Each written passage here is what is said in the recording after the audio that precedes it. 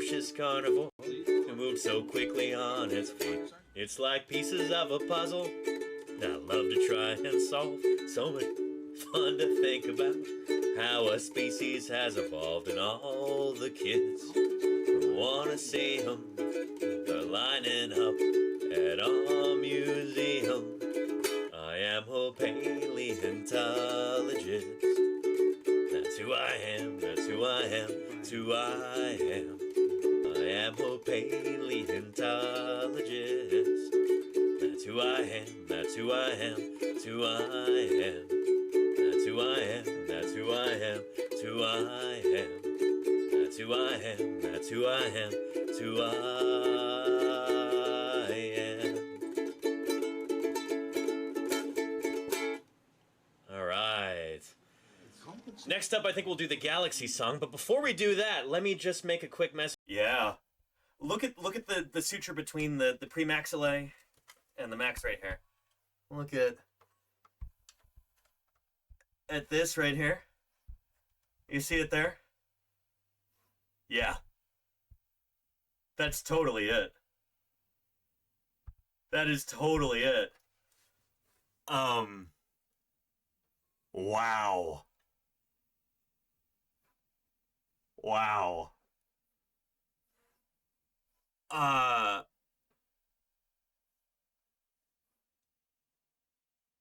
Let this be a lesson to everyone. Do not purchase dinosaur fossils at auction, especially when their provenance is doubtful. Whoever bought this got majorly ripped off. Last fall. It could be that we've got a whole bunch of different individual duck-billed dinosaurs washed in here. We're still trying to figure that out. But yeah. And again, here's a little bit of hadrosaur bone right there. Some ossified tendon, like we were talking about earlier. This is like, I don't think it's actually tendon. I think it's ligament, I've been told. But that turned to bone over the course of the animal's lifetime through its ontogeny, and that would help stiffen it. And then who in the chat can tell me what this is right here? What's become the official term published in the literature for this array of tail spikes there? Anybody tell me?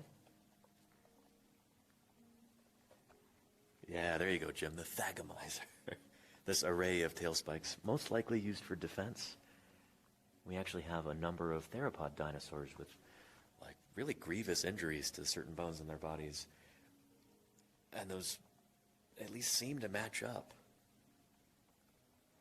with those wickedly long spikes there. Pretty cool. Yeah. And we've got a hype train going. Thank you, everybody. I really appreciate the support. Well, greetings from Alameda, California, in the beautiful San Francisco Bay Area. Hope you're having a good day. Normally, my streams are from indoors, or they have been up until this point. I'm a dinosaur paleontologist, go over all kinds of fossil news. I answer all sorts of questions about dinosaurs and about the history of life on our beautiful planet. But this summer, I'm going to be streaming, like this, doing mobile live streams. I'm going to be visiting a bunch of different dinosaur museums around the Intermountain West, visiting some dinosaur quarries, maybe even doing some field work here or there. It's going to be pretty cool. So if you're interested in that kind of thing, I encourage you to follow along. It should be a really good time. It's pretty big. It's pretty darn big. Almost, honestly, it's too big. Who thought this was a good idea to evolve a skull this size, Who thought this was a good idea? Tyrannosaurs, man. Yeah, It's worth it to see you appreciate the effort poured into it. Oh, P-Funkai, this is an incredible game, and I am so amazed at all of the people who have poured so much effort into it. It's incredible. And I want to see it continue to grow and become successful, and so I'm going to be streaming this a lot. And I'm honestly having so much more fun with this than I would with a more popular game like Ark or the Isle or the Jurassic World game or whatever. This is where it's at, and I am so excited about it. Oh yeah. Big Time Big Boy. Big Time Big Boy says, if I was a paleontologist, I think I would view Colonel Sanders as one of the great villains of history. Sure, yeah. That is just such an interesting, like, source of conflict that I want to claim that for myself, yeah. Yeah, Colonel Sanders, one of the great tyrants. One of the great monsters of our age. Yeah, because, of course, of the fact that chickens are birds and birds are dinosaurs. So, yeah. I think they might be leaving right now. So we'll go rendezvous with them. Oh, well. Just looking for you. Are you holding up? Good. Yeah, excellent. We lost the gimbal. We lost the battery pack. Oh, wow. We're on fumes, but let's do it. Okay. Bug house? Oh, yeah, absolutely. Let's go do it. Let's go see some inverts, shall we? Certainly wouldn't want our species to end the same way. Harry. Is that a Brachiosaurus sauropod? It is indeed. And that's so cool. She says sauropod when you put the sauropod emoji in there. Oh, that makes me happy. That's really cool. Harry, this is indeed, yeah, a plastic Brachiosaurus. And, yeah, that's one of the reasons why we're talking about sauropods today. So this just arrived on Friday, and I'm excited about it, so, I think this is appropriate, yeah.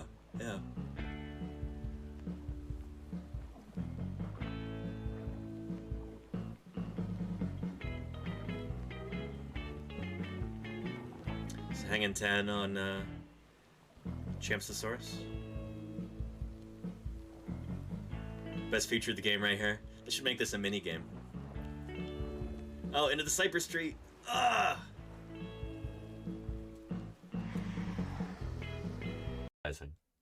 Hi, Mark. Hi. Are you paleontologizing? It's called paleontologizing. Ah! But I can swing this around. I can open and close the jaws. I can stick it right up close to the camera. I can do all kinds of stuff with this. I don't know if any of you here in chat were here for that. Mayor of Space might be one of the only ones. But yeah, got a little USB earthquake. Holy cow! Earthquake. There's an earthquake happening.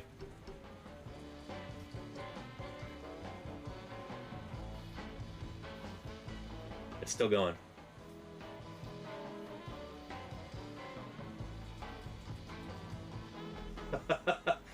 Oh man. It's still going.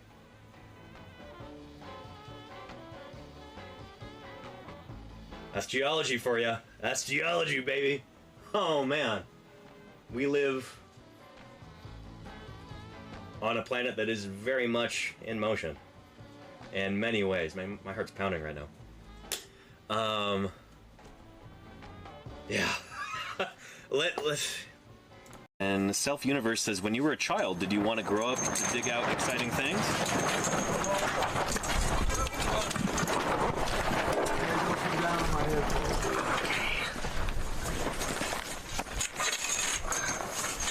Thanks for helping me out there, Danny. Oh yeah. This is my dream job as a child.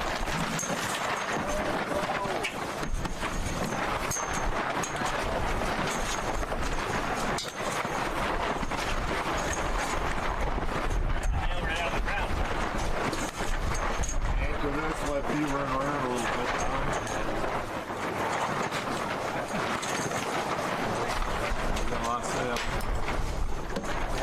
Now flip over there.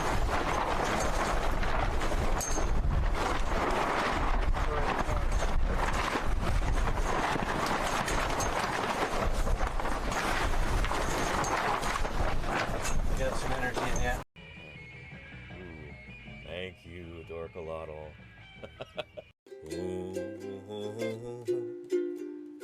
Whoa, whoa, whoa, whoa,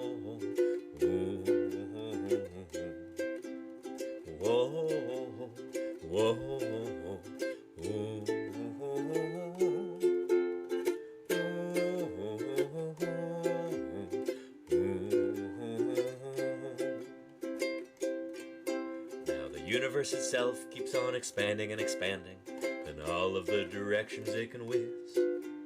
As fast as it can go, the speed of light you know, 12,000 miles a minute, and that's the fastest speed there is. So remember when you're feeling very small and insecure, how amazingly unlikely is your birth. And pray that there's intelligent life somewhere up in space, 'cause it's hard to find down here on Earth. There you go. I hope you enjoyed that. I'm trying to think if there's any other songs that I could play. Wandering around, Danny, keeping out for my baseball cap. It disappeared during Dust Devil. Oh, there it is. Wow, you're good, man. Ask and you shall receive. Thanks, Don. I Yeah. looked all around it. Look over there. There. Yeah. Hey. Got your hat? Yeah, it was serious. Spot. Oh, can we take a look at Don's running shirt of the day? Oh, yeah. This is our running series. Don's running shirt of the day. That's just a squatter's ale. So this is what we call an alvarezsaur.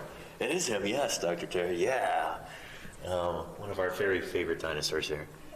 So these bizarre, feathered, super short-armed, big-clawed, insect-eating dinosaurs. So this is another model that was produced by Boban Filipovic. And he actually won the Lazendorf National Geographic Paleo Art Prize for sculpture in 2018. So that is the award right there. And as you can see, it is well deserved. This is gorgeous. Photographs really just don't do it justice. Just the intricate feathering around the face. You've got little feathery eyelashes there. It's just, like bristly whisker-like feathers all around too. Tend to be pretty similar throughout the rest of the skeleton. It's just the skull is wildly different. Whoop. Well, there goes my visual aid.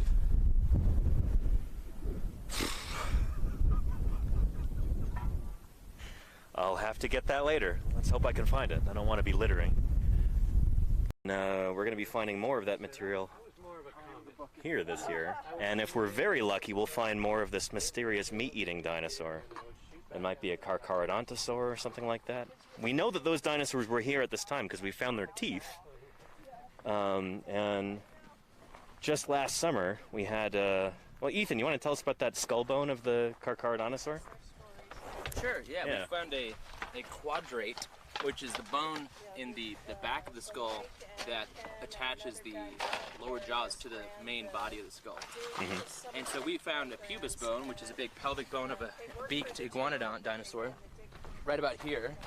And then I took it back to the lab and was preparing it, and on the other side of this big pubis, which is like a big, long, flat pelvic bone, right, I saw this black mass, and the bone was like a millimeter thin, and I was like, what the heck? This is the weirdest pubis I've ever seen.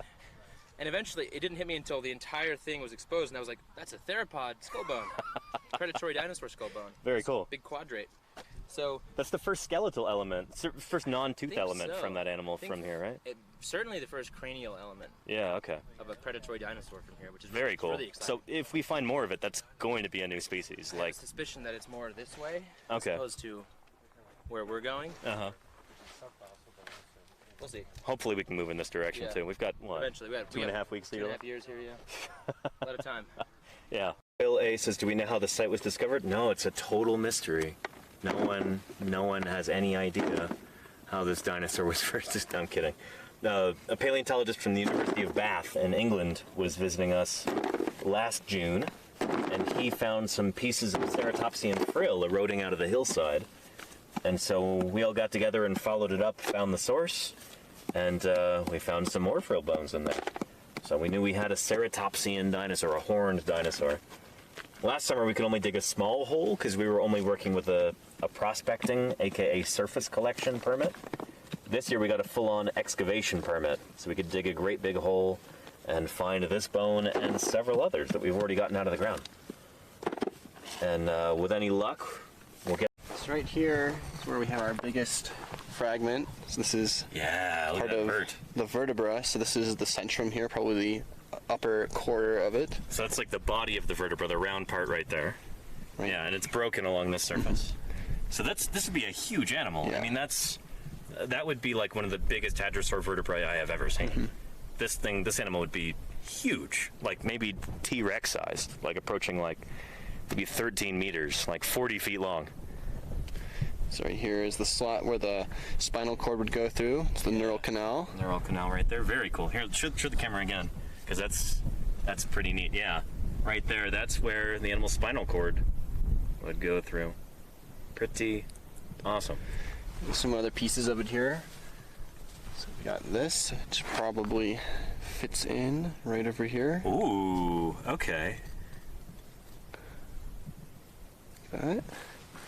We got out there this morning and bailed some water out of the Iguanodontian quarry, and that was, yeah. I don't know, we'd done some decent trenching and everything, so the bone's gonna be okay. But if I had moved the wash, believe me, that would have been full. oh yeah, You know? yeah, for sure. Yeah. Yeah, did that wash flow at all? Oh yeah, That did. definitely. Oh yeah. Okay. Yeah, it was. I took some video of it. It was pretty impressive. That berm that I built there, really glad I did, or that would have been coming into the quarry. Holy cow! Yeah. It's really important to quarry engineering. People don't think of it. I did a lot of that in the Hell Creek, the Leptoceratops site. That was there was a quarry the Brigham Young University did for Apatosaur, the Mill Canyon dinosaur site, right in the side of a wash. And basically, when I decided to check it out, and I went there, the thing was filled with water. Pelve, probably over a 10-foot deep quarry hole, and filled with water. You can look through the murky water and see white of these big jackets over the pelvis and things. It came out okay. The bones are prepped and they look good, but generally I don't like to see my jackets underwater. No, not a good thing. Particularly in the Morrison Formation, because often those shales, they didn't go into the bone at all. They swell, swelling clays that are derived from volcanic ash. Yeah. And as they expand, they blow your bones up. I saw a whole beautiful Camptosaur bone turned into dust one time. That's a nightmare. Cover your quarry, particularly in the Morrison. Yep. Do you think the scientists in the Pokemon games that can turn fossils back into living animals are ethical? Animation, I think I would have more problems with Pokemon than that. Pokemon basically like dogfighting. Not in like the cool airplane sense, in like the dog sense. There we go. Can we get this in focus? There is me and my mom and my dad at Lake Tahoe back around 19 and in the same photo frame there is my dog. She was my big sister growing up. Her name was Sasha. She was a Cocker Spaniel, and yeah, she's got very, very dark colored fur, so you really can't make out much there, but there she is right there, sitting next to my mom's Snoopy stuffed animal. But there's Sasha right there. My parents got Sasha before I was born, and growing up, she was my big sister. This would normally be the base, except we have all this older material here, giving us a record we didn't know before. And, if you got 25 million years between your first Cretaceous record and the last Jurassic, you can't talk about extinction. Anything can happen in 25 million years. Seriously, yeah. It'd be just total gradual change.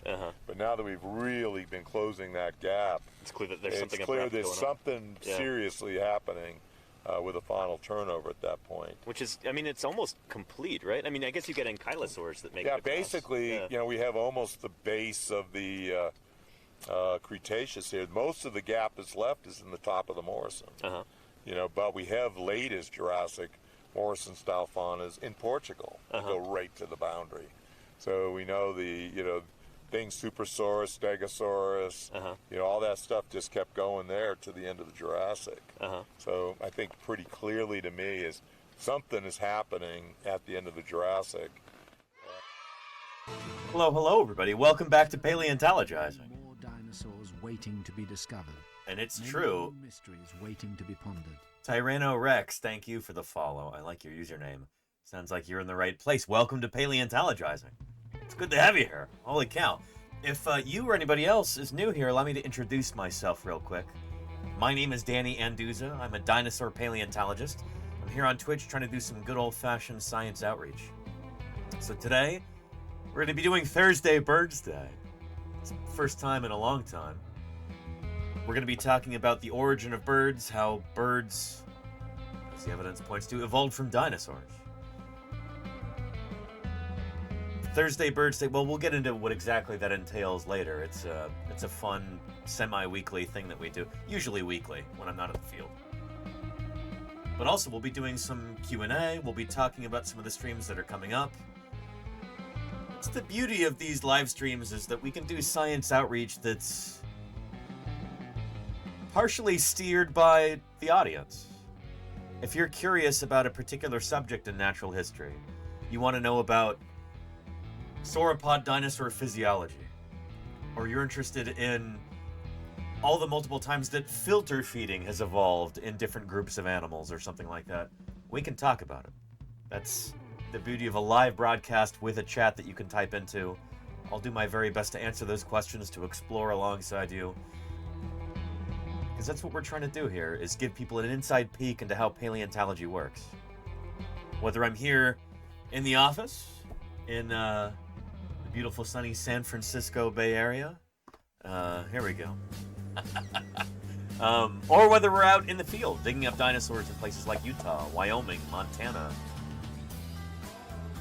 The whole point is to show you firsthand how paleontology works. To give you an inside peek into what fossil science is all about and how we do it. And hopefully along the way, emphasize why it matters, Why paleontology is so important. The perspective that it gives us is essential to being able to truly understand the universe around us and our place within it as human beings. So welcome to Paleontologizing. I'm glad you're here, everybody. This should be our final stream of the week, I think. The infant, the adult. And Steely Dan, thank you for the 23 months of support. I appreciate that. Wow, coming up on a whole year of dinosaurs. Excellent. 23 months. Yeah, almost a whole year there, Steely Dan. Good stuff. Good stuff. Believe it or not, this is my full-time job. This is how I make my living. This is how I am able to fund research, field work, my travels, everything else, is by doing these live streams. This is how I pay the bills.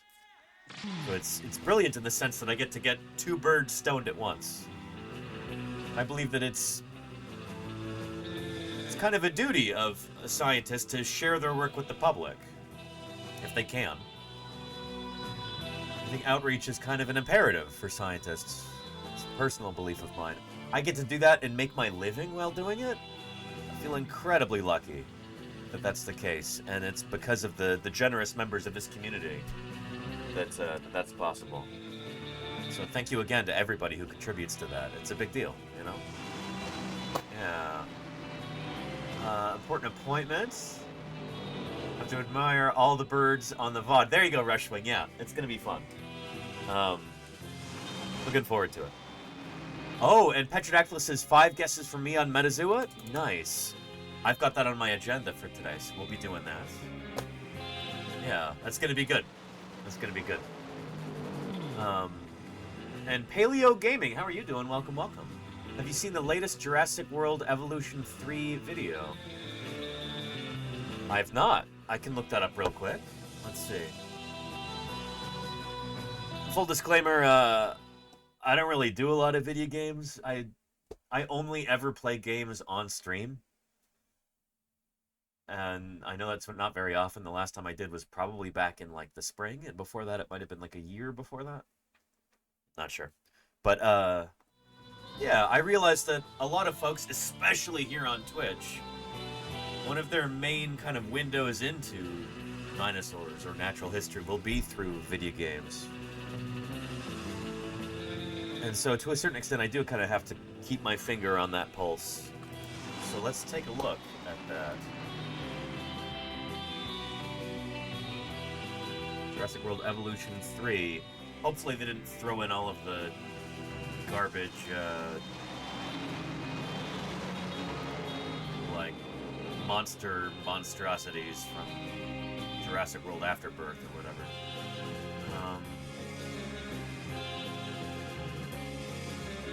Play trailer. Let's take a look at this.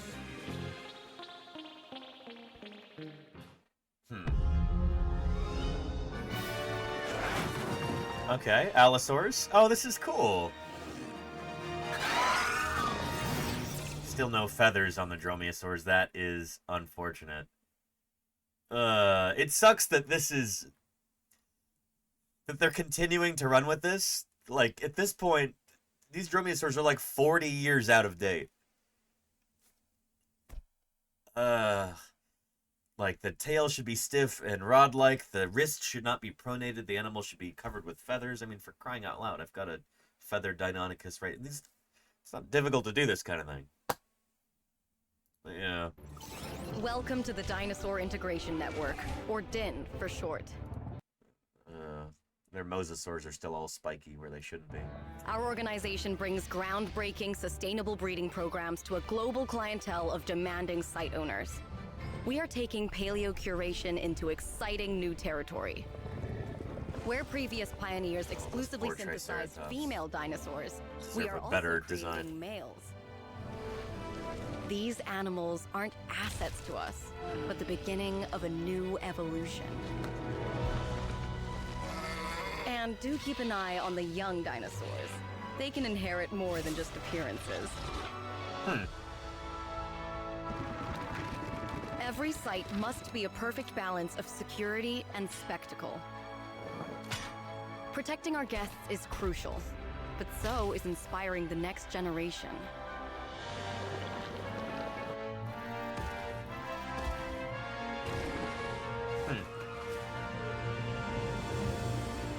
As with any project of this scale, not everything will go according to plan. What was that supposed to be? Oh, yeah. Ugh. My heart sinks every time I see this is supposed to be their baryonyx. Horrendous creature design. I work on these animals. Like, baryonyx is one of my study animals, and, it's crazy that, like, one of the largest film production companies in the world, like, they can't get something as simple as, like, baryonyx correct. Don't get me started. Anyway, it sucks that, like, these games have the potential to be truly great, I think. And they're absolutely hamstrung by Universal Pictures IP, you know? Or, like, they have to make the dinosaurs look like they do in the movies for some reason. Even though everybody hates that. It's so frustrating, you know? It's corporate mediocrity through and through.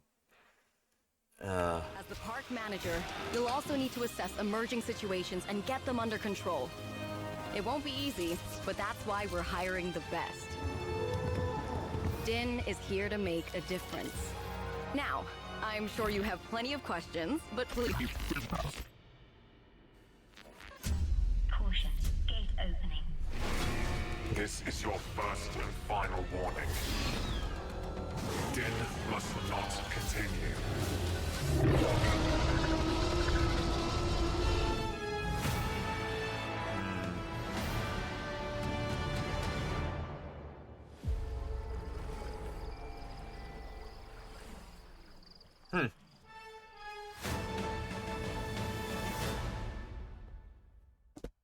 Cool. I remember when the... Was it Jurassic World Evolution 2 when that game came out?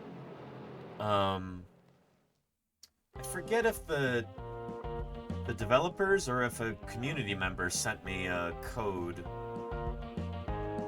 so that I could play it on stream. Maybe we'll do that here, because it comes out when? October 21st? That's kind of a non-ideal time.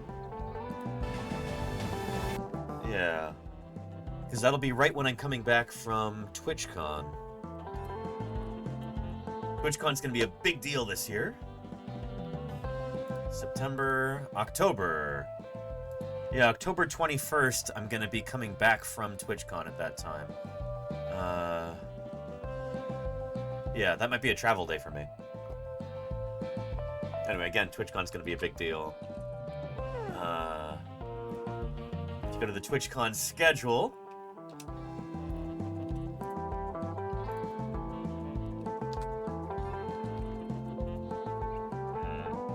Search...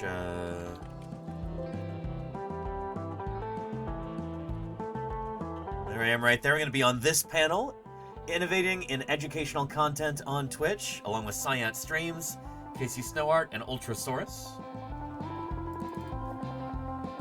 And then, the IRL Content Evolved Workshop. I'm going to be part of this, too. I do a lot of IRL streams during the summer when I'm out in the field digging up dinosaurs. So I'm thrilled to be able to talk about that. It's going to be really good. So anywho, the point is I won't be around that day, I think, when that game drops, but we'll see. And Wolfsong says Prehistoric Kingdom seems like a good competitor for this game. Wolfsong, welcome to Paleontologizing. I agree. I did a video review of Prehistoric Kingdom back in the day. This was ages ago.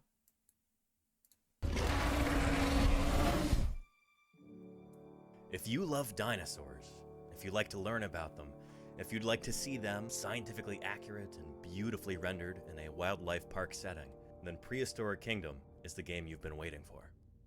But given that this is a game review, I have a bit of a confession to make. I am not what you would call a gamer. I'm a paleontologist. My name is Danny Anduza, and I work on dinosaurs. Anyway, I'll give you the link to this. I discover them, I excavate them, I study them, illustrate them, publish on them, and nowadays I talk about them every weekday on Twitch as a means of science outreach. Not every weekday anymore. I take Fridays off nowadays in order to be able to do science, because that schedule is just a little too much. But anyway, yeah. And yeah, that is the old office there, Alexander Morrison, before I moved. Yeah, a little bit different from nowadays. Still the same bookcases, though. From there to here. Yeah. More books nowadays, which is nice. But yeah. Anywho. Yeah.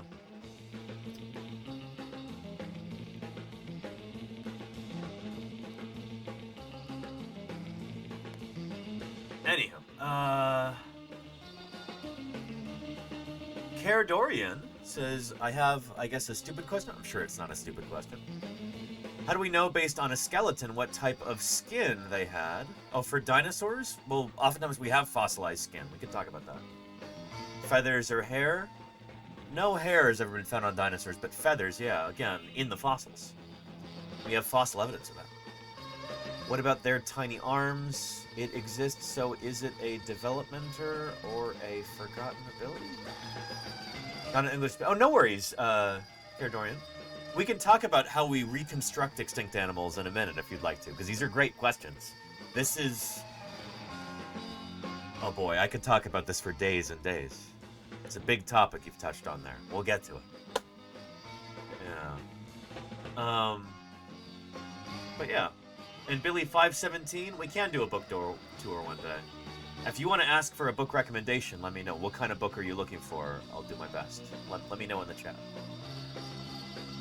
But yeah, here, Dr. Terra, maybe before we get to the new Prehistoric Kingdom update trailer, let's talk a little bit about paleo reconstruction.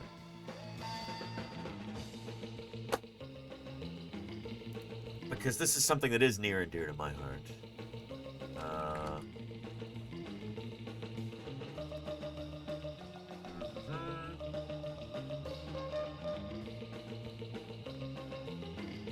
Let's use this as a springboard for discussion here on YouTube from the Natural History Museum in London. My name is Bob Nichols. I'm a professional paleo artist, and for the last 15 years I've been illustrating and sculpting dinosaurs, and I've been invited by the Natural History Museum to bring the Stegosaurus back to life by producing we have dinosaur skins? Absolutely, Caradorian, yeah.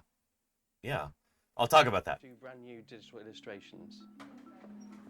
Okay, so come on in, Bob, and this is what all the fuss is about. Wow. So something very special about Stegosaurus are the plates along the back. They look much thinner than I'd expected them to be. My first impression's the same as yours. These things are really thin. They're really only a couple of millimeters thick inside. So this is a Stegosaurus skeleton that the Natural History Museum did not excavate, as far as I know. They purchased this at auction from a commercial dealer in the United States. And NHM does a lot of that, just like buying American dinosaur fossils. Or they've done this a few times, at least. High-profile cases from recently. And that is Sophie. Yes, indeed, Petrodactylus, yeah. Some places. To make my illustration as accurate as possible, it was essential for me to visit the museum to see the completed skeleton, so that when I So he's starting off by looking at that skeleton and then sculpting a model digitally like this in Blender, looks like. Exhibited in the museum.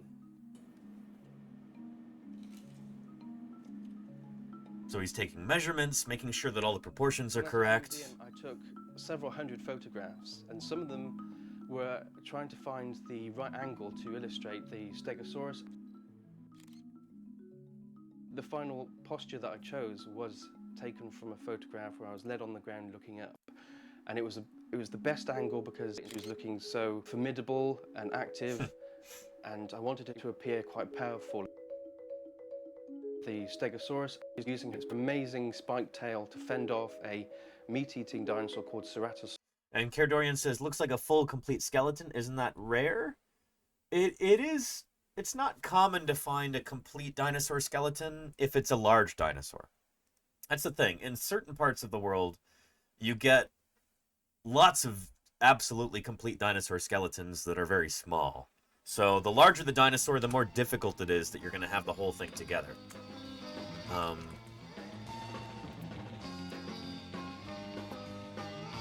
But like in Liaoning province in China, we have hundreds, honestly thousands of complete dinosaur skeletons from small dinosaurs. Small dinosaurs are easier to get preserved all in one piece. Some of them have fossilized feathers and stuff on them. Here's Sinosauropteryx. We were talking about this guy the other day. This is the reason we know that this animal had feathers, is that there are feathers preserved there on the skeleton, right there on the slab. This guy is really cool because not only do we know that it had feathers, so we can reconstruct it that way when we're doing an illustration or a painting or something.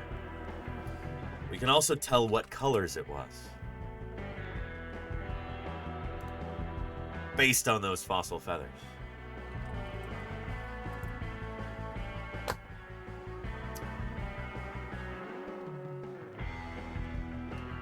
Let's see.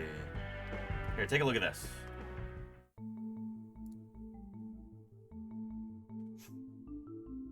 Revealing what color dinosaurs were was once thought impossible. When I was a kid, everybody assumed, oh yeah, we'll never know what colors any dinosaurs were, so don't even worry about it, you know? But never say never when it comes to science, because who knows? This is one of these things where everyone just assumed, like, oh yeah, coloration. If you only have skeletons, then of course you'll be able to figure out fossil color. What? But we don't just have skeletons. We also have specimens with preserved integument. Skin impressions, or actual fossilized skin, or fossilized feathers. And by carefully examining those, you can sometimes figure out what colors they were. But the discovery around a decade ago that some pigments can actually preserve in fossils has allowed us to reconstruct the likely color patterns of certain dinosaur species. Yep. One of the best places to find pigments preserved in dinosaurs China. is the early Cretaceous G-hole biota of China. Discovered here in the mid-1990s, there's Sinosauropteryx there. Has feathers preserved that retain remnants of the original pigment that gave the animal its color in life. Yeah. This means that we can reconstruct its color patterns to give a better understanding of how it may have behaved and to tell us more about the environment in which it lived. One of the color patterns seen on Sinosauropteryx is with a dark back and a light underside. This is a kind of camouflage called countershading. Yep. It works because in the daytime... So this is like this is something that I think a lot of people... once you see this pattern here, you'll start to see it everywhere in nature. This is a really, really cool thing. Countershading, which is a really simple form of basic camouflage. Again, once you get this idea in your head, you will spot it on critters all over the place. And also on things like World War II fighter planes or submarines, stuff like that. Because it's a pattern that just works. Check this out. Sunlight comes from above, meaning that the top surface of an object is illuminated, while the underside is shadowed. So if this is how things work, if generally when you're outside, sunlight is up above, your top side is illuminated, your underside is in shadow, how do you counteract that? How do you become less conspicuous? What kind of subtle change can you make to your coloration in order to be less conspicuous, less eye-catching, help you blend into the background better? In seeing this, our brains are able to recognize things as three-dimensional objects. In countershaded animals, the top surface is darker and the lower surface is lighter. This evens out the effect of shadowing, so countershaded animals appear less three-dimensional. Yep. Would be benefit for both predators and prey. So we see this in all kinds of different organisms today.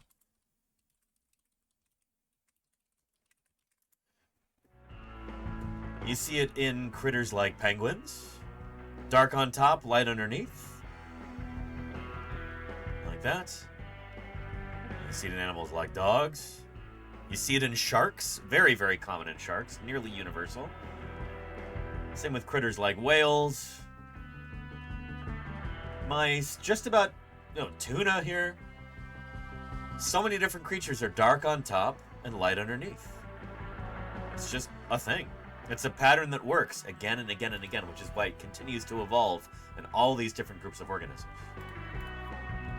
Importantly, lighting conditions vary between different types of habitat.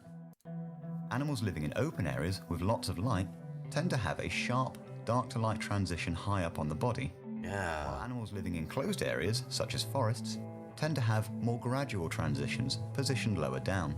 So the kind of counter shading also corresponds to what kind of lighting conditions you're usually hanging out in. If you're living, like a deer, mostly in forests, you're hanging out in the shade most of the time, you're going to have more dark than you're going to have light. It's going to be a more gradual transition lower down on the body, like the narrator said. For animals living out on the open plains, like this pronghorn, you've got a more abrupt transition higher on the body because the lighting is more harsh. It's directly on you. It's not, dappled light through a tree canopy or something. It's just harsh, direct light. So, if we can figure out the pattern on a dinosaur by looking at the fossil feathers on it, we can figure out what kind of pattern it has. We could potentially figure out what kind of environment it evolved to live in. What is the habitat of this kind of critter? This means that we could determine the likely habitat that Sinosauropteryx were living in 130 million I think a rabbit squirrel, yeah. Based on Sharks are a big one. Yeah. To determine in which environment the countershading in Sinosauropteryx would have been most effective, we made three-dimensional models of its body and observed them under varying just the light torso conditions. there, but yeah. This Pretty shows simple. exactly where shadows would occur in each different habitat. Huh. We then compared that in the to forest? the actual color patterns seen in the fossils. The countershading transition was abrupt and high up on the body, best positioned to negate the shadows cast by direct sunlight. We can therefore infer that Sinosauropteryx was best suited to have lived in an open environment. Not in a forest, but out on the plains. We have shown that by looking at paleocolor, we can start to understand important aspects of the behaviors of extinct animals, and also better interpret the long-lost habitats and environments in which they lived. Pretty cool stuff, right? Rosetta Stone of meat-eating dinosaurs. And there is no such a thing as a Rosetta Stone in science. Sibley, thank you for the 6 months of support. I appreciate you. I do call myself... Oh, and Gamer L, thank you for the 34 months. Holy cow. Gamer L, 34 months. Holy moly. And thank you, Sibley. Thank you, Hogan, for the 100 bits. Good stuff. We got a hype train going, don't we? Beautiful. Excellent. So, anywho, Caradorian, I hope that helps answer your question a little bit. When we're reconstructing dinosaurs, sometimes there's a ton of guesswork, and sometimes there's far less guesswork than you would imagine. Sometimes we have a lot of information, and so that we can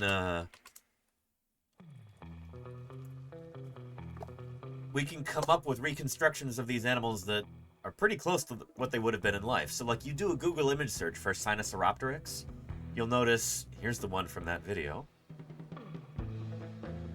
but you see orange and white stripes running down the tail, kind of a black bandit mask kind of thing going on the face. We've got a pretty good idea for what this animal looks like. And this is also in, I thought this was really cool. In Jurassic World Evolution 2, they had a DLC, I guess, or an update where you could get these feathered dinosaurs, like Sinosauropteryx. Did a great job with it. Yeah. Anywho. But then sometimes we don't really have a great idea for what these animals would have looked like. So sometimes a new genus or species is named based on, like, just a handful of bones. Like, we don't have a lot of material.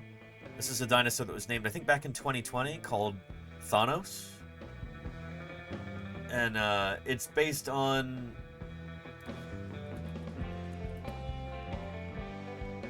a single bone. We don't know the color of this dinosaur. We don't know its full adult size. We don't know a lot about it except that it existed. Because we have, as you can see there, one bone from the neck, one of the cervical vertebrae. I think it's an anterior cervical near to the skull. And from that, all that we can really tell is... Oh, thank you, Gamer L, for the 200 bits. Appreciate you. Nice. From this, what we can tell is... it's an abelisaur. We know that the vertebra looks a lot like other members of this family. And so we can tell it's this general kind of dinosaur. These guys that have extremely short arms and kind of a stubby looking snout. You know, would have looked something like this. And that's about all we know, you know? So different dinosaurs, we've got different amounts of information about them. Some of them we can come up with really good reconstructions. We can be pretty confident that this is pretty much what the animal would have looked like in life. With other ones, there's... I guess there's like a movie character or something that this is named after, and so people like to... because we've got a lot of fan art here. Oh boy. But anyway, yeah. Yeah. We know it had at least one bone, probably even more, says Mayor. Yeah. Mayor Space is being facetious here. We do know that it had at least one bone. We know it had more bones than that. It's a dinosaur. But what did the rest of the bones actually look like? The best we can do is say it's an abelisaur, and so it's got the basic outline of an abelisaur. So these guys all have kind of shorter, stubbier snouts.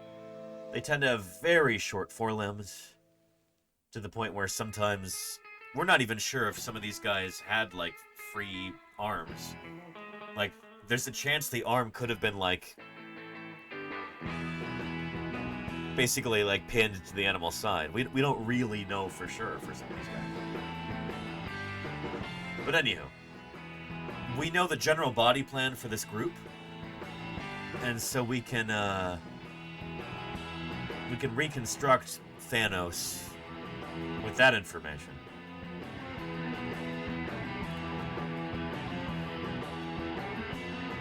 But much of it is guesswork, you know?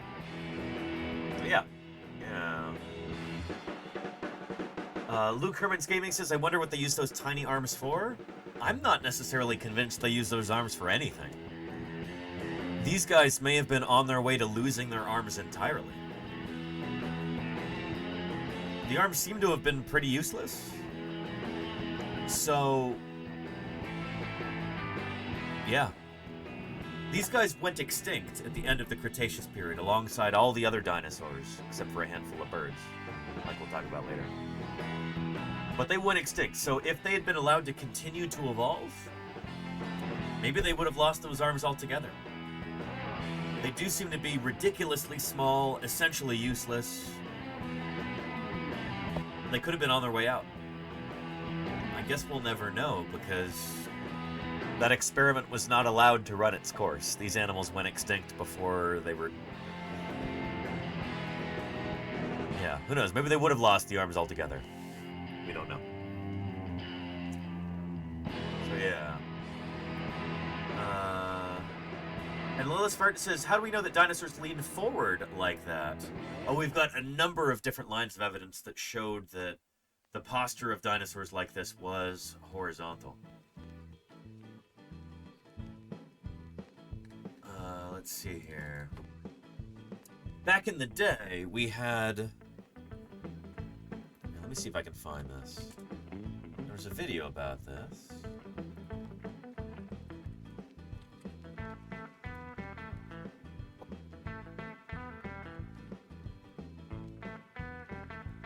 There we go. There's T-Rex. Is the king of time. For many of us, Tyrannosaurus Rex is the dinosaur, our lens into a lost world. Since its discovery, the word Tyrannosaurus has been used in print more than twice as many times as any other dinosaur name. And yeah, T-Rex is very popular. Its first starring role the same year as Rudolph Valentino. Ever since a fossil hunter from the American Museum of Natural History dug Tyrannosaurus Rex out of the Montana dirt, it's ruled our view of the past. And it's changed a lot during that time.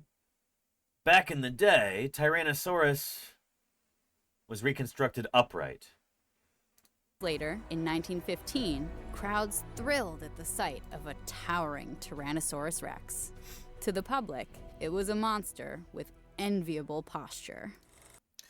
And, oh, and HD and HB. I'm not going to believe this. What is it? But I'm turning into... What? 25 months? That's A almost dinosaur. 66 million years. HD and HB, thank you for the 25 months of support. I appreciate you. Welcome, welcome. Thanks for keeping me here online for the past 25 months. Holy cow. And Ultrasaurus, how are you doing? Welcome, welcome. Super excited to be on that panel with you. Shoot, I was talking about this earlier.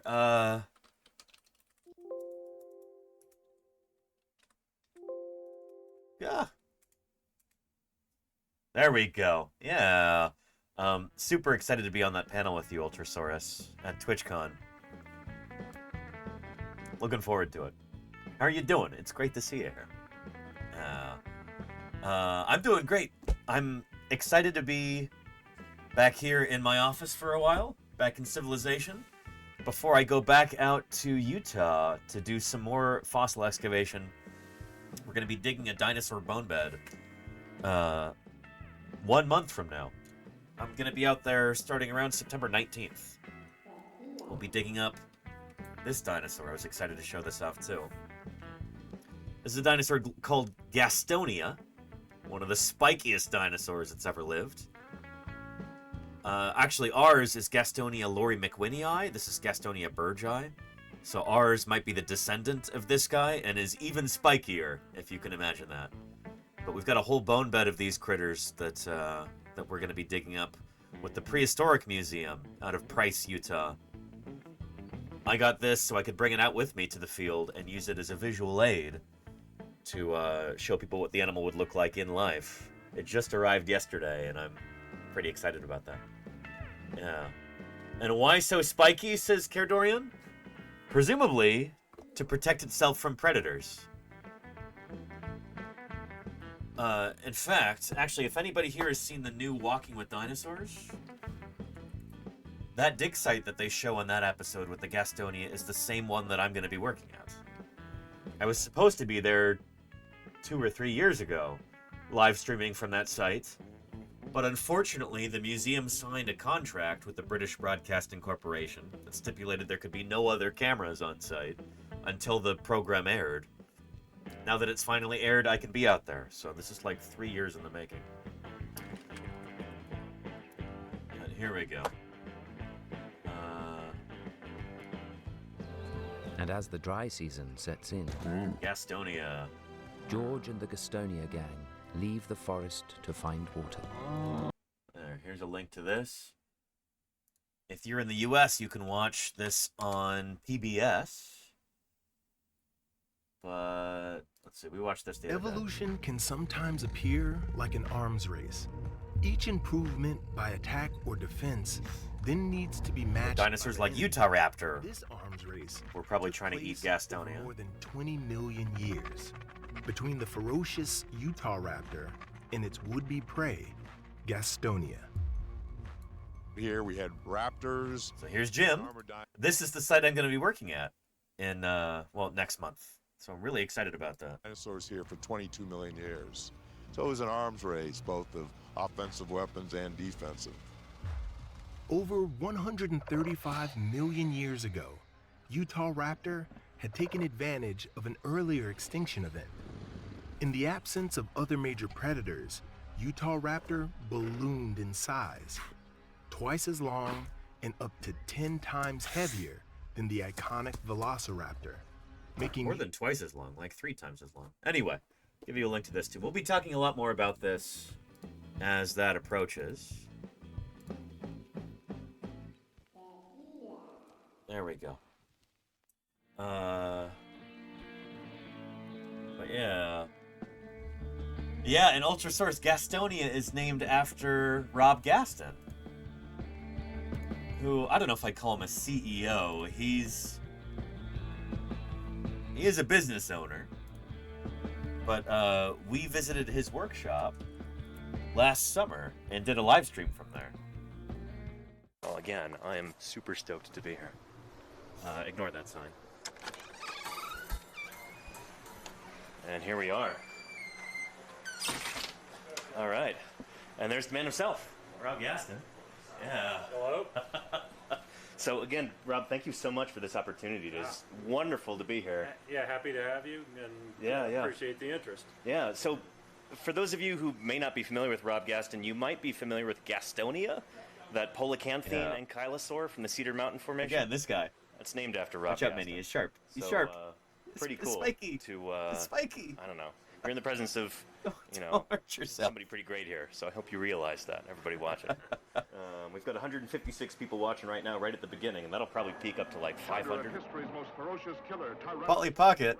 Hey, thank you for the follow. Welcome to Paleontologizing. Let me give you a link to this if you want to see Rob's workshop, our tour of this. It was pretty extraordinary. This was one of my favorite streams I've done in a long time. Just the things we got to see here, pretty astonishing. Where's the big old croc? There we go. Yeah. Sarcosuchus. Yeah. Phenomenal stuff. Anyway. But yeah, that's Rob Gaston, who helped excavate Gastonia, and then Jim named it after him.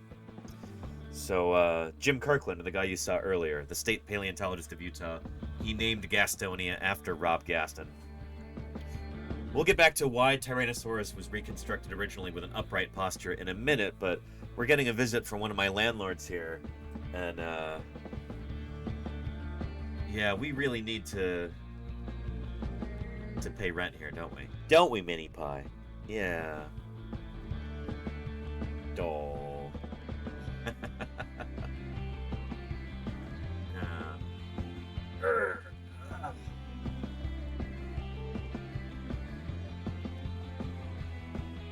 we'll get some treats, but first, let's brush you a little bit. We've got all this excess fur. We gotta get rid of some of that. You're pushing my camera all over the place. What are you doing that for? Huh? Huh? Yeah.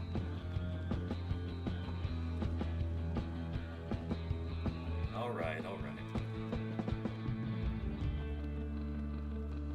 Let's pay rent, so you'll get off my back. And, I can get back to the science here, huh, Mini Pie? Yeah.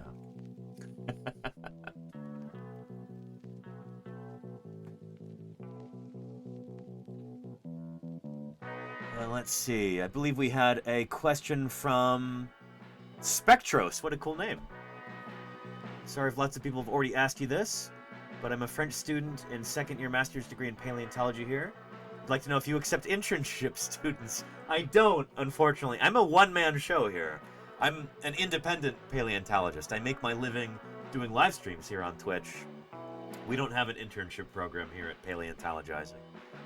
Maybe someday, inshallah, when I've got multiple people working here, and yeah, but no, right now it's just me and a team of volunteer moderators.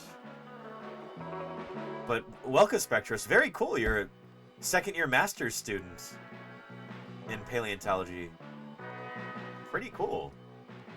Will you be at the Society of Vertebrate Paleontology meeting this year? In Birmingham? Will you be at SVP?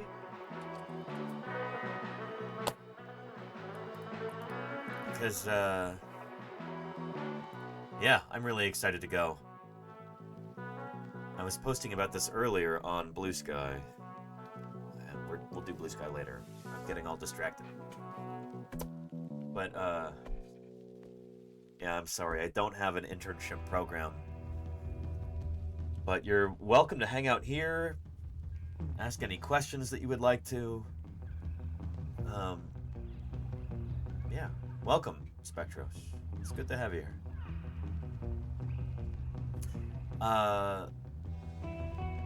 Okay, let's get into why Tyrannosaurus was originally reconstructed with an upright posture like that. There. This was T-Rex. 9 years later, in 1915... dinosaurs are put together correctly? The bones. Remington Ash, thanks for the follow. You're smart. What do you think? Do a research on that, Oliver. I never... Remington Ash, thanks for the follow. Welcome, welcome. Crowds thrilled at the sight of a towering Tyrannosaurus Rex. To the public, it was a monster with enviable posture. But paleontologists already knew the stiff prizefighter stance wasn't right. Yep. Planning models showed more nimble animals, but the metal rods that had to hold up several tons of fossil could only support the T-Rex in a very vertical pose. So part of why you get this upright stance for T-Rex, it's walking around almost looking like Godzilla.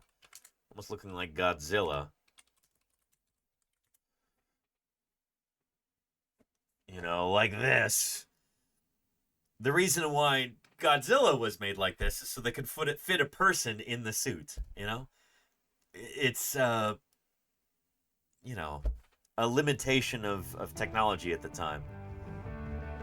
In order to fit a person in there, they had to give it an upright stance. It was also a technological limitation why they put T-Rex standing upright like this. There was an idea that the tail would drag on the ground. The animal was basically like a tripod to hold its balance, but a big part of it does seem to be like, well, this is the way to mount this critter. When the very first dinosaur skeletal mount,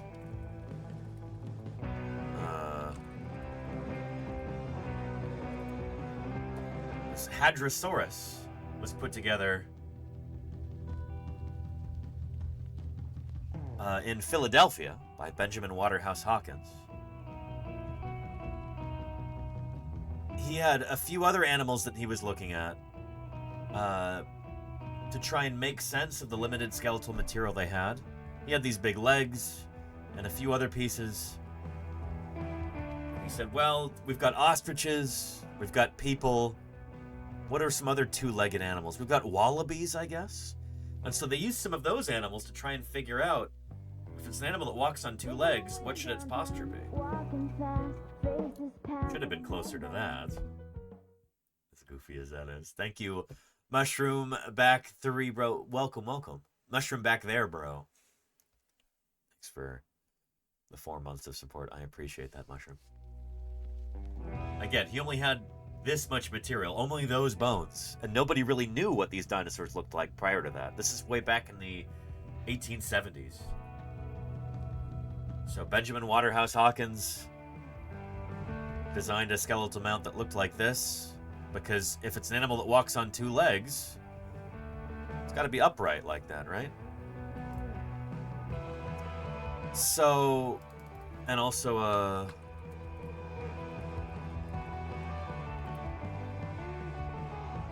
there we go.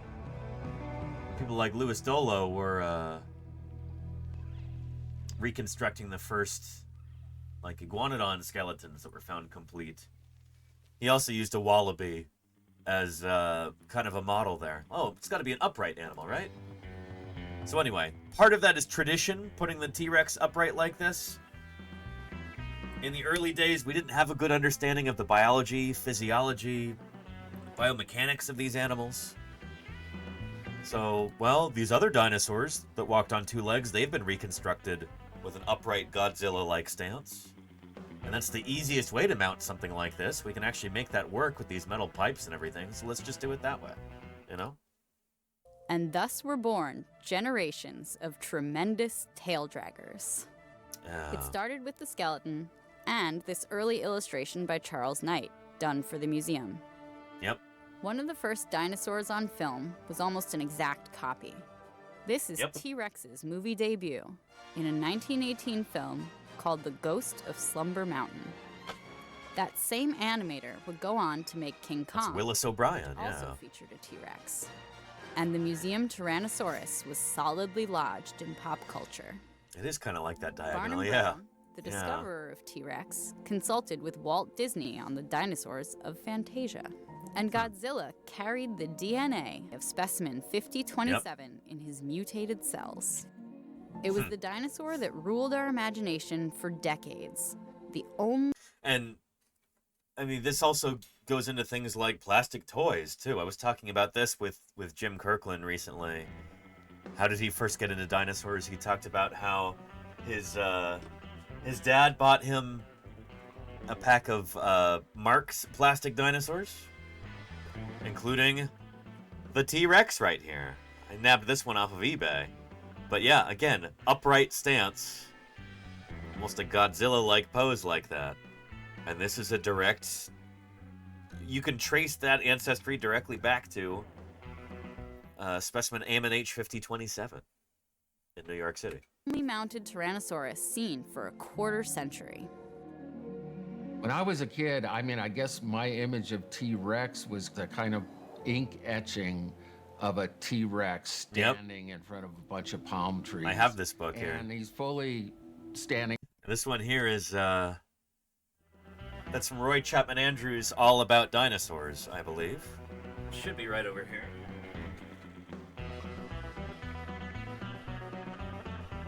Yeah.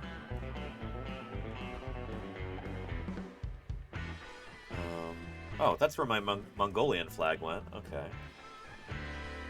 Looking for that.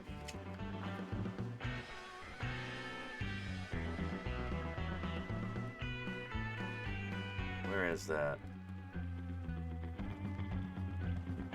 Where's our Tyrannosaurus?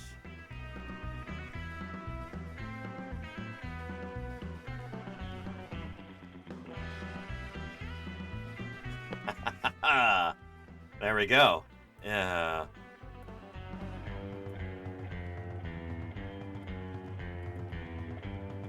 The caption says, Tyrannosaurus was the greatest of all the flesh-eating dinosaurs.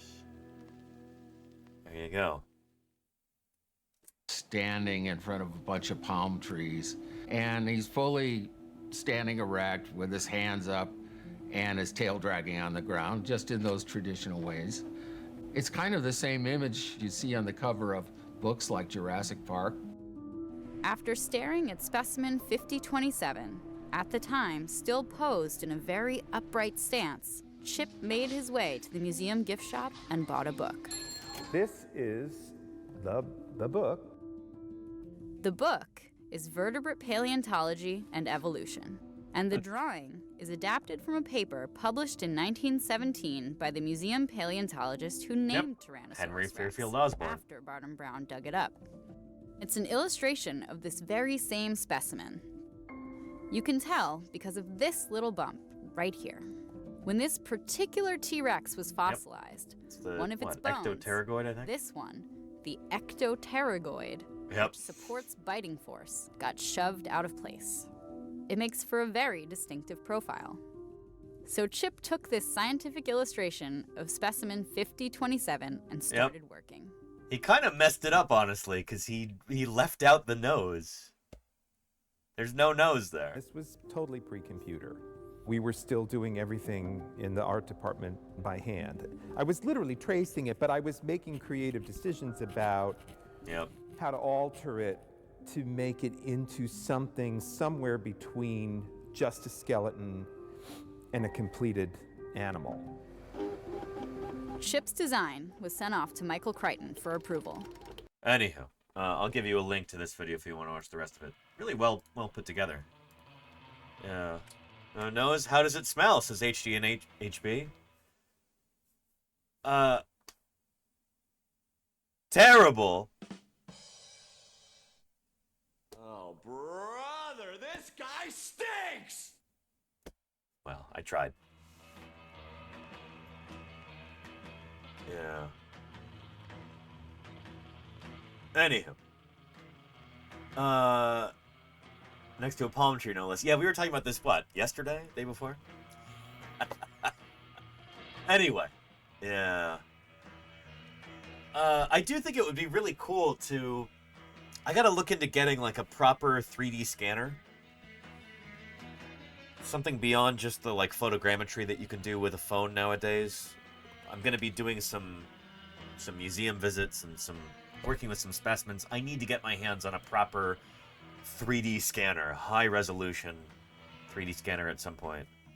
One fun thing that I'd like to do with that, apart from research stuff, is just scanning a model like this, so I can make a digital model of it, and then maybe 3D print it really big. These are such classic dinosaur designs that some of the folks here in the chat who might be a little bit older than me might be very familiar with these dinosaur models. These were some of the only ones that you could get back in the day. And there's so many different paleontologists who have said that this inspired them as a kid. People like Jim Kirkland and Phil Curry from Canada. They said that these dinosaurs were... This is what helped get them into paleontology from a young age. This is when dinosaurs were not a mainstay of popular culture. So if you could get hold of those Marx dinosaurs, that was a huge deal, you know? Yeah. Anywho, it would be cool to have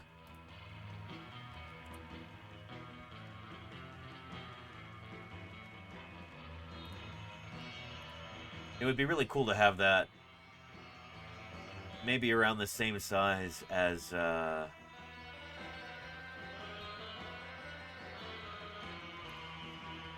like Barnum Brown has right here. These are a bit more detailed. But yeah. Be a cool thing to have. And I would put those up online. I think that would be fair use at this point. These guys were produced way back in, I don't know, early 1960s? I like to think a scan of those wouldn't get me in trouble if I were to put that up on Sketchfab or something so anybody could download them and print them, you know? That would be really neat. I also have a Smilodon right here. I want to do this too with this guy. A saber-toothed cat. This is our state fossil here in California, Smilodon. But I think this would be really neat. Printed out about this big. But here, maybe in like a bronze color filament like I did for our Triarchunkus here. That'd be really neat. Anyhow. Mayor Space says you can still get a cheapo tub of these at Walmart. Well, they're they're usually much lower quality because they're like a copy of a copy of a copy. The original ones, you know, this might sell for like $20 on eBay, this one right here, because it is the original, and there's like a good level of detailing on it. It's kind of difficult to see right here because it is so flat, but with some other lighting, that might not help. But yeah, there's like actual texture of the fur and everything on here. Yeah, there was real artistry that went into these. Yeah. And Dr. Hub says, didn't you find what you thought was Barnum Brown's bucket in the field last year? Yeah, Dr. Hubs.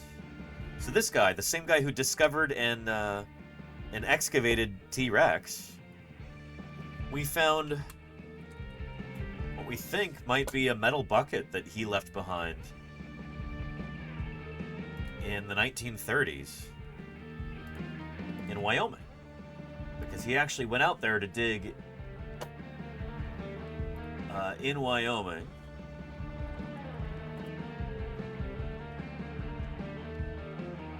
There we go.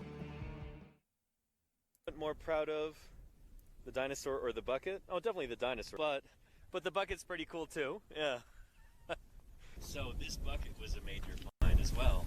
Let me set the stage here. In the 1930s, there was a dinosaur paleontologist named Barnum Brown. Well, vertebrate paleontologist. He didn't just work on dinosaurs. He worked on lots of vertebrate animals. But Barnum Brown was one of the more famous dinosaur paleontologists of the 20th century. And here's a picture of him right here. He is one of the few people who's ever actually worked these rocks. He was here in 1937, I think. He came through here in 1937. I think it was 38, dinosaurs. actually. Never named any of them, never published any of them. Didn't even get all of them out of the ground. He was a busy guy, always running off to do different things. We think he left this here because when some other colleagues were here in 2021, they found this site, and it's pretty obvious that someone had been digging here a long time ago, and they left a bucket here. This was, see where that white scoop is? That's basically where the bucket was this morning, where it had been for probably the past 85 years or so, since 1937. Here's the bucket right here. So that's a metal pail. This site was previously discovered. Pretty badly by Barnum rusted. Brown and his crew. So they worked here for a little bit, probably decided that this site was too difficult to work, and moved on to something else. So here we are in 2024. We've rediscovered it and we're digging it up. We're going to be excavating this dinosaur over the next probably week or two, and getting out of the ground, getting it back to the laboratory so it can be cleaned and studied and published. Very good chance this is going to be a new species or a new genus of duck-billed dinosaur. Yep. So that's a critter. It's going to look a lot like this.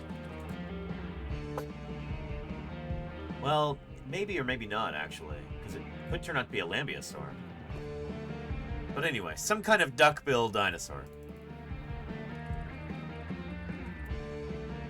Some kind of hadrosaur, duck-billed dinosaur. These guys have got these big duck-billed snouts like that. They often have crazy headgear on their heads.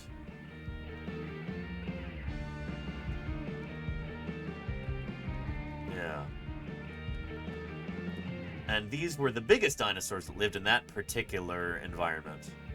Oh, this is really cool too because it... Yeah, again, this is that upright posture that was popular back in the early 20th century. And thank you, Lane DTT. Thank you for the follow. Welcome, welcome. As opposed to like our more modern conception of these animals that they probably walked on all fours most of the time, but they could get up and run on their hind legs if they wanted to. Yeah. Anywho. Yeah. And Care Dorian says, what is your job actually? Do you dig? Do you analyze the dig? Is your job Alan Grant? Alan Grant was my old boss. No, Jack Horner, the guy that... Well, here.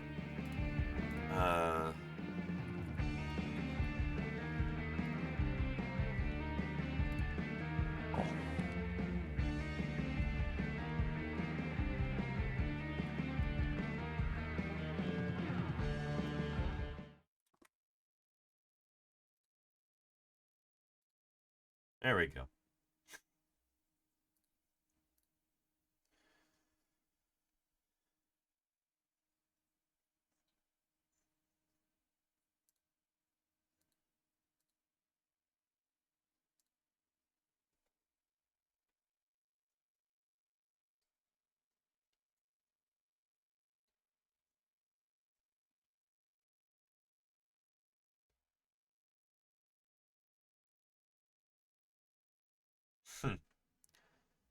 So Jack is my old boss. I worked under Jack at Museum of the Rockies.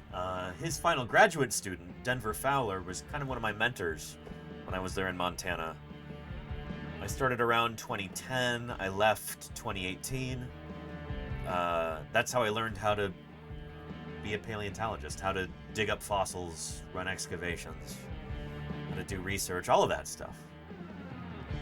So nowadays, when I'm out in the field, I'm helping out other groups of paleontologists from other institutions. So, let's see. Here's a video of me in the field. This is from about a month and a half ago. From the Cedar Mountain Formation. The type locality for Utah Raptor, I think, is just a little bit over that way. Anyhow, yeah. These rocks are a little bit older than Utah Raptor. We could potentially find its ancestor here. Who knows? But, yeah. And hey, Lordy. So, let's see. I don't actually do a lot of digging in this particular stream. It's just kind of walking around, talking to folks, answering questions and stuff. But, you know, I do excavations, I collect data, I prospect for fossils, all that good stuff. And everything that we do goes to a museum.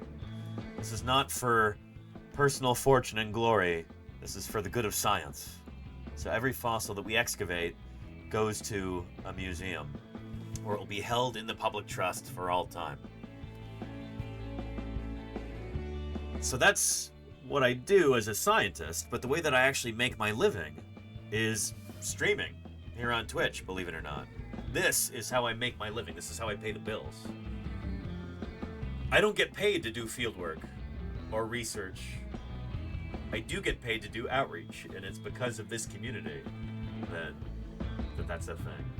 So thank you, everybody who makes that possible with your contributions. And Science Streams, it's good to have you here. I would say Jurassic Park is a classic film. It's what, 35 years old at this point, almost? 32? Yeah. It's a modern classic. You throw modern in there, and all is forgiven, right? Modern classic.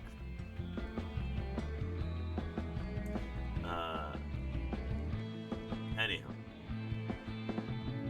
And you can actually say you're a consultant in paleontology? Not a consultant, because that's not...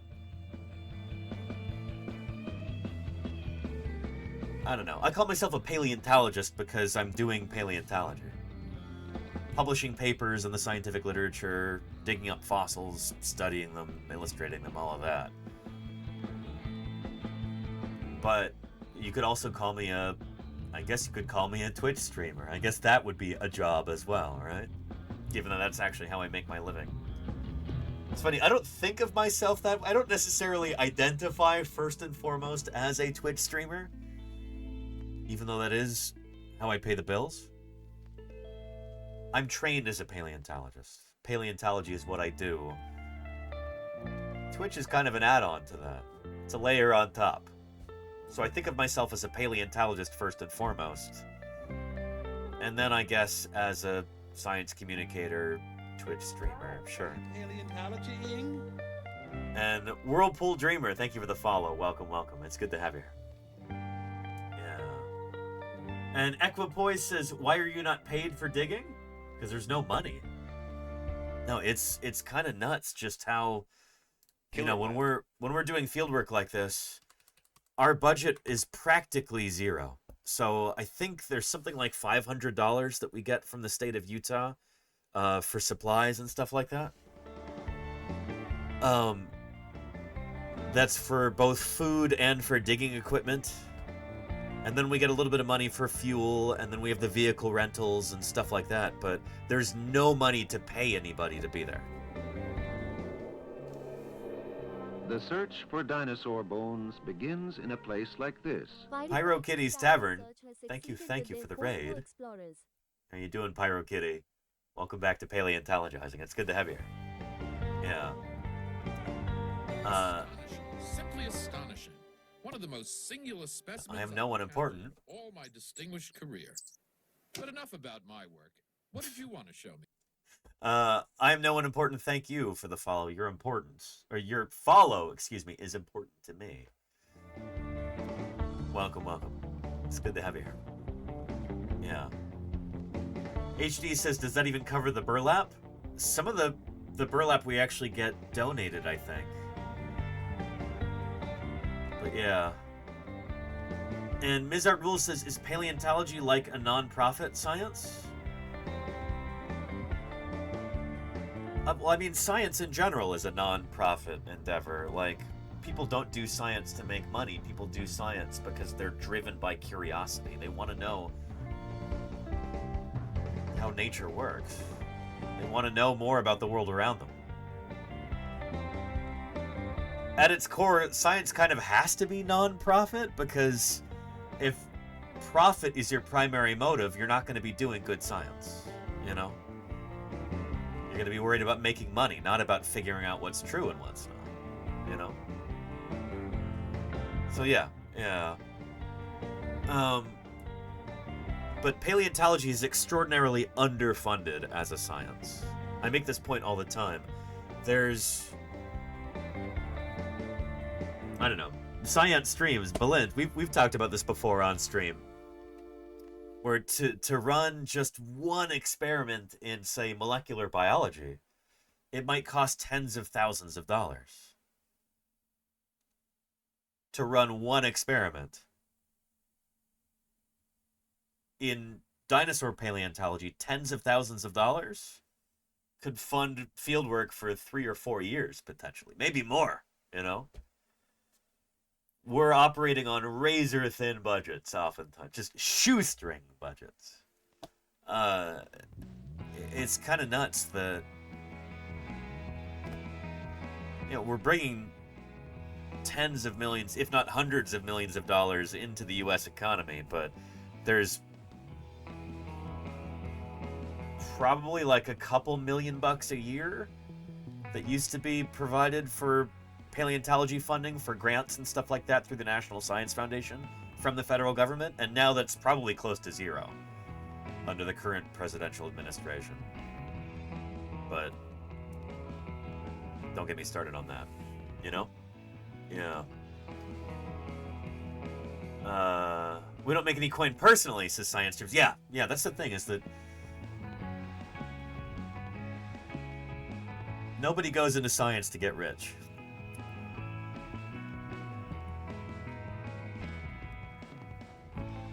I've made the joke before, if you want to make $1 million in paleontology, start off with $1 billion and then start doing paleontology. Yeah. Say that about horse riding as well. There you go, Ultrasaurus. Sure. Yeah. Anyhow. Rabbit Squirrel says, we need a real-life John Hammond to fund paleontology. I agree, you know? Yeah. And Science Stream says, only one of my professors walked home with a check for $75 million in his pocket. Wait, what? What? But he developed an AIDS drug, so, okay, well, there you go. Wait, that's like a personal check for him? That's nuts. Yeah. And Caradorian says, study for the past. History is crazy important, but still underestimated. There's no value in it. Well, that's the thing. I often joke that, like, if fossil science, if paleontology were a way to develop weapons to vaporize brown children on the other side of the planet, then we'd be swimming in cash. We'd be filthy rich, you know, if our work helped make the world a worse place. But no, instead we're out there in the field digging up fossils, trying to figure out the history of life on Earth. We're We're making discoveries that inspire kids all around the world and get people interested in science, and so as a result, we have to beg for pennies, essentially, you know? It's just the way that it works. That's the way that our society is organized, you know? Doesn't have to be that way. I'm not saying, oh, so it goes, you know?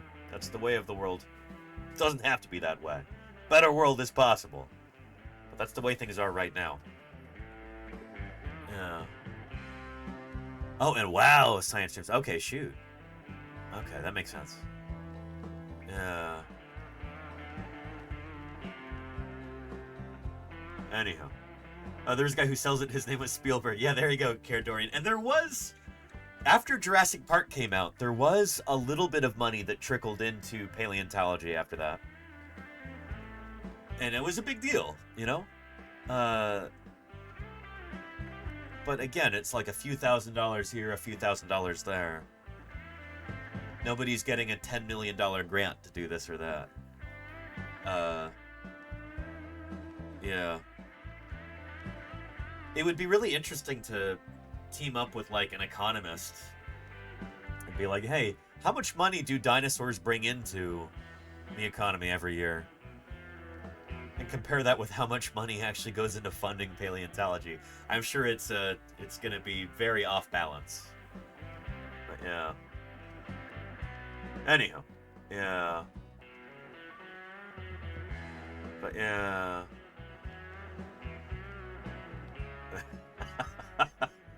Oh boy, Skylord Puck. I can hear that in my head.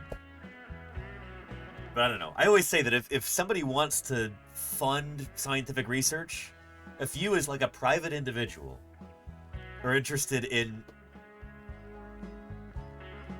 making a real material difference for scientific progress, there's very few things, maybe no things, that you could fund that would be as effective as paleontology. You get the most bang for your buck in paleontology. For a few $1,000s, you can help run a field program for a month. Pay for the food and the supplies of a bunch of paleontologists and volunteers to go out and dig up new species of dinosaur for a few $1,000. It's wild to think about, you know? We try to do so much with so little cash, and we've gotten pretty good at it, you know? So yeah. And there you go, Finn Tin Can, yeah. Yeah, welcome. It's good to have you here. Wolf Song says, I'd rather my taxes go to dinosaurs. Me too, right? Don't get me started. Don't get me started. But yeah. Yeah. Anyhow.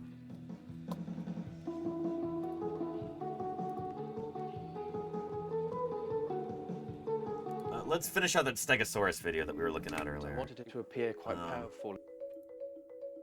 The Stegosaurus. So reconstructing Stegosaurus based on a skeleton. Off a meat-eating dinosaur called Ceratosaurus. The thing I love most about my work is bringing to life animals that you can't see in the wild.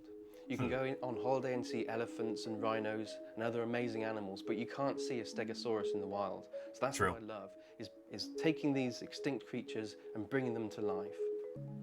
It's probably one of the most accurate reconstructions of Stegosaurus ever. That's exciting.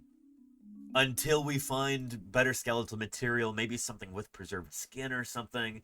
Maybe there's something about the plates and their arrangement that we're not realizing.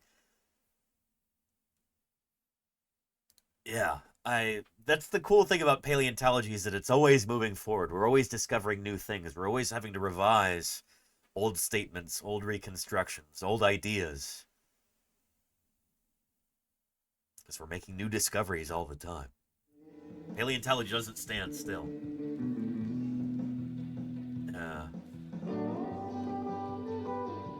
And Caradorian says, what is a dinosaur? What defines a dinosaur from other categories of species? Caradorian, that's a great question. And I love talking about this. In fact, I should I keep telling myself I'm gonna do this, and I keep forgetting.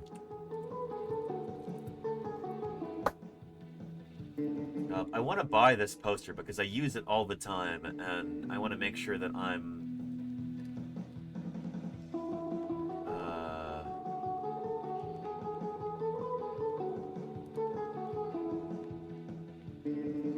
where is that poster?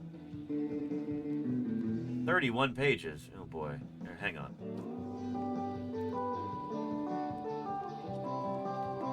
What is a dinosaur? Poster, there we go.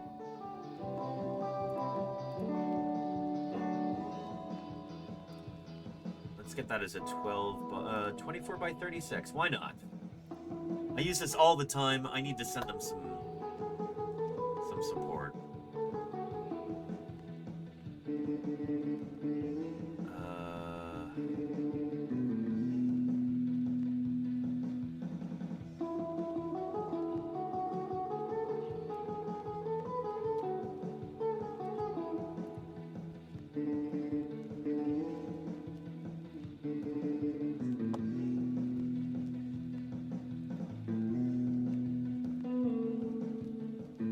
There we go.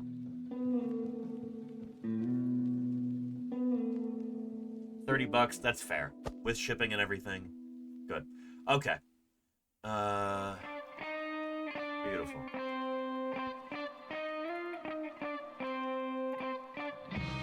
Here's a link. Poster I'm going to show you. I got the 12 by 18.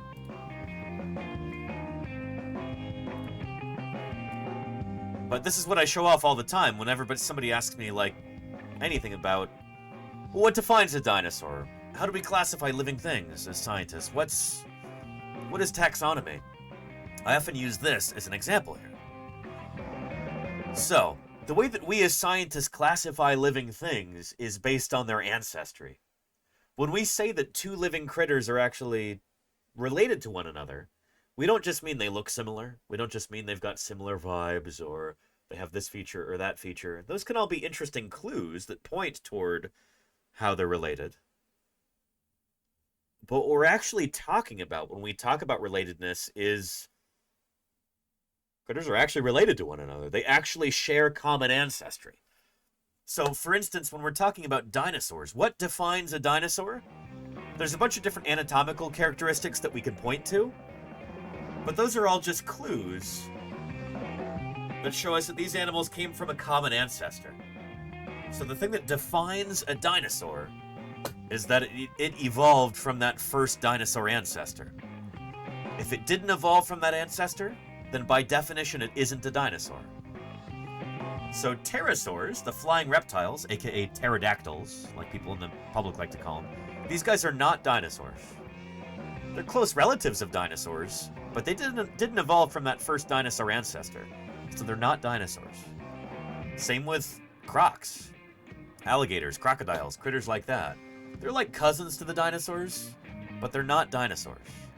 Same with plesiosaurs and mosasaurs and ichthyosaurs. None of these guys are dinosaurs. Birds, however, are dinosaurs. So, here.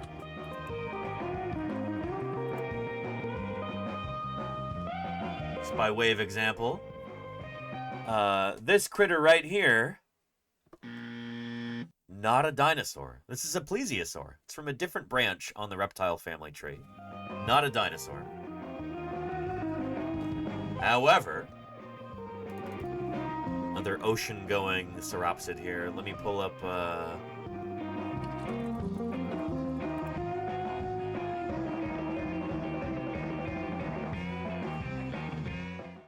this critter right here is a dinosaur. Penguins are a kind of bird, and birds are a kind of dinosaur. So a penguin is a bird. A penguin is a bird and a dinosaur. A plesiosaur is not a dinosaur. Does that make sense? So dinosaurs are a particular branch on the reptile family tree.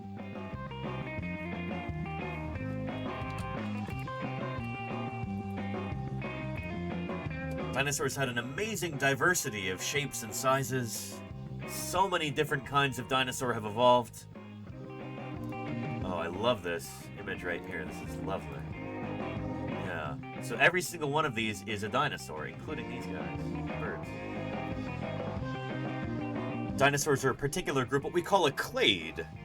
A clade is an evolutionary group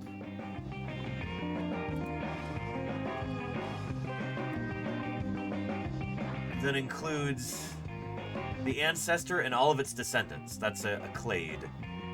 So... come on.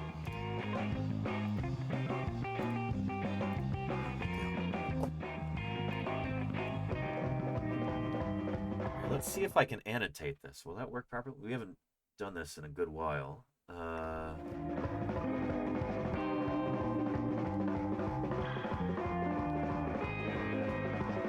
Maybe not. Never mind. Here. I'll just point with the cursor. Birds and crocodiles. Each of these is a different clade. So birds are a clade, crocodiles are a clade, but together they form a clade called Archosauria.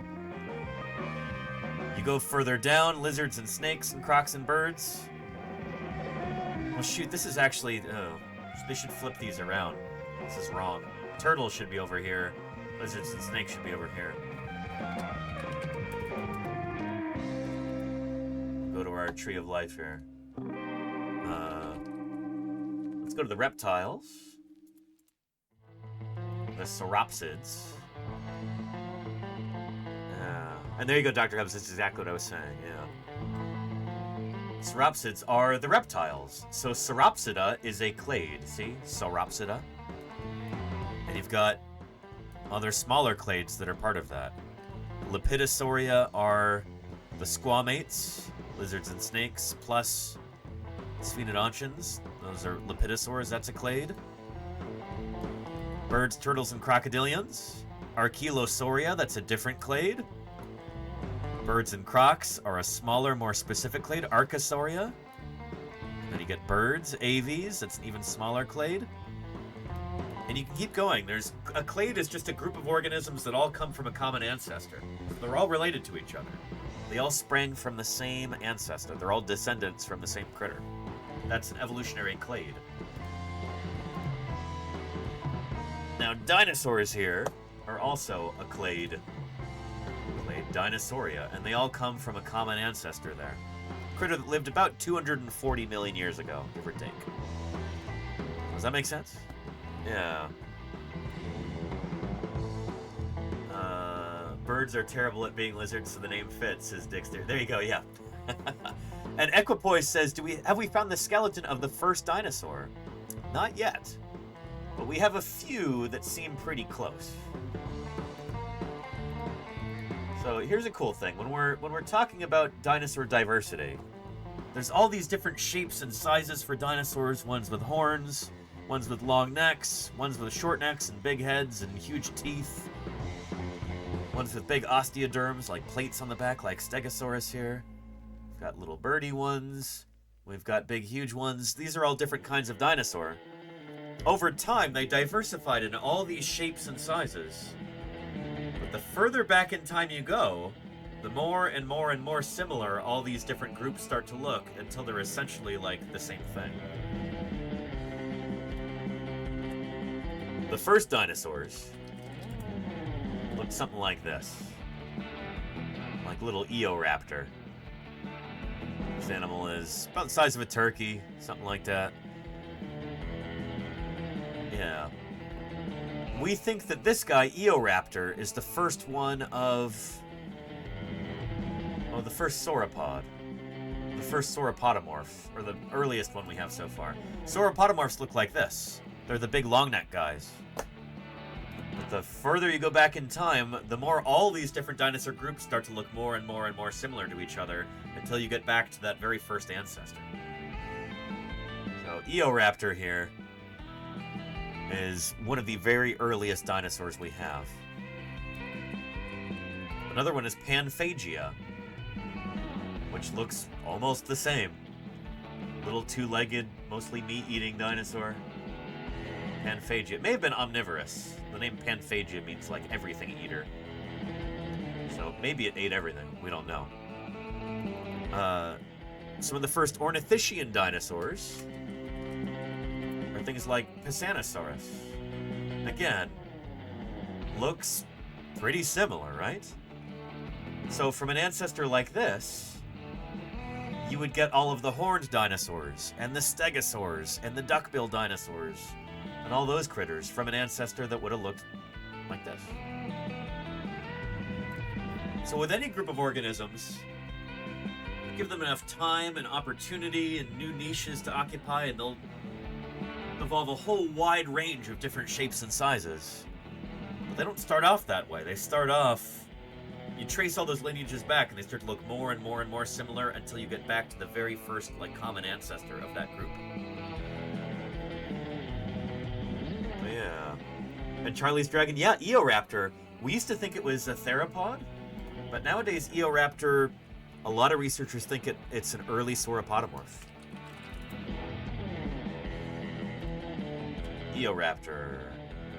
Genus of small, lightly built, basal sauropodomorph dinosaur. Not everyone agrees that it's a sauropodomorph, but that is the general kind of consensus right now. It's formed over the past 20 years or so. Oh, yeah. Yeah. And Mirth says, do you think the earliest dinosaurs were all carnivores? I think they would have eaten meat. I don't know if carnivore is the right word, because some of these guys may have been omnivorous. In fact, Eoraptor is a good example. Paleoecology. Paleobiology, there we go. Swift sprinter, upon catching its prey, would use its claws and teeth to tear the prey apart. Rah, rah, rah. Yeah. Thought to be an omnivore, perhaps, though. Yeah. For some of these early guys, they look so generic, and their teeth are so basic that maybe they're kind of eating whatever they can get. Plants, meat, altogether.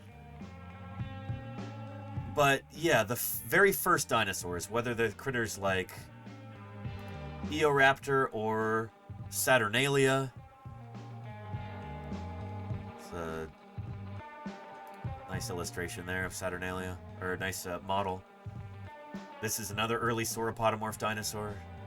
Or whether we're talking about critters like Pompodromius, it's very Eoraptor-like as well. All these critters look extremely similar.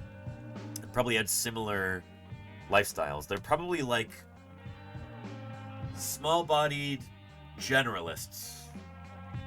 They're eating meat, they're eating plants, they're eating bugs, they're eating whatever. And the very first dinosaurs are living in this ecosystem, or in these ecosystems, I should say, because they lived all over the world.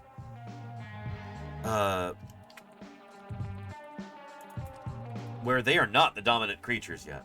They're living in a world that's ruled by other big weird animals.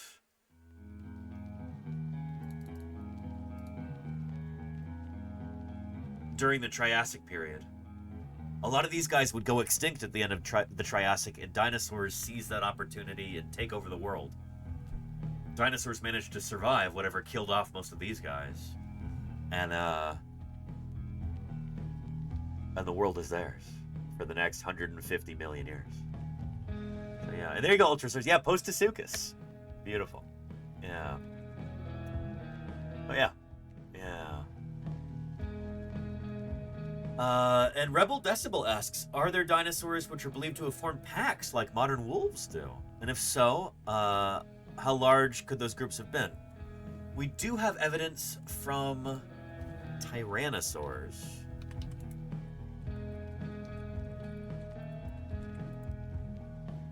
From things like Albertosaurus and Gorgosaurus.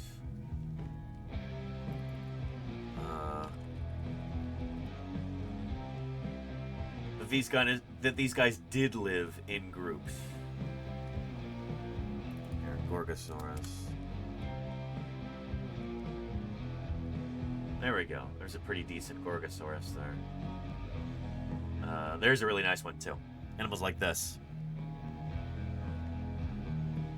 Because they've been found in groups. Like, there have been multiple skeletons of the same species found in the same time, same place. Clearly they died together. They probably lived together too.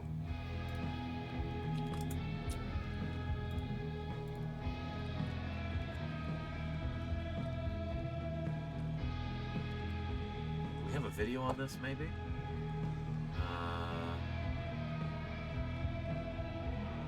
Hello, sweetie pie.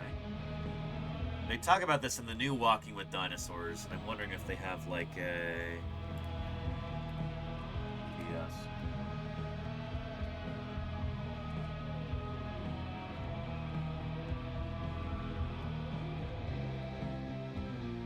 I don't know. I don't know if we'll be able to find that.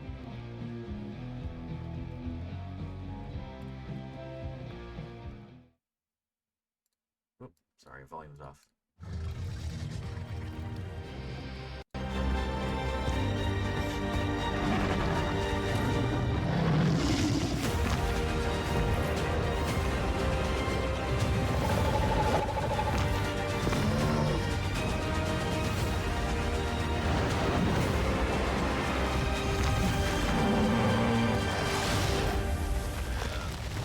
That whole episode of the new Walking with Dinosaurs is about pack living in a group of Tyrannosaurs and a group of Albertosaurus.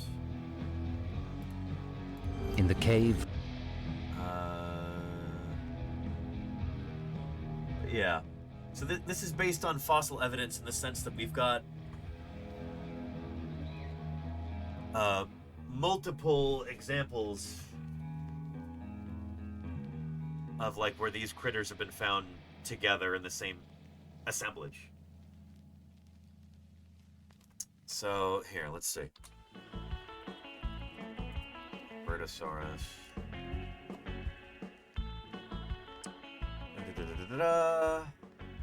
Social behavior. So the dry island bone bed of Albertosaurus. Oh, this is a nice illustration of that here.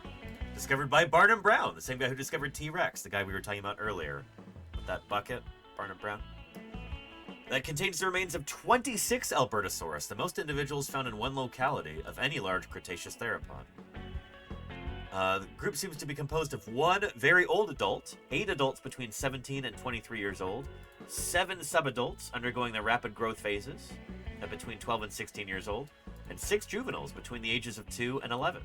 That have not yet reached that growth phase.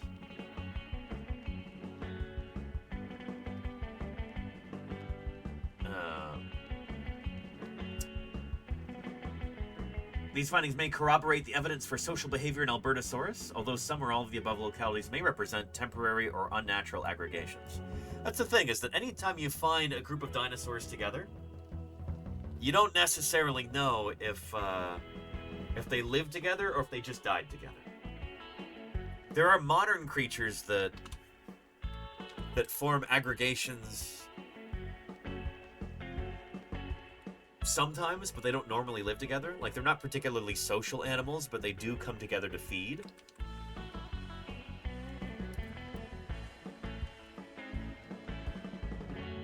Komodo dragons are kind of a classic example. These big carnivorous lizards that they'll congregate in an area where there's a lot to eat, and they'll have a big old feeding frenzy. But they normally don't like to hang out in groups. And so they kind of barely tolerate each other while they're all eating. You know, if there's a dead water buffalo or something, they'll all congregate and they'll eat it up. And but it doesn't necessarily mean that they're like, you know, social animals per se. Does that make sense? Yeah. But anyhow.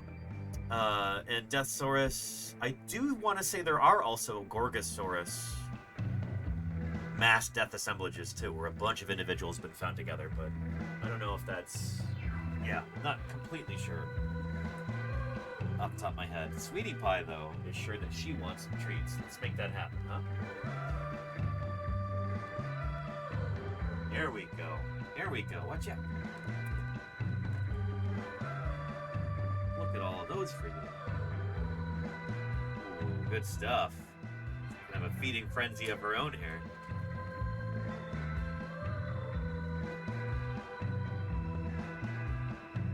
And Dinosaur Dave says there's also places like predator traps that can explain it. Potentially, yeah. I think that's probably what happened for the Utah Raptor block. That was probably a predator trap. That would make the most sense. But yeah. Anywho. And there you go, Deathsaurus. Yeah. And Shogo Hiryu says, is there any evidence that any dinosaurs migrated similar to birds? There is evidence for that. Absolutely, yeah.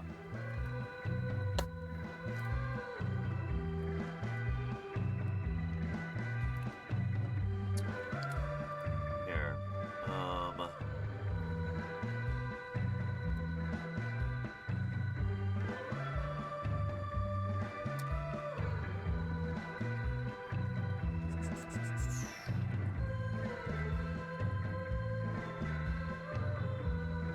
Let's see here.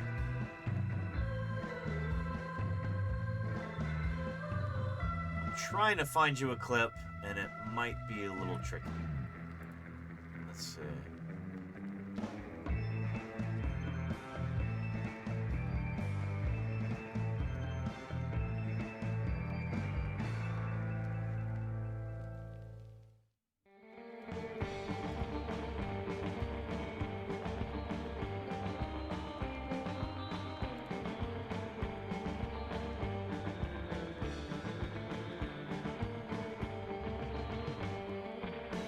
Let's see, this might, yeah, here.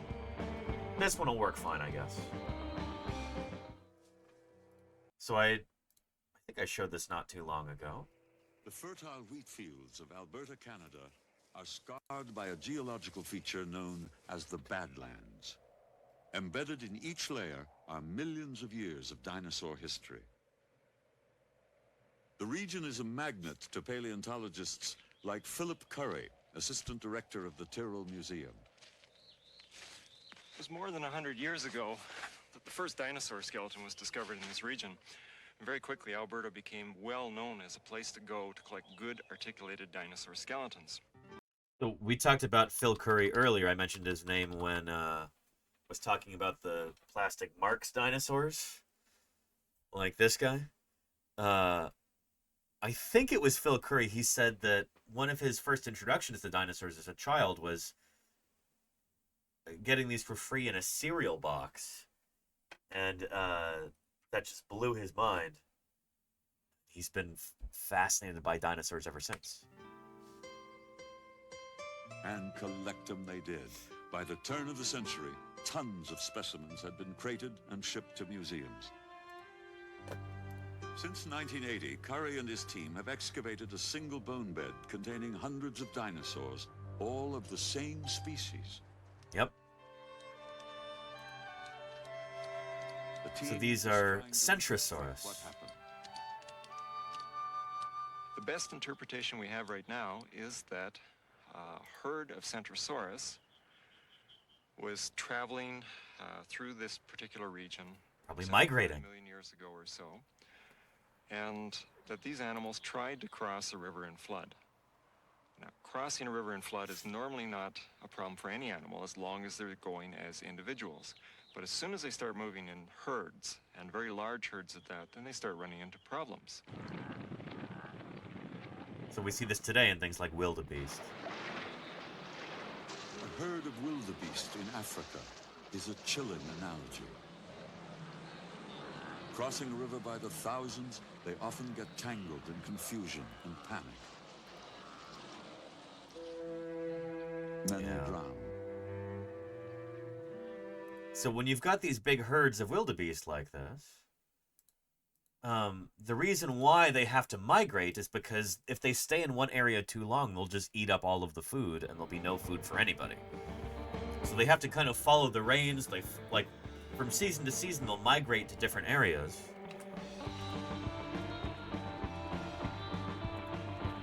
We think that's precisely what dinosaurs like Centrosaurus were doing too. Since we've got these accumulations of their bones where there's hundreds or thousands of individuals all in the same place,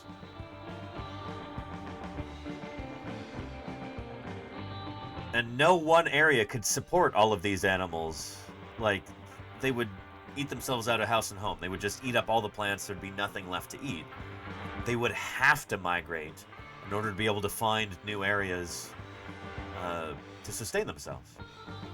That, and also, we have direct evidence of dinosaur migrations. Well, I guess it's not super direct evidence, but we've got reason to think that dinosaurs like Maiasaura migrated tremendous distances, not just to find food, but also to lay their eggs. So we do know that these animals laid their eggs in big groups, nesting colonies, kind of like we see in modern birds.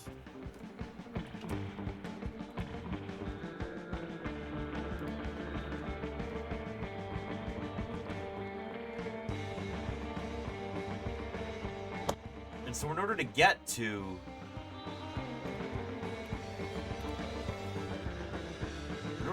those areas, these animals would have had to migrate great distances.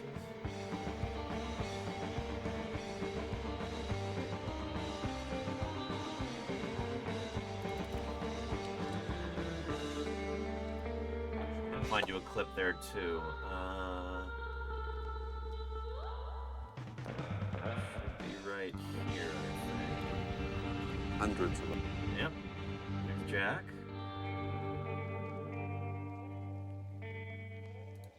There we go. Leads to the conclusion that the mother dinosaur, or a parent dinosaur, brought food to the young. And all this evidence of caretaking and nesting led Horner to name these dinosaurs Maiasaurs, good mother lizards.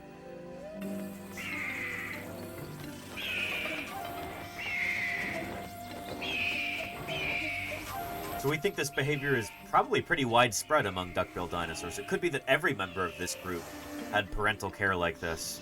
They raised their young in these nesting rookeries, these nesting colonies like this. We don't know if everybody did, every member of this group, this family, the duck-billed dinosaurs, but... This social behavior of dinosaurs, caring for their young, nesting in close proximity to each other, suggests the behavior of other social animals, such as birds. Who are living dinosaurs. Yeah. Horner, who has noticed some striking behavioral similarities between the two, has come to Bowdoin National Wildlife Refuge in Montana with refuge manager Gene Sipe to learn more. Both birds and dinosaurs made nests to protect and incubate the delicate eggs. Further study of the nesting habits of these animals has led to some interesting insights. Horner has evidence which shows that the dinosaurs used the same nesting sites year after year. We call it nest fidelity. And so if you're using the same nesting site year after year, well, then you've got to get to it, you know? You're not just digging a random nest in a random place. If you're going back to the same spot every year, that means you've got to travel to get there, you know? Call to mind pictures of a surprisingly social animal, a reptile that lived and traveled in organized groups. When we find the eggs, these dinosaurs would actually push their eggs down into sediment, and we can tell that there was at least a bowl-shaped depression that they were in, but we can't tell whether there was a mound. The eggs just hatched in from the sun, well, we think they may have covered the eggs with vegetation, so that you know the rotting of the vegetation would have provided the heat for incubation. Anywho, let's get to the migration part. Where was that? Because we do have evidence for, like, since you've got such a huge accumulation of these animals at one time during the year, all in the same time, same place, that, like, they would have had to have migrated in and out. This is not, you know, they're not hanging out there all year round. They eat up all of the food. Again, like we see with modern bovids out on the African savanna, things like wildebeest. Yeah. So migrating dinosaurs, indeed, Apris, yeah. Yeah. But, oh yeah, and there you go, salamander. Talking about Majungasaurus there. Somebody was asking about cannibalism in dinosaurs. We do have evidence that dinosaurs like Majungasaurus.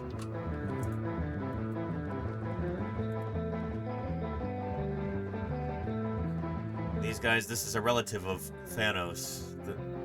Thanos Simantoi, Anyway, these guys are from Madagascar, and we do have evidence that they ate each other because we've got tooth marks on the bones of Majungasaurus from other Majungasaurus. We've got a 3D printed skull of Majungasaurus over here. Let me grab that.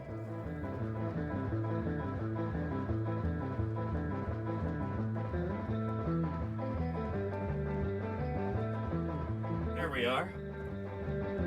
Majungasaurus. Yeah. Cool critter. It's almost like bulldog snout on it. Very small teeth for the size of the skull. These guys may have replaced their teeth more often than other dinosaurs. That's one idea as to why they're so small. But having smaller teeth allows you to replace them more frequently. But yeah, it's cool stuff. Majungasaurus is a neat animal. As far as I know, it's the biggest meat-eating dinosaur known from Madagascar. Yeah.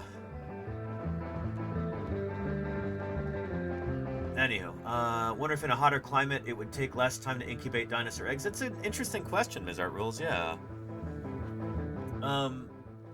Although we have to take care to remember that when we're talking about the age of dinosaurs, like, oh, well, the Earth was hotter back then.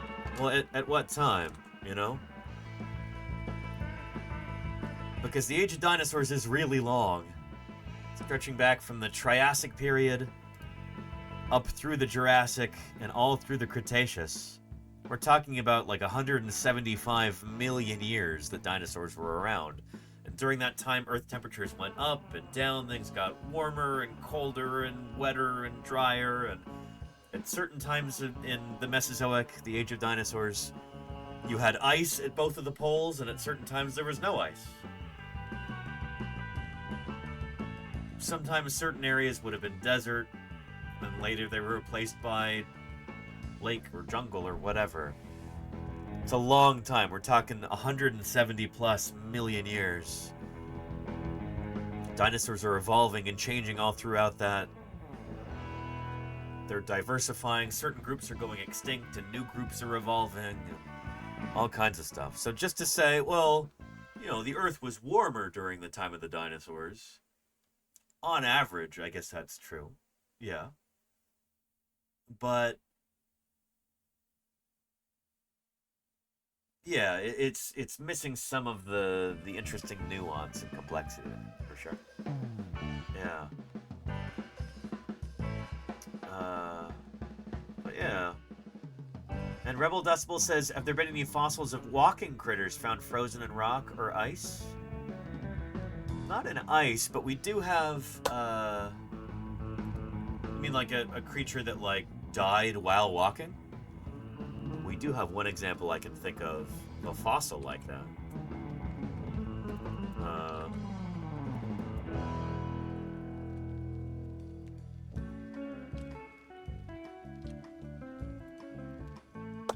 Fossil of a horseshoe crab. We've got footprints of the animal walking, and then it died, and it's preserved right there at the end of its trackway. We think this is a case where there is this is in an ancient lagoon. I think this is in Solnhofen, in Bavaria, in Germany. And so, at the bottom of this ancient lagoon, you had an anoxic environment. So there's basically a pocket on the floor of this lagoon, on the bottom of this body of water, where there's no oxygen. And so critters like this horseshoe crab would find their way into it, and then they'd suffocate and die because there's just no oxygen right there in that one spot. So kind of remarkable, right? It's often very difficult to match the trackway of an animal, the footprints, the traces that it left behind, to the animal itself, because animals are leaving traces all over the place. They're going about their lives, they're doing their behaviors. And it's often difficult to tell who's actually making those traces. Unless, in a case like this, you have the body right there at the end of the trace. So that's pretty remarkable there, you know? Yeah. Anywho. Murph says, looks like he spun out. I mean, he probably did. He's running out of oxygen. You know, just kind of slowing down and maybe getting ready to turn and go in the opposite direction. It just didn't make it. You know? Yeah.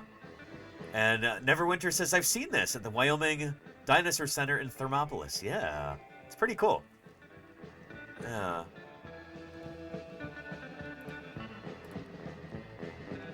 So, there's actually a term for this. Morticnia is the death march or last walk of a living creature.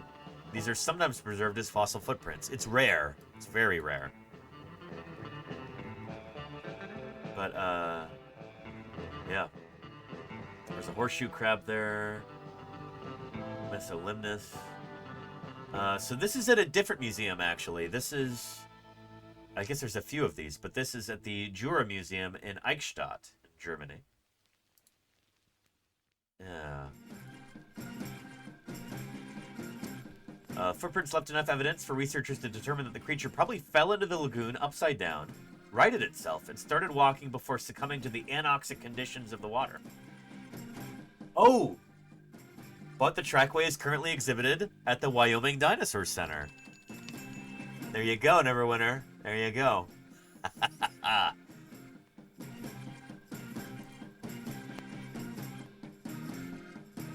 Yeah. So that's different from this one, I guess? I don't know. Or maybe they have part and counterpart. Maybe there's...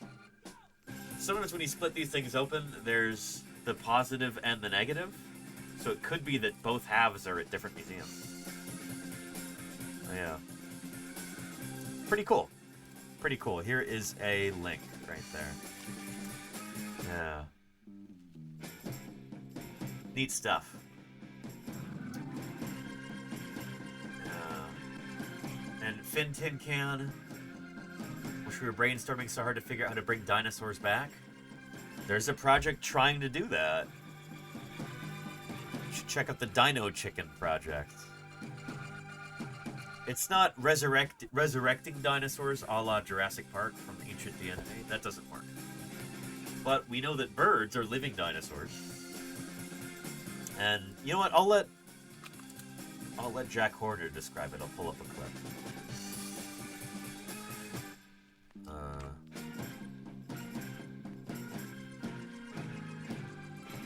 The real... There we go. Up with a whole new...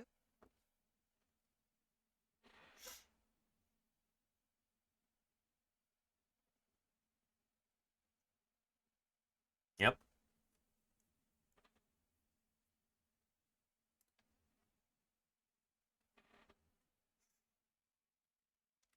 Called How to Build a Dinosaur. Good book. I'd recommend it.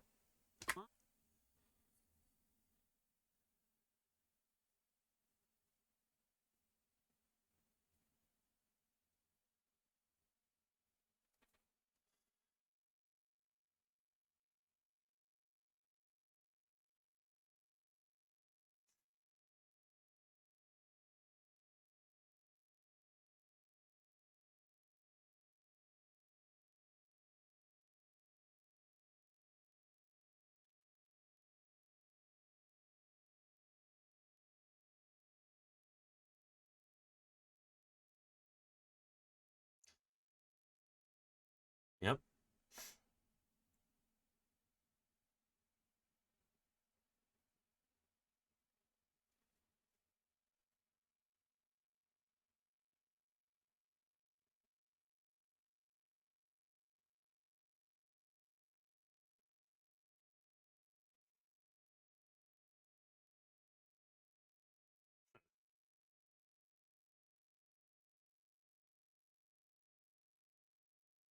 Yep.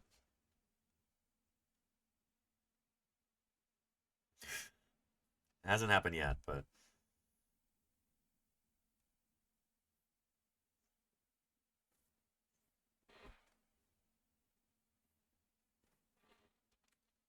Anywho, so within the next 5 years, that was 14 years ago that this came out, and it hasn't happened yet, but there's been some really cool results that have come out of this.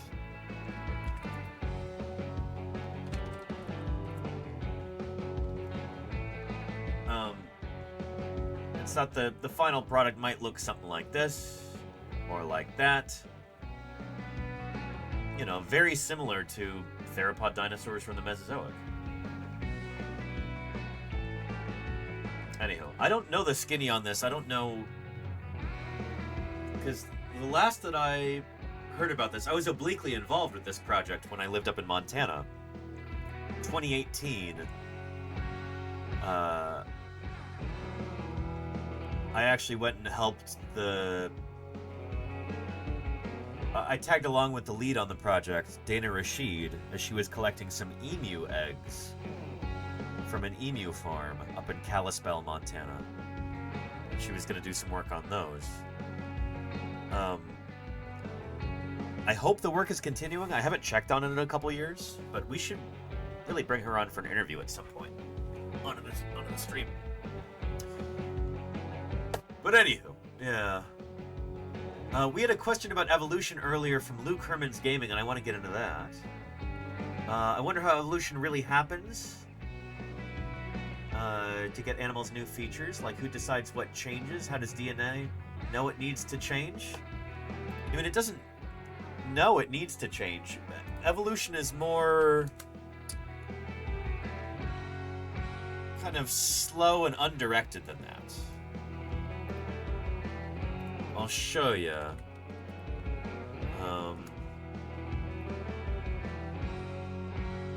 Yeah.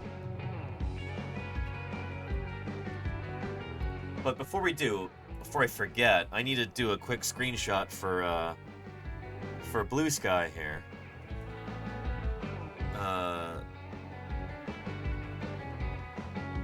Yeah, so let's just do that real quick.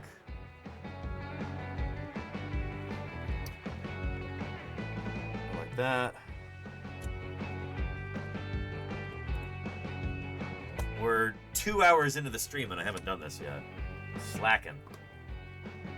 Let's see. There we go, that'll work. That's good enough. Not every picture has to be a masterpiece.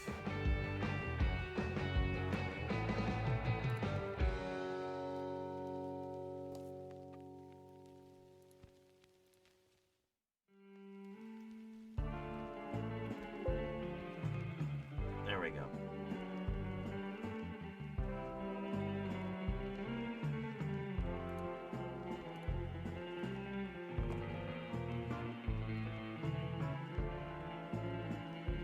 There we are. Happy Thursday BIRDSday.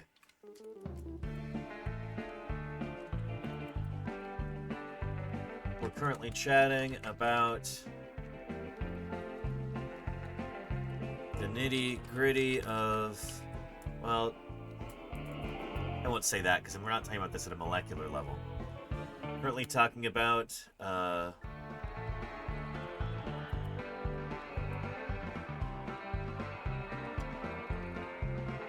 natural selection drives evolution. What else were we talking about?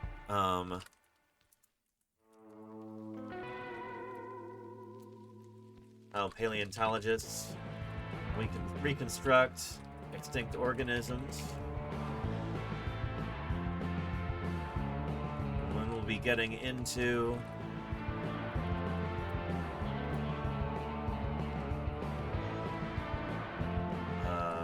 the dinosaurian evolution of birds.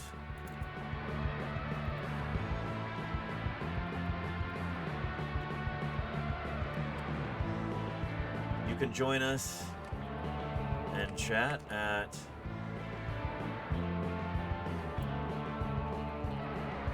you can join the discussion at twitch.tv/Paleontologizing.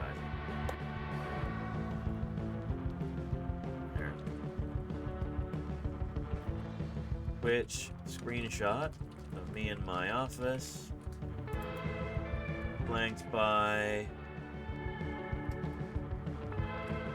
Archaeopteryx and Erlikosaurus. Fossil 3D prints. Various framed scientific figures. More. Okay. And posts. There we go. Hold on to your butts. There we go.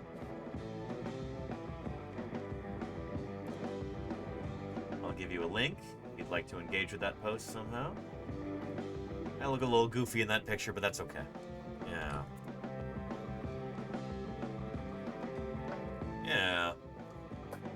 And Ash makes a good point here. Evolution is basically genetic mess-ups. If the mess-ups lead to superior breeding rates or survival, the offspring with the mess-ups live on. Exactly. Yeah. So we'll talk about that in this video here.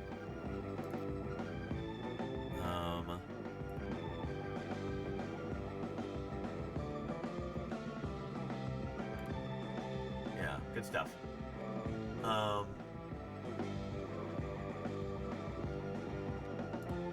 The Diagonal makes a really good point here. Evolution is not driven by the genes of an animal so much as it is driven by the environment and outside factors acting on the results of those genes. You don't ask, how do cars know to be red, but ask, why do people choose red cars? I like that. I like that a lot, Diagonal. Yeah. Here, let's get into it. We've watched this before on stream, but I think it'd be nice to have a little refresher, and it's about birds. These aren't birds, but we'll get to the birds, given it is Thursday BIRDSday today.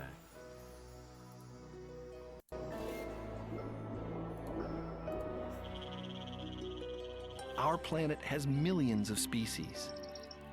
Over 300,000 beetles alone. 17,000 butterflies. Thousands of mammals, fish, and birds, all astonishingly different. How did so many species come to be? How indeed? This is like the central question in biology, and now we know the answer. We know many of the mechanisms. We know about how creatures change over time. We know about evolution. This was one of the greatest mysteries that humanity's ever faced, and now we understand it. It's so cool. So Laura says, essentially evolution is random mutations. Yes, random mutations that at certain times can get, well, you get these events that kind of pare them down. We'll talk about that. That's kind of what this video is about. To seek insights into that question, researchers are focusing on places where species recently arose, such as the remote Galapagos Islands. Scientists are making observations and conducting experiments that would have surprised Charles Darwin. And they're discovering new insights into what the great naturalist called the mystery of mysteries. I'll be right back. How new species form.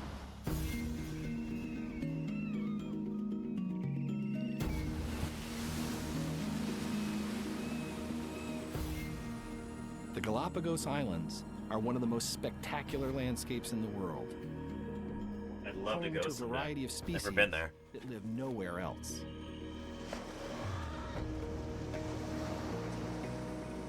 Biologists Peter and Rosemary Grant have been seeking answers to how species arise by focusing on one of the smaller islands called Daphne Major. And Luke Herman's Gaming. I'm glad you know about that. Yeah, with cetaceans, whales, and dolphins, they've still got finger bones in their flippers because they came from land-living ancestors. Yeah. Do the finger bones today provide an advantage for the flippers? Like, can they move them to be more precise? No, they're just kind of there. Yeah. So many different parts of human anatomy are the same way, where they're just a holdover from our ancestry. They're not particularly useful, but they're also not actively harmful, so they just stick around, you know? Yeah. And there you go, Lucky. Yeah. Isn't that cool? When we started out, we had no Marine iguanas are plan awesome. for the long term.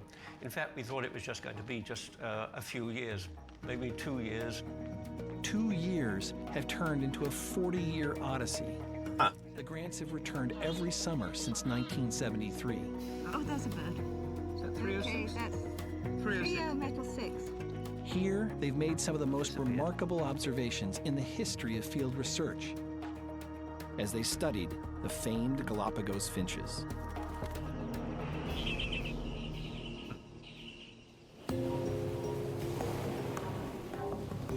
The finches were first brought to scientists' attention by Charles Darwin.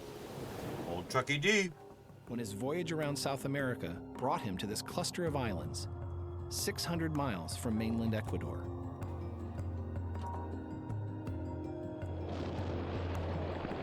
These volcanic islands are geologically young. They're new, They began basically. rising from the ocean floor less than 5 million years ago. Very new as far as islands go. At first devoid of life, they now support a modest number of species.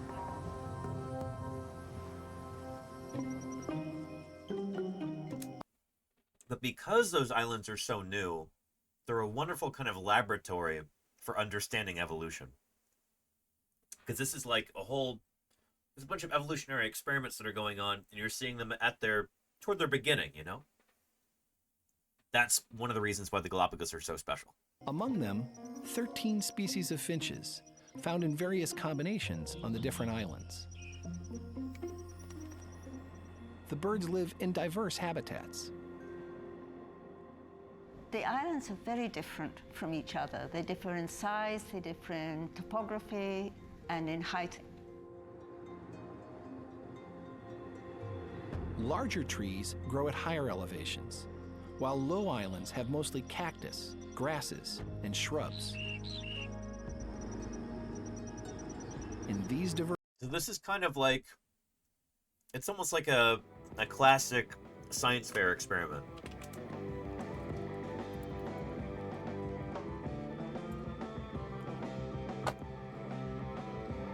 So, I don't know. You're a kid and you're learning how to do science.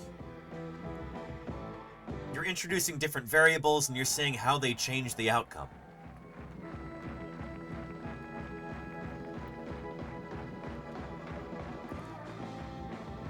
That's essentially what you're doing here with the Galapagos Islands. You've got a bunch of different islands. They're all right next to each other. But they've got different conditions.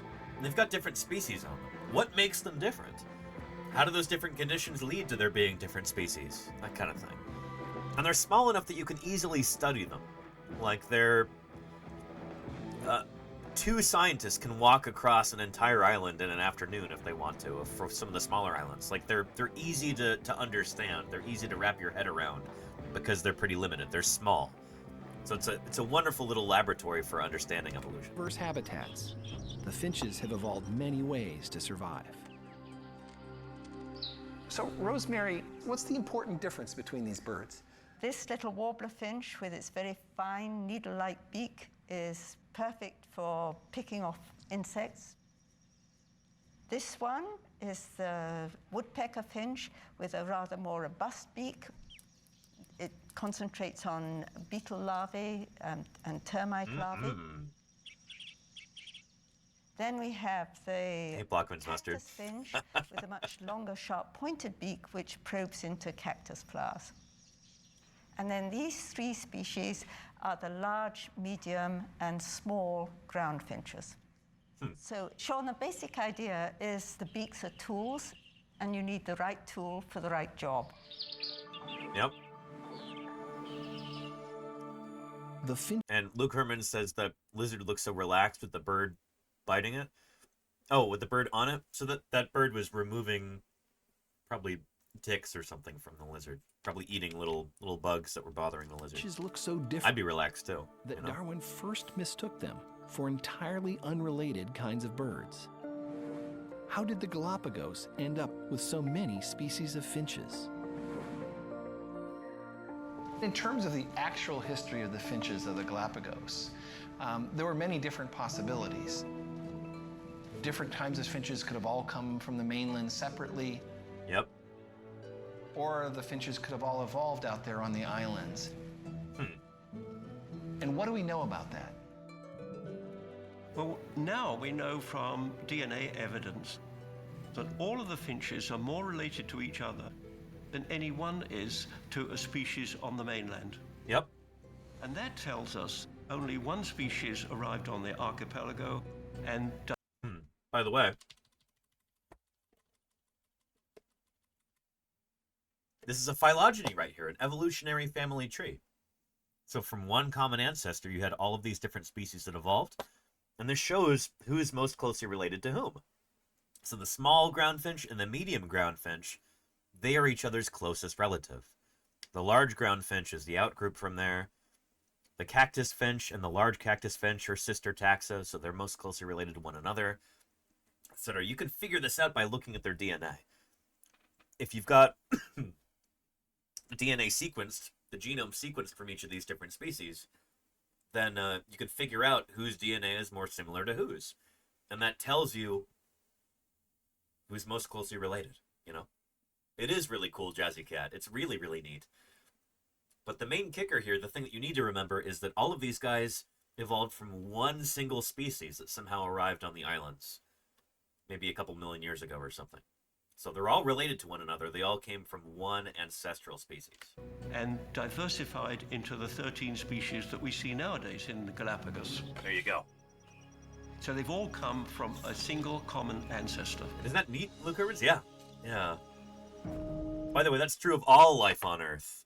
So here you've got all these different finches that evolved from one ancestral species. But when we study life on Earth, when we study what we call the tree of life, you know, it is a tree because as far as we know, all life on Earth stemmed from a single common ancestor over 3 billion years ago. So you and me share a common ancestor with quinoa and bacteria and kelp. All life on Earth shares DNA. All life on Earth came from one common ancestor, and it's been diversifying and splitting ever since. You know, here with the Galapagos finches, this is just a really small-scale example. You get 13 species that all came from one, but with life on Earth, we've got millions of species that all came from one ancestral species about 3 billion years ago. Between 3 and 4. Pretty cool, right? We call this common ancestry. And Murph says LUCA right there. LUCA is an acronym for Last Universal Common Ancestor. So that's the ancestor of all life on Earth. The last universal common ancestor was the one that gave rise to all of these critters. That's the ancestral species that I'm talking about here. Yeah. And football coach, 2.2 million species total on Earth? No, it's way more than that. It's probably like 50 million species or something. This is just the number of species that are here on this tree. It's crazy that there's this many, but check it out, onezoom.org. This is a remarkable resource, you know? It's extraordinary. Let's find the Galapagos finches on here. Here we go, Darwin's finches.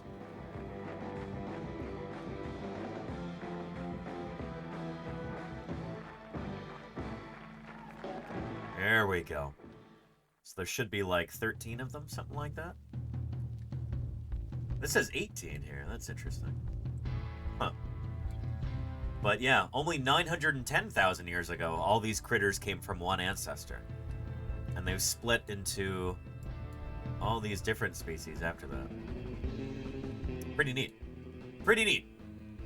Find more after the video. I don't know. It could be that this tree is some species have been split since then, or it could be that there's some controversy. Like certain scientists think, oh yeah, these two are the same species, but other scientists say no, they're definitely different. You get disputes like that in science because it's so complicated, because there's so many gray areas. It can be difficult sometimes to tell who to actually call different species, or maybe they're the same. Yeah. And is it possible that some have gone extinct? Ooh, diagonal, I hope not. Shoot. None of these are showing extinct. Some of them are endangered for sure. Like large cactus finch? Oh boy. Yeah. And what's a species? Yeah, it's a loosey-goosey thing. Because nature is often pretty loosey-goosey. Complex. There's a lot going on, you know? Let's continue. Arrived on the archipelago and diversified into the 13 species that we see nowadays in the Galapagos. I wish, football coach. So they've all come from a single I wish common scientists were ancestor. never involved in drama. The question then becomes, how did one ancestral population give rise to many different species, each adapted to a different lifestyle? A crucial insight into how adaptation occurs came when the grants focused on one species on the island of Daphne Major. A factor of great convenience for us was the small size of the island. That meant that we could walk all over the place. Oh, there's a bird. I'll leave that one to you. The idea was that if we worked really hard, we could follow every individual or almost every individual. They rose at 5:30 each morning to net the island's medium ground finches. Catching some birds in the morning. They measured the size and shape of each bird's beak, the bird's weight, and they tagged them for identification. The male is 17418. Year after year they returned, at times tracking over 1,000 finches. So here's an example of a bird we know intimately over the whole of its lifespan. The number is 5960. We know how many times it bred, which years it bred in, how many mates it had, how many offspring it produced, and then how many... No privacy for this bird. None. They've got a full dossier on you. 5960. We know everything about you. An example of a bird we know intimately over the whole of its lifespan. The number is 5960. She's Big Brother, says Murphy. Yeah. We know how many times it bred, which years it bred in, how many mates it had, how many offspring it produced, and then how many of those offspring themselves survived long enough to breed. Over the first 4 years, little seemed to change. Then in 1977, a terrible drought began. Virtually no rain fell for the next 18 months. Jeez. The vegetation practically disappeared, apart from a few trees without any leaves, and of course the cactus bushes were still there. Now the medium ground finches had to compete for scarce food. They started off with a big food supply of small seeds, medium seeds, large seeds. As these small seeds became very scarce, they had to turn increasingly to the large and hard seeds. Well, only birds with large beaks can crack open these woody, spiny fruits.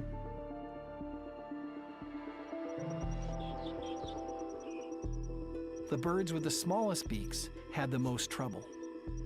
They were scraping about amongst the rocks, and their plumage got so worn that they could barely fly. That year, over 80% of the medium ground finches died. Oh boy. We R.I.P. would go around looking for birds that had died, and it's very sad to pick up a bird and say 3972. Oh no, not that bird. Oh.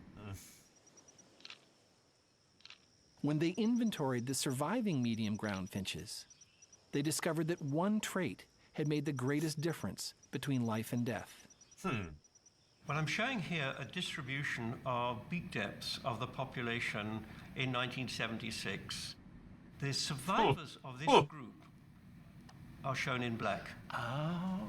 So the larger the beak, the better your chances. The larger the beak, the higher the likelihood of surviving through the drought of 1977. And so, here's a trap you don't want to fall into here. You don't want to think, oh, Large beak, good. A large beak was certainly helpful for surviving that drought. But a drought is hopefully a temporary thing. Conditions on our planet are always changing. Stuff is always happening. We live on a very dynamic planet. A big beak isn't necessarily better. It was better for those current conditions then. But things change again. Here. 18.6 grams. When they looked at the offspring, they found an even greater surprise. The average beak depth was more than 4% larger than the previous generation. Yep. So those birds with larger beaks had more offspring, and those offspring had survived better than birds that had been born with smaller beaks. So larger beaks became the new trend. That became the thing that helped them get through that drought. 80% of those birds died out, but the ones with larger beaks, they were more likely to survive. And so the offspring of those birds were more likely to have larger beaks too. So larger beaks are more common now. Got it? Natural selection had changed the average beak size. Yep. And Poxy, hey. Than science fiction. Prehistoric fact. Thanks for the follow. Welcome to Paleontologizing. It's good to have you here. Yeah. Football coach says it's evolution in real time. Exactly. Yeah. Evolution tends to happen quickly when you get bad conditions. Like when you've got a bunch of individuals dying out, the population shrinks. You can have changes, population-wide changes can happen a lot faster when the population is small. And that's what they see here. Could you have ever imagined? And Mayor Space says, would the larger beaks of the offspring have also been epigenetic in addition to breeding? I don't know, Mayor Space. That'd be an interesting thing to investigate. Yeah. Measuring and Balint and Lido would be the people to ask about that. Until you actually did it. When we started, the answer is no. We could not imagine we would be able to do it. But was this a fluke? Or are changes like this happening all the time? 5 years later, in 1983, an unusually strong El Nino brought tons of rain. 10 times more rain than normal. So, the rules of the game have changed. The island was overrun by vines that covered even the cactus. The rains changed the vegetation on the island, such that 2 years later, when drought struck, larger seeds became scarce. The birds with larger beaks now had difficulty picking up the more abundant food, the small seeds produced by the vines. That year, many more finches with small beaks survived. Yep. And their offspring. So suddenly the big beaks that were the thing to have earlier, now those are a liability. The conditions on the ground have changed. This is what drives evolution. Well, one of the things that drives evolution is changing conditions make it so that certain characteristics are either liabilities or advantages. Does that make sense? There's no like optimal, state to have. We're like, oh yeah, the big beaks are always better. No, they're not. Conditions change, and what's better changes too. Inherited smaller beaks. So the selection had swung in the opposite direction, and evolution had occurred as a result. Pretty cool. In an amazingly short period of time, the grants had measured evolution of beak size not once, but twice, demonstrating that when birds encounter different environments, they will change over a very short amount of time. Really neat. Over millions of years, changes like these, occurring throughout the Galapagos, generated all sorts of beak sizes and shapes. But that's only part of the story. How did finches with different beaks become distinct species? Species are defined as populations whose members don't interbreed. So how does one species split into two? Anyway, that's one way to define a species, but for the sake of this video, it makes sense. A typical scenario is that two populations become separated geographically. and undergo enough change in their respective habitats that if or when they come into contact again, they do not mate. So in the Galapagos, the grants asked, what keeps different species of finches from mating? We were very conscious that on any given island, the different species sing very different songs. This is what cactus finch sounds like. Art by Carlos. Hey. Thanks for the follow. Welcome, welcome. It's good to have you here. Whereas the medium ground finch sounds very much like this. Very different. So to see if songs keep the species apart, the Grants and their student Laureen Ratcliffe played each species' songs through a loudspeaker. When we played back the cactus finch song, cactus finch came to the loudspeaker and the medium ground finch completely ignored it. The males only responded to songs. Jinko, hey, thanks for the follow. Welcome, welcome. What's all this? Good to have you here. Songs of their own species. The Grants looked at whether finches might also choose mates based on appearance. So they put out stuffed female specimens to see if males would respond. Clearly they could discriminate. The male vigorously courted a female of his own species, completely ignored the other one. The males only So they became different enough. Had a similar size and similar beak. Yeah, that they no longer saw closely related species as being somebody they want to breed with. Interesting how this works, you know? This is how you get speciation occurring. Play a role in keeping different species from mating. So when populations of the same species are separated, changes in these traits set the stage for the formation of new species. The Grants have shown that both geography and ecology are keys to the evolution of the Galapagos finches.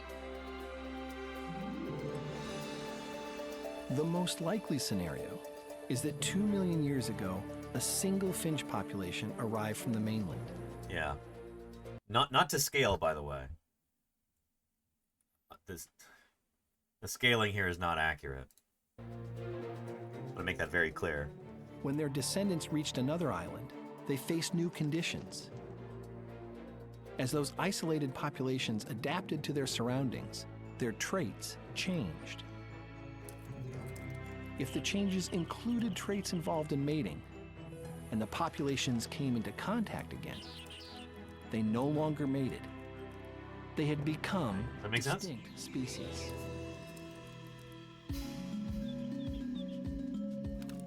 While unique to these remote islands, the history of the Galapagos finches offers a general insight into why the world is populated with so many species. The more diverse the environment, the more opportunities for evolutionary change to produce those new species.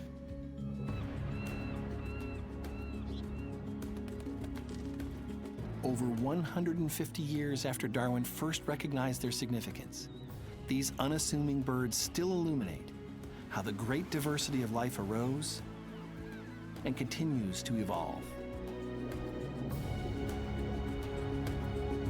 Pretty cool.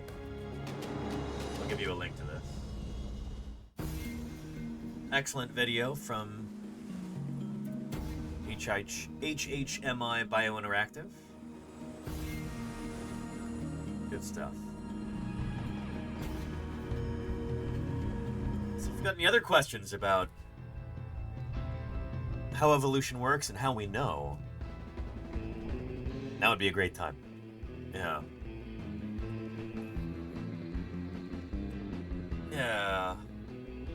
Haven't heard encouraging things about the management of the Galapagos? Oh, it's disappointing to hear, Claire. It's one of the great treasures on our planet are the Galapagos Islands, you know? But yeah. And Luke Herman's Gaming says, do you think there's a species living today that has features that are less useful now than they were in the past, that could now even cause trouble for being in the way, that eventually can lead to its own extinction without the influence of a human? No, yeah, there are certainly species that were well adapted to there were species that were well adapted to conditions during, say, the last ice age.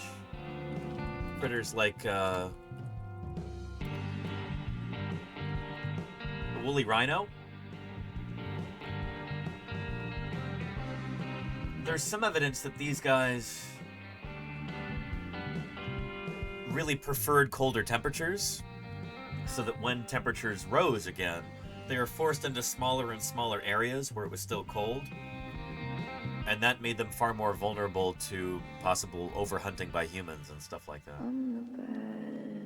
But honestly, since the evolution of humans, we kind of have been the bad guy in most of these stories. There's a big debate that still rages on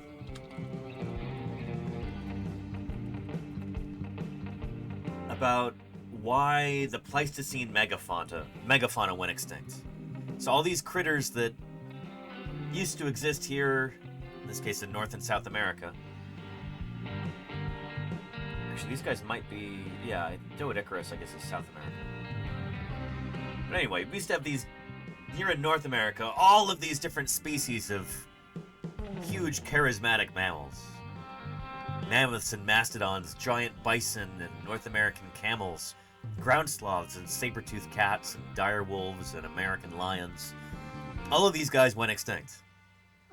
They're all gone. And that happened very recently, like within the last 10,000 years, essentially. At the same time that people show up. This is as the climate was warming in North America. We're kind of coming out of the last ice age. So we've got two things going on simultaneously.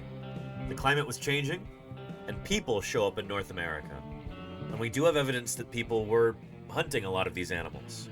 Also altering their habitats by starting fires, cultivating certain plants, introducing other species that would compete with them, stuff like that.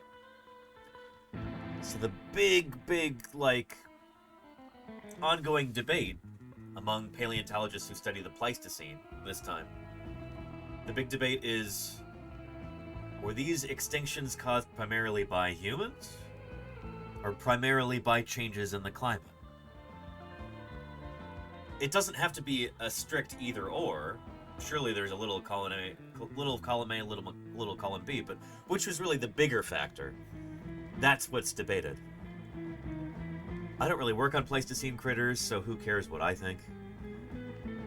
I'm not an expert in this particular area. But looking in from the outside, as a dinosaur person looking at this, I see it as... I think it might have been human influence that caused much of the stress that caused these species to go extinct. I'm more convinced by what's called the Blitzkrieg hypothesis, that like human beings show up and just kind of tear across North America and then South America, and these species, their extinction kind of lines up perfectly with the timing for human arrival and the expansion of human populations in these areas. But yeah. These are creatures that were really well adapted to life in North America for these guys. And they'd survived climate changes in the past. Milankovitch cycles, ice ages, temperatures warmed, temperatures encoulded multiple times. And these creatures survived through all of it. It's only when people show up that they go extinct. So anyway. You could be supremely well adapted to an environment, but if things start to change too fast, you're not going to be able to keep up. evolution requires some time, you know? It doesn't happen instantaneously. It only happens across generations, you know? So yeah. Crimson Soul has got a question. Curious how you define the deference between preservation and intervention. Oh, okay, I think I know what you're asking, Crimson Soul. Like, the difference between... How do you recognize the differences between natural extinction and human-caused extinction? Is that essentially what you're asking? And, like, in which cases is it morally correct, or even, like, an obligation to step in and try and save these species? I would say that in nearly all cases, human intervention is justified to try and save different species because it is almost always our fault. You got to think about, like, species arise and then go extinct over the course of hundreds of thousands or millions of years. And we as human beings have only really been spreading out across the world and doing this whole civilization thing for the past, what? Less than 10,000 years? That's nothing. That's the blink of a geological eye. That's practically instantaneous in the grand scheme of things. And so if there are species that are declining, it's almost always because of something that we did. The climate doesn't naturally change that fast. Like, tectonic plates don't move that quickly in order to change, you know, local conditions. Like, just about every natural process that can cause the extinction of a species is going to be a slow one. If we're noticing a lot of species declining in number, and we absolutely are right now, it's almost always because of us. We as human beings have had an unfathomable impact upon this planet. I'm saying this as a paleontologist, someone who's, you know, who studies extinct animals and, you know, I'm very familiar with extinction events in the past, and they are pretty gradual. The only one that rivals, the only one that's faster than the extinctions that are going on right now, the only time that there's been like a mass extinction event in the past that's happening faster than the one that we're causing was, I'll show you.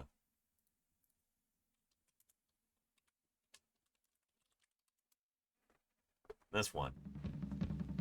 At the end of the Cretaceous period, the one that caused the extinction of the dinosaurs, except for birds. This was pretty darn fast.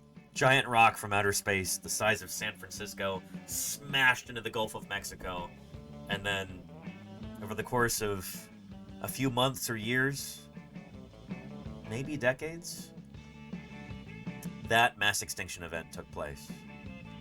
But the funny thing is, the more we study it, the smaller and smaller the time frame seems to get. So yeah, it might have been a year or less. Anyhow, that's the only one that's faster than what we're doing right now as human beings, really messing up the planet. So yeah. Does that answer your question? I hope it does. Just about any time that we've got an ecosystem collapsing, an ecologically important species going extinct, it's almost always because we have done that as human beings. We've destroyed habitat. We've overfished or overhunted certain animals, and then the food web collapses in an area. We've polluted. We've introduced species to certain places where they don't belong. They didn't evolve there, and then they outcompete the native species. All of these things are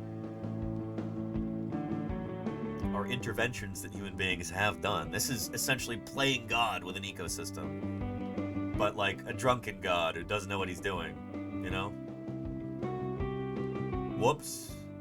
I've introduced rabbits to Australia, and now native marsupial species are on the brink of extinction because they're being outcompeted by creatures that they don't just breed like rabbits, they are rabbits, you know? And they're breeding out of control. When we did that, we brought them there. Or doing things like, well, shoot. We're messing up the oceans by removing all of these different fishes, industrial scale fishing, and also introducing plastic waste into the oceans, which harms fishes as well. Cane toads, that's a great example, Sir Yogi Wan. Yeah, shoot, this is an example of...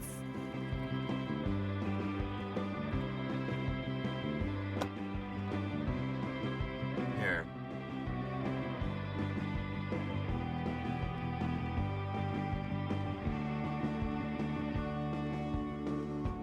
Let's take a look at this right here. Introduced to Australia almost 100 years ago. We'll try this. Cane Let's toads see if it's any are good. an ugly as hell pest that have decimated large parts of this country. Now, a crack squad of toad killers has a bold plan to stop the... I don't know if I want to watch that. Also, there's no subtitles on that one. Let's try this. Over Real much of the science? continent. In the 1930s, Australian farmers had a really big problem. Their sugarcane crops were being decimated by a voracious grub, the larvae of the cane beetle, which... So you got to ask yourself, why are they growing sugarcane in Australia? It's not native to there. Well, it's a big industry. You know, some people wanted to make a lot of money. And so they said, well, let's bring sugarcane to a place where it didn't evolve. And it can be beset by these pests, which were also brought to the continent by people. So this is kind of like a problem that people started in the first place. They set up the conditions to have a problem, and then there was a problem, and then they try and solve it, and they make a bigger problem. That's kind of the story of the cane toad. Which destroys the plant's roots. After failed attempts at chemically controlling the grubs, officials sought a biological solution. They thought if they introduced a predator of the beetle, the grub problem would go away. At the time, the thought process wasn't entirely unreasonable, but it would turn out to be the single worst decision they could have made. Yeah. After hearing about a measure to control a similar cane beetle in Hawaii with the voracious cane toad, Australian officials jumped at the idea. After dutifully carrying out exactly 0 studies of the potential impact on the Australian environment, they transported 100 toads from Hawaii and let them loose. Oh boy. And with that single action, the Australian ecosystem was never the same. 100 toads quickly became 1,000, and then 10,000, and then 10 million, and then 100 million. They have rapidly spread over much of the continent. Today, cane toads, properly known as Bufo marinus or bufo toads, are the most notorious of all invasive species in Australia. Yep. This lumpy guy is massive, poisonous, and seemingly unstoppable. The biggest cane toad ever recorded was almost 40 centimeters or 15 inches long, and weighed 6 pounds or 2.75 kilograms. That's bigger than some house cats that I know, you know? It eats anything it can fit into its mouth. Insects, trash, dog food, small reptiles, small rodents, and even birds. The one thing it doesn't eat, though, is the cane beetle. It's so stupid. They didn't bother to actually check if it eats cane beetles before they introduced it to eat the cane beetles. You know? Nuts. Cane beetles perch too high off the ground for cane toads to reach, and the toads certainly can't get to the grubs underground. So you could say there are some regrets. Cane toads are now moving westward at a remarkably fast pace, and the Australian government admits that it's unlikely that they will ever be fully contained. Since their introduction 87 years ago, cane toads have been linked to the decline of several native species in the Northern Territory and Queensland, including the Australian monitor lizard, the northern blue-tongued lizard, the Australian water dragon, the king brown snake, the common death adder, and the northern quoll. Many species are at risk of total extinction, all because of this stupid, ugly toad. Well, it's not the toad that's stupid and ugly. It was the human beings who decided this would be a great way to increase sugarcane production.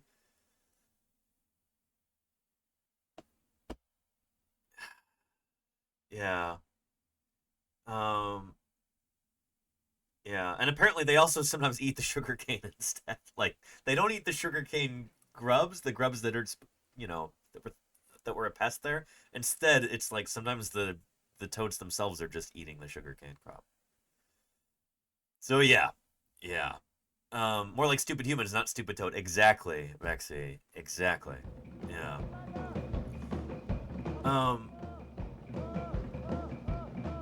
But yeah, do you see some animals are getting a resistance or learning to avoid? Oh yeah, Murph, there's certain species of bird that are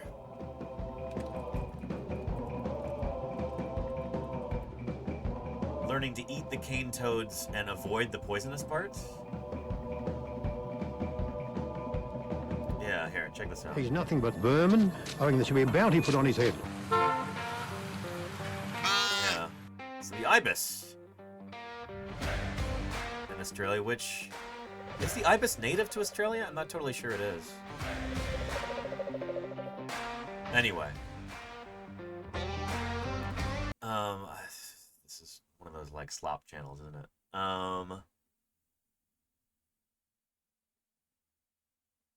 Yeah. Oh my god, there they are. Right there. Be careful, don't step on a toad. How do I... You can just open it and let them jump out, or you can just grab them and throw. Anyway, let's see if they talk about ibises learning to eat them, because certain species of bird have actually learned how to eat the cane toads and avoid eating the poisonous parts. Which is cool, but that's not going to be a...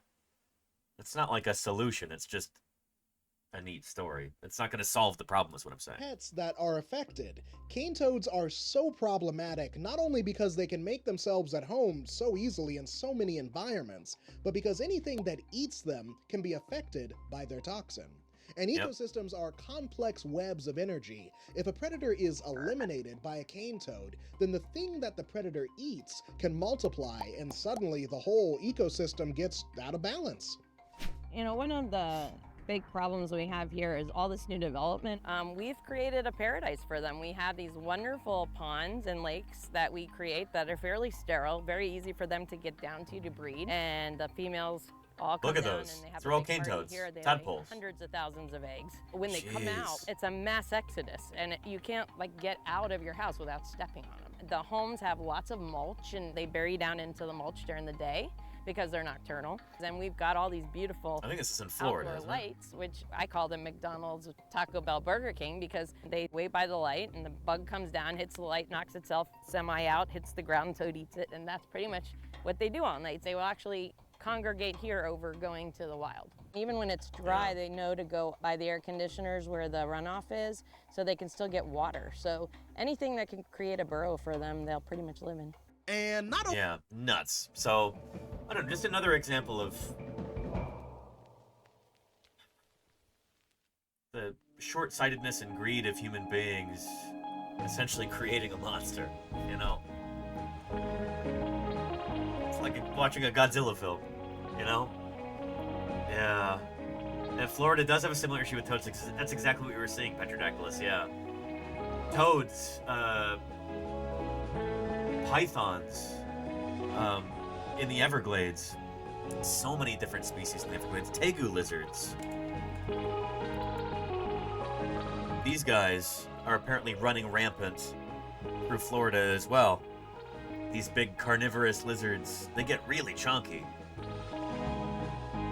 They're originally from Argentina, but people thought it would be cool to keep them as pets, and then either people let them go or they escape during like a hurricane. So like people leave their house, the house gets flooded, the tegus escape, then they breed in the wild, you know? They're really cool pets, certainly, but oh boy, but they do not belong in the wild, you know? And all too often in Florida they would get out there into the wild. Oh yeah. I was hearing from somebody, was it from Jim? Was telling me this field season that lungfish now have like breeding populations in Florida. I think these are probably like Protopterus or Protopterus, however you say it. These African lungfish. They either were set loose by their their owners, or they escaped during hurricanes, and now they're just all over the place. Giant African snails, too? Yeah. We have those... I saw some in... where was that? Yeah, in a documentary, there are giant African snails all over Hawaii now, also. Just these invasive species. So Son of Austerlitz says, is it possible to restore order to an ecosystem? Yes. You can make things better. You can undo some of the damage. It'll never be absolutely pristine like it was before people showed up. But you can do enough to save some of these really special species that are unique to that ecosystem. There are ways to do that, you know? Yeah, here.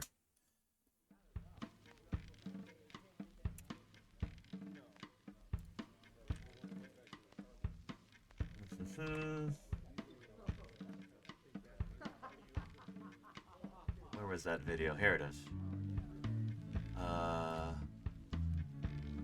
So things can go off kilter when people are thoughtless.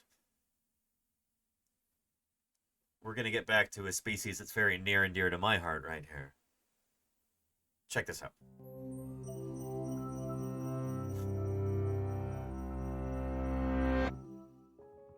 Over the past 2 decades, jellyfish have begun to overwhelm our oceans. In New Zealand, This video came out a year ago, by the way, so this is pretty up to date, you know? This is current. Divers swat off millions of stinging jellyfish, each no larger than a grain of pepper. Has anybody in chat ever been stung by a jellyfish before? Do you know how painful that can be? This is going to be a more widespread problem if this current trend continues, and it looks like it's going to continue unless we do something serious about it. In Sweden, a massive cluster of moon jellyfish shut down one of the world's largest nuclear reactors by clogging the plant's essential pipes. Shoot, you don't want to hear about that. In Japan, thousands of 200-kilogram Nomura's jellyfish with bells 2 meters in diameter swarmed fishermen. So that means the bell, like the head of the jellyfish, is more than 6 feet across. It's nuts. Nets and devouring local fish. Around the world, these animals voraciously consume fish eggs and larvae, routinely undermine marine farming efforts, and outcompete adult fish by consuming the resources they need to survive. So a massive explosion in sea jelly populations is going to be a bad thing for fishes, for marine ecosystems, even if you're just trying to do something like aquaculture to, like, you know, raise fish in captivity like this in order to sell. You get a jellyfish population in there, a population of sea jellies, and they'll shut you down, you know? The entire ocean is thick with jellyfish. So, is there anything that can keep these gelatinous creatures under control? Can we think of any creatures that might eat these guys? Any ideas, chat?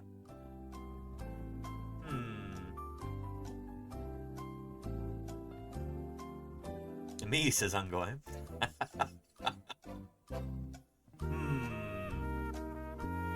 I'm seeing some correct answers here. Yes.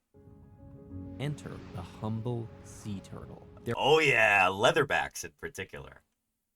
There are a wide range of marine animals that feed on jellyfish, but sea turtles are among their most ancient predators. And while every known species of sea turtle preys on jellyfish at some point in their lives, none consume quite as many as the leatherback. Yeah, good old Dermichelys coriacea, one of my favorite extant animals. Leatherbacks are the largest species of sea turtle, and they eat jellyfish almost exclusively, devouring well over 1,000 metric tons of them over their roughly 50-year lifespans. I bet half of you in chat don't even eat 1,000 metric tons of sea jellies over your roughly 50-year lifespan. I'm sure there's people here who have eaten sea jellies before.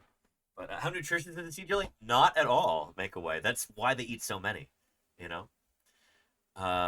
And leatherbacks are either threatened or endangered now. They are. There are different populations around the globe are either declining slowly or declining extremely rapidly, but they're all in decline. The leatherback is, I don't know if it's considered to be endangered at a global scale.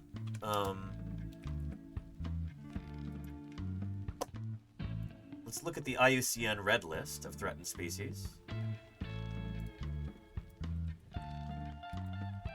Search Dermichelys, which is the leatherback, decreasing vulnerable here, so not quite endangered on a global scale, but there are populations that are endangered. There are some populations that are extinct now, or at least extirpated.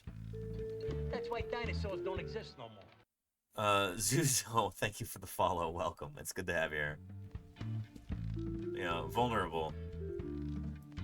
But does need updating, crucially. This was assessed back in 2013. So when they are reassessed, they probably will be endangered. Population trend decreasing. Yeah, it's a serious problem.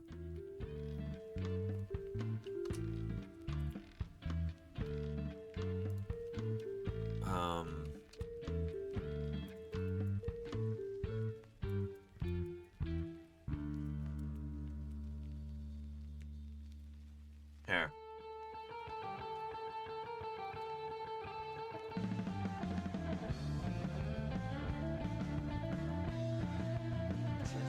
More secretly, other very different turtles are laying. This is the largest of all the marine turtles.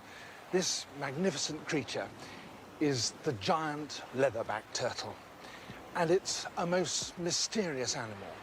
It's a solitary wanderer of the oceans. Individuals turn up almost anywhere in the tropics. But such they cool go animals. much farther than that. They've been recorded as far south as Argentina and as far north as the British Isles and North America. As far north as Norway, actually. Like, up in the North Sea. They'll go all the way up there. They're the only marine reptile with such an incredible range. Leatherback turtles can survive and thrive in waters that would kill you or me. Like, we would freeze to death, and these guys, being a reptile, are able to generate enough body heat to be able to thrive in super cold water like that. But it's a creature of mystery because although we know what it feeds on, which is sea urchins and fish and oddly... And, oh, holy cow, Inachu, thank you for those 20 gift subs. Holy cow, do I appreciate that. Inachu just gifted 20 subs. Thank you kindly, Inachu. There are 20 chatters. 20 chatters who won't have to worry about a single ad for the next month on this channel. Thanks to you, Inachu. I appreciate that very much. Thank you for your generosity there. Spectacular. Hi to you too, Inachu. Welcome, welcome. Gorgeous. That's beautiful. Thank you very much for that. Here, we'll get back to Attenborough and the leatherback for a second, but let's see. Somebody said I had no idea they got that big. Oh yeah, Shoga Hiryu says, oh wow, they're bigger than I thought. Holy moly, did these critters get big. Here, I'll show you a video that kind of illustrates that.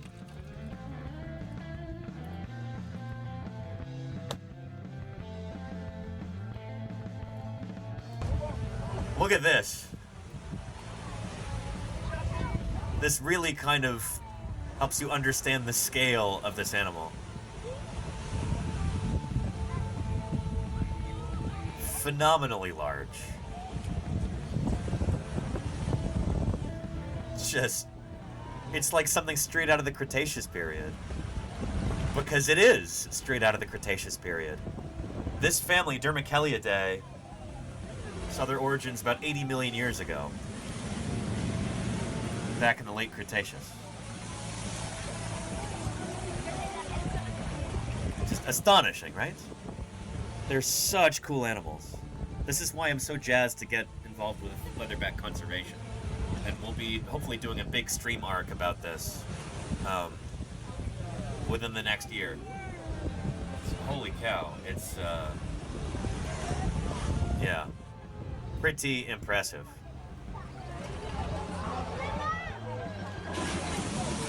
So that's a female after laying her eggs. Only the females come up onto land. The males leave the beach when they're a hatchling and they never come back. Anyhow.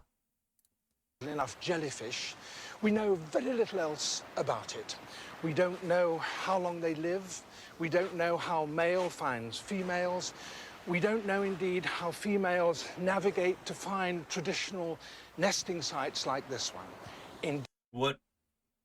Some of the stuff we do know now, because this was, when did this come out? BBC, The Living Planet, Margins of the Land. Somebody can look it up on IMDb or something and tell me when this premiered. I want to say it's like the early 80s. But, yeah, we've since then learned a lot about leatherback turtles. Their biology, their ecology, all of that stuff. How long do they live? About 50 years. They almost exclusively eat sea jellies and other gelatinous zooplankton. So, sea jellies, salps, things like that. Here. Leatherback eating salp. There we go. One of these soft-bodied critters like that. Check that out. It's just wild, you know?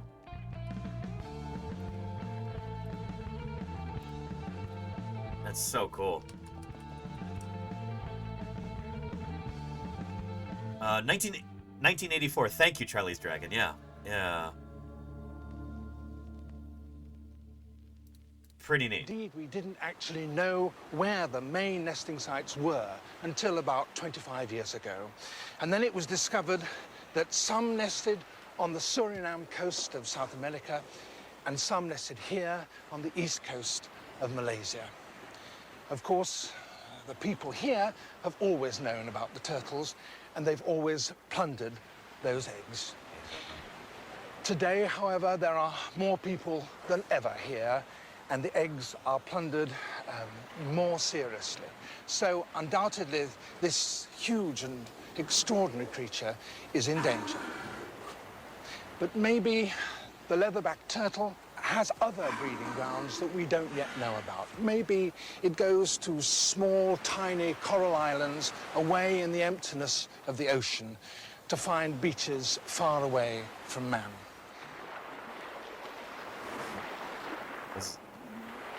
You can tell how much David Attenborough hopes that that's the case, that there'll be a place that'll be safe for these turtles to lay their eggs. Because they're in Malaysia, they were just... Those eggs were being scooped up left and right by people.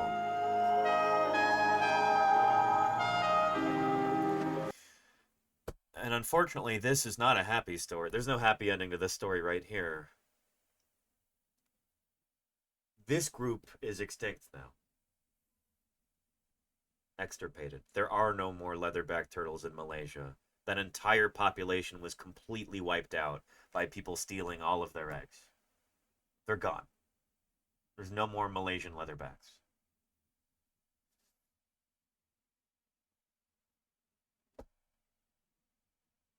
It seems like a similar thing might be happening in Costa Rica right now.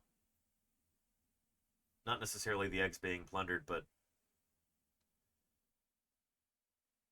beach habitat being destroyed to the point where they can no longer nest there. This is a creature that desperately needs our help as human beings. Like, they need a fighting chance.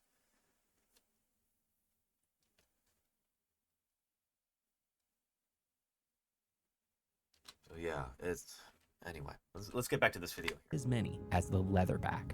Leatherbacks are the largest species of sea turtle, and they eat jellyfish almost exclusively, devouring well over 1,000 metric tons of them over their roughly 50-year lifespans.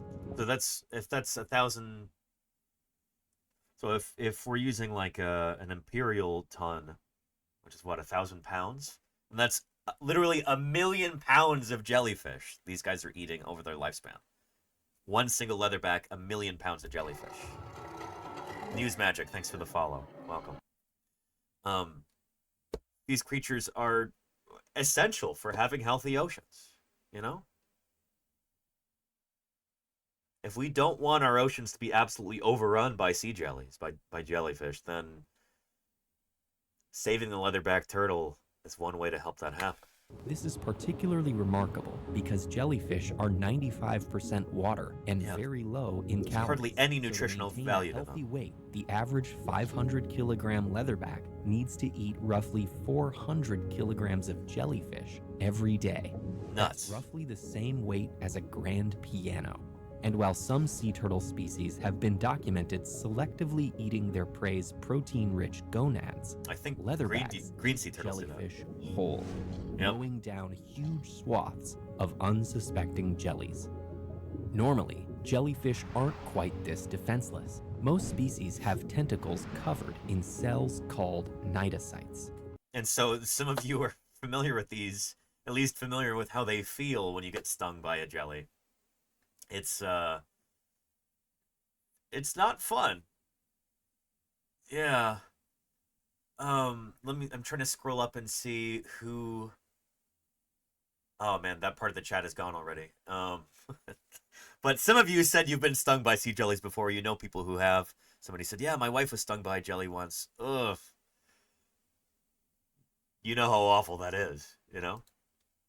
Which contain venomous harpoons coiled and ready to launch. Blue dragon? Oh boy, These Scoops. barbed Yowza. structures, known as the metacysts, are released on contact. Jellyfish frequently use this sting to paralyze and kill their food, and it can also irritate the skin of would-be intruders. But it's completely useless against sea turtles. Yep. Most of these reptiles have thick scales covered in keratin, the same material that makes up nails and claws. This leathery armor protects their skin while they hunt, and any captured prey that tries to escape is impaled on the keratinized spikes lining the leatherback's esophagus. Yeah, they have crazy mouths. If you're not familiar with this, it might blow your mind a little bit.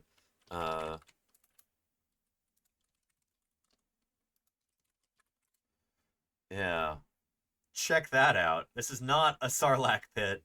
That is the mouth of a leatherback turtle. On the inside, they have all of these keratinized spines.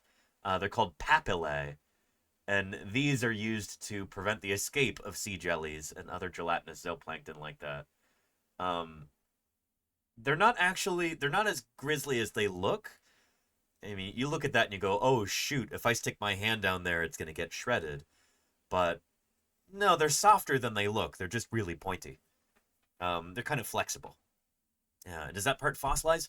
I don't think so. I think it is relatively soft tissue, and so it's not a good candidate for fossilization. But yeah. Yeah, some penguins also have something similar, Crimson Carnotaurus. Yeah. Yeah, they've got papillae like that too. Independently evolved. Yeah. Here we are. Impaled on the keratinized spikes lining the leatherback's esophagus. For most sea turtles, these adaptations make individual jellyfish easy prey. However, a jelly population's true defense mechanism is in how quickly they can reproduce. Almost all jellyfish species have evolved to reproduce both sexually and asexually, allowing them to increase their numbers with or without a partner. In tropical environments, jellyfish reproduce constantly throughout the year, but in more temperate climates, species often reproduce all at once in a massive bloom, where jellies multiply at alarming rates. And humanity is making these blooms much more frequent. So again, the stuff that we're doing out of greed or carelessness is making that problem worse. Fertilizer runoff from farms introduces chemicals that simultaneously kill other fish and prompt blooms. High water temperatures caused by climate change speed up jellyfish reproduction and extend the reproductive season. Meanwhile, both marine construction and pollution dramatically increase the surface area for jellyfish polyps to attach, grow, and mature. So with all of this crud that people dump into the ocean like this, all of this waste, trash, all of these plastics that don't easily biodegrade, that's increasing the number of these sea jellies because their polyps stick to these. It gives them a substrate to grow on. Where at other times, you know, they wouldn't be able to to mature, if there's a bunch of plastic crud there in the water column, they stick to that and they grow and they multiply. All these issues require a wide range of policy-based solutions, but one major way to prevent jellyfish populations from getting out of hand is to protect their natural predators, many of whom are currently under threat. Small-scale fisheries that are So somebody was asking in the chat earlier, and I didn't respond right away, whether there are other species that feed on jellies, and yeah, one of them is the mola. The mola is a group of, what are they, tetradontid fishes, I think? There. Like the ocean sunfish. Molas. There we go. These are incredibly weird fishes. They're so cool. Yeah. Ocean sunfish, Crimson Soul, yeah. Yeah. Ocean sunfish and its relatives. So there's the ocean sunfish right there. But there's several different species. Sharp-tailed mola, tsunami fish, Mola tecta, Mola alexandrini, but Mola mola is probably the most well-known one. They are incredibly weird and cool.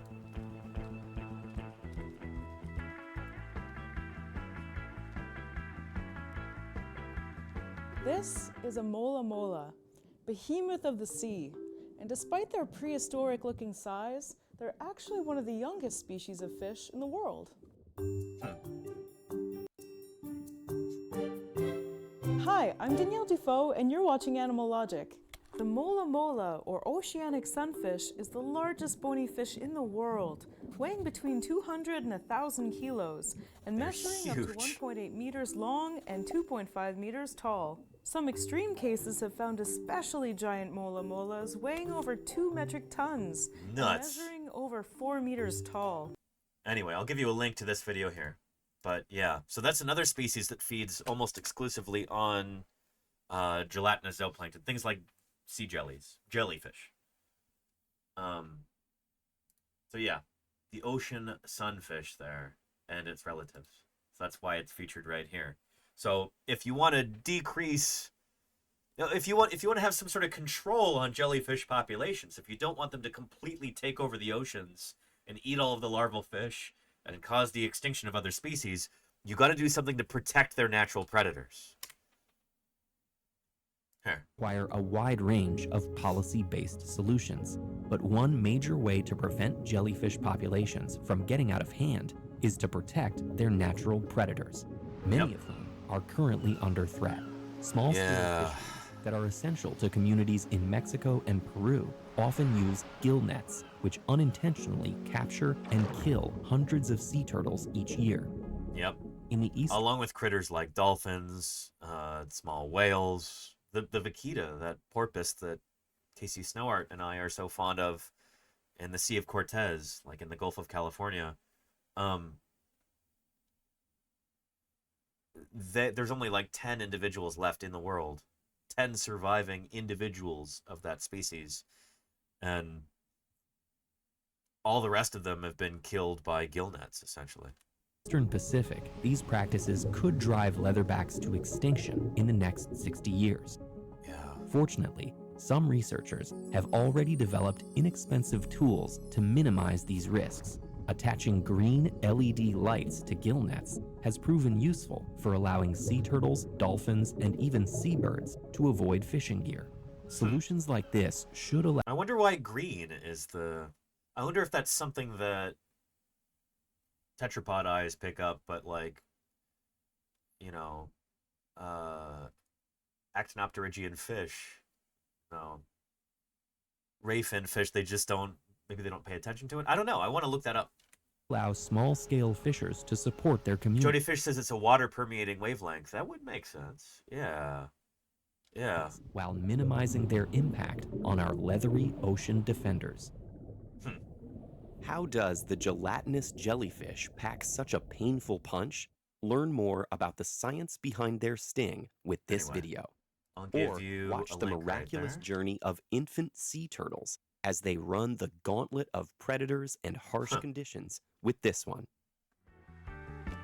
Cool stuff. But, I don't know, when we're talking about species adapting or species going extinct, it's really difficult to talk about this sort of thing nowadays because we don't have like a natural experiment. This isn't just like nature taking its course. This is human beings, human activity just wailing on these creatures. Like they don't stand a chance with all the things that we're doing to the oceans, for instance.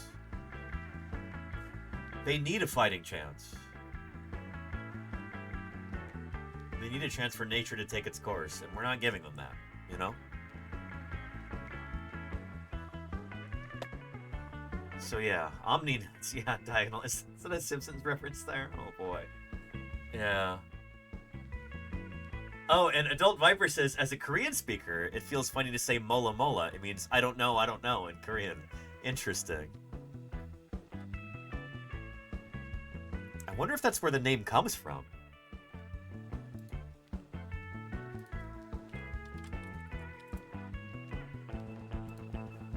Yeah.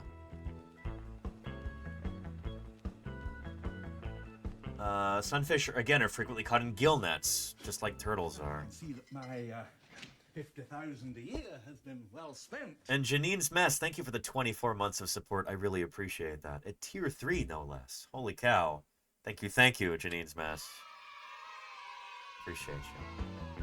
And Daimono says, hi there, I'm here to say that I hope you have a really good night. Thank you, Daimono. I appreciate that. I hope you have an excellent night as well. Welcome to Paleontologizing. So, sunfish's common name, sunfish, refers to the animal's habit of sunbathing at the surface of the sea. Its common names in Dutch, Portuguese, French, Spanish, Catalan, Italian, Russian, Greek, Hungarian, Norwegian, and German mean moonfish in reference to its rounded shape. In Polish, it's named samoklau, meaning head alone or only head because it has no true tail. Yeah. But where does the name mola mola come from, though? Oh, so its epithet mola is Latin for millstone, which the fish resembles because of its gray color, rough texture, and rounded body. That makes sense. So it's a coincidence that in Korean it means, I don't know. Because, you know, you might look at an animal like this and be like, what is that? I don't know. There's a video of some fishermen out near Boston, I think. At least they have thick Boston accents. And they spot a mola and they don't know what it is. And I would show you the video, but there's a lot of cussing in it. Because they're just incredulous. They're like, what is that thing? Is it a baby whale? Yeah. I am tempted to try and find that.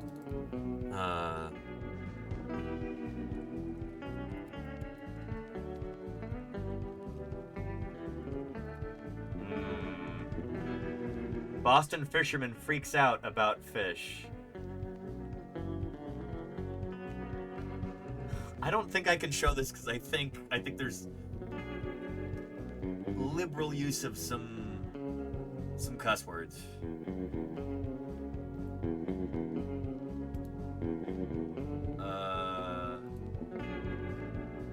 Here, I'll put a link in the chat, but I'm not going to show it live on stream. Yeah, there you go.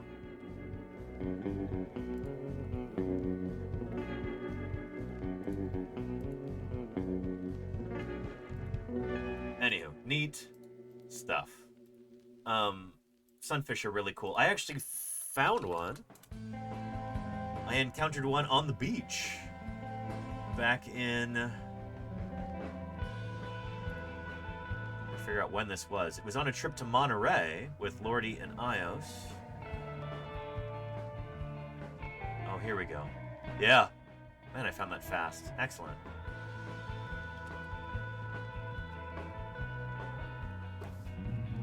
But that is me and an ocean sunfish, Mola Mola.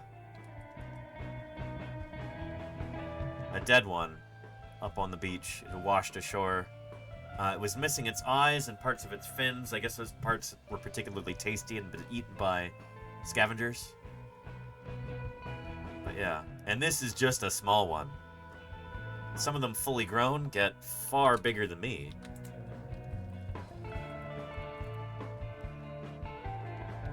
Yeah, check that out. Just enormous.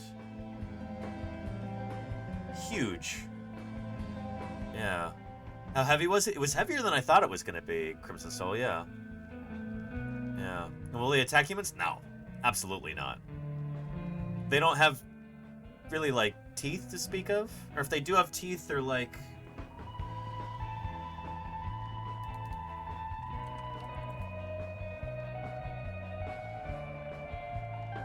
Yeah, they're just kind of like flat teeth that they use for just kind of like mashing. They're not, they don't pose any danger to humans. Yeah.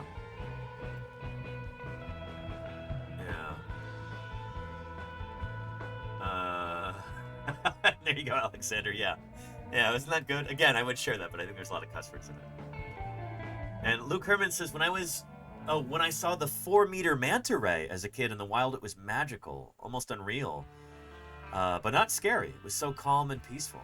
Later they told me it was a young one, and they could get like twice as big. Yeah.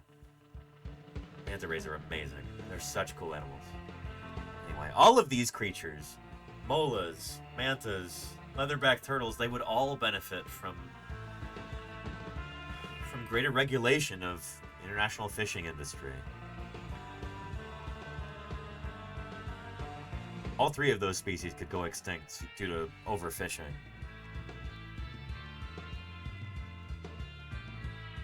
It's not fun to think about. Yeah. But yeah. It's very funny to watch. Yeah, Chris Straw. I want to watch that after stream, but yeah, anyhow.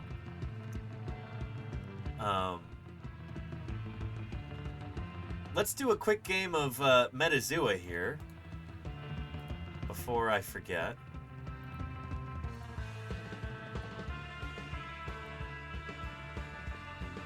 And then we'll get into Thursday BIRDSday, shall we? So we did this yesterday. This is an online game that you can play, just really simple game, sort of like Wordle, if you're familiar with that. You have to guess the word of the day. But here, it's an animal. There's only one mystery animal per day, but you get 20 guesses to figure it out. Let's start it. So, we're gonna guess a random animal, and then I'll show you how it works. Yeah, we're talking about marine organisms, so let me do, let's start with sea lion and go from there. I like to start with a placental mammal to start with, because often it is a mammal. This is not a mammal, however. So our mystery animal is not a sea lion. It's not a mammal. It's not even a vertebrate. But it is a deuterostome. So let me show you what that means.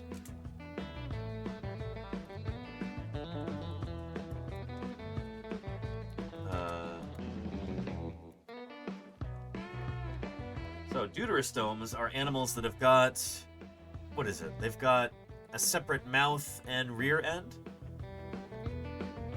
There we go. Deuterostomes.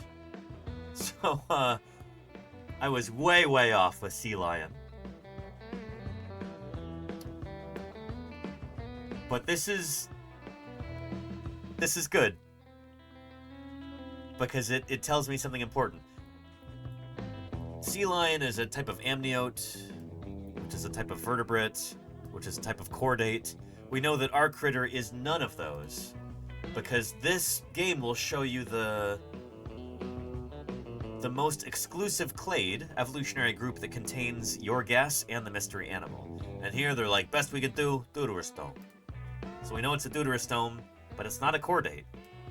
So we can eliminate 73,000 species there. It's not one of those. It's got to be part of this group. It's got to be part of Ambulacraria. Starfish and more. So these are echinoderms and their relatives, I guess? Yeah, so this is Echinodermata. I betcha it's gonna be like either a sea urchin or a sea star. So let's try a sea star, starfish.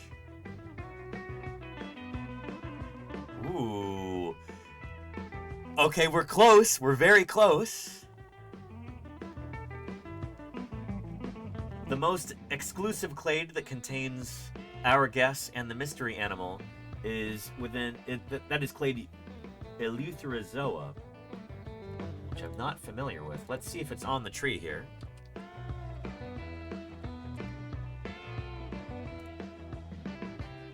There we go. Yep, right there.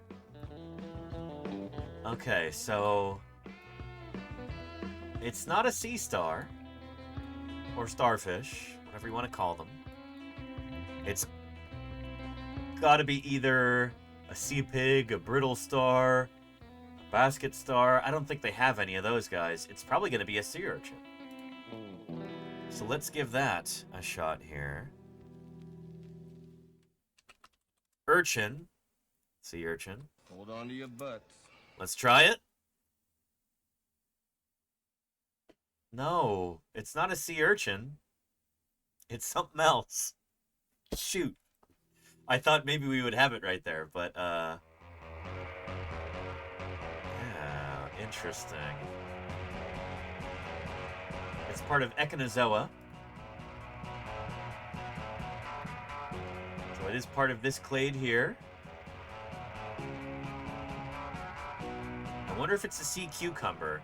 So Metazoo is very cool, but it doesn't have every species of animal, far from it. It's got mostly ones that you've heard of. So I bet you it's sea cucumber. Let's try it. And ding, ding, ding.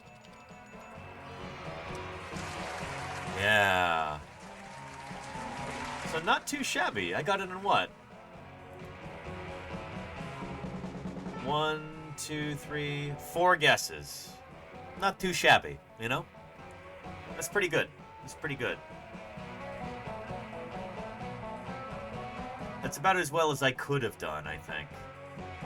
I could have guessed sea cucumber instead of sea urchin here. It's kind of a toss-up, but I went with sea urchin. Yeah. So anywho, yeah. Excellent.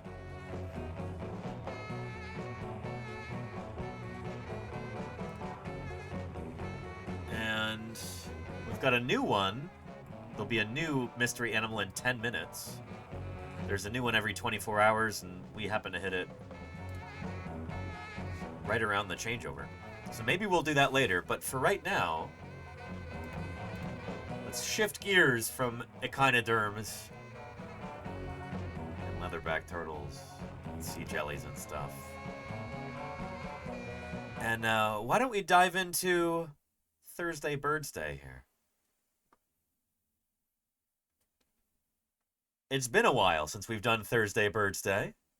So yeah, let's do some avian appreciation there, Alexander Morrison. Thursday BIRDSday starts now. Hold on, something's coming out of here. Look, there's a bird, dude. It knows what's good. I'm telling you, I just heard it inside.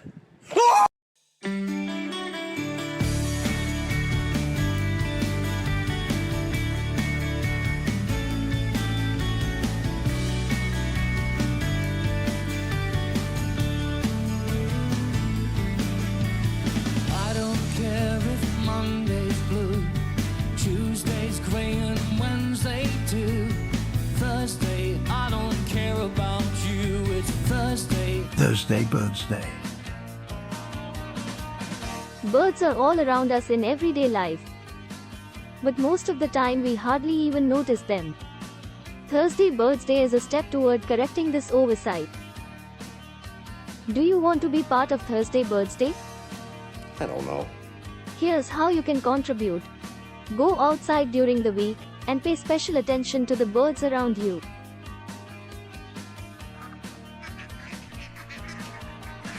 See if you can take a picture of a bird.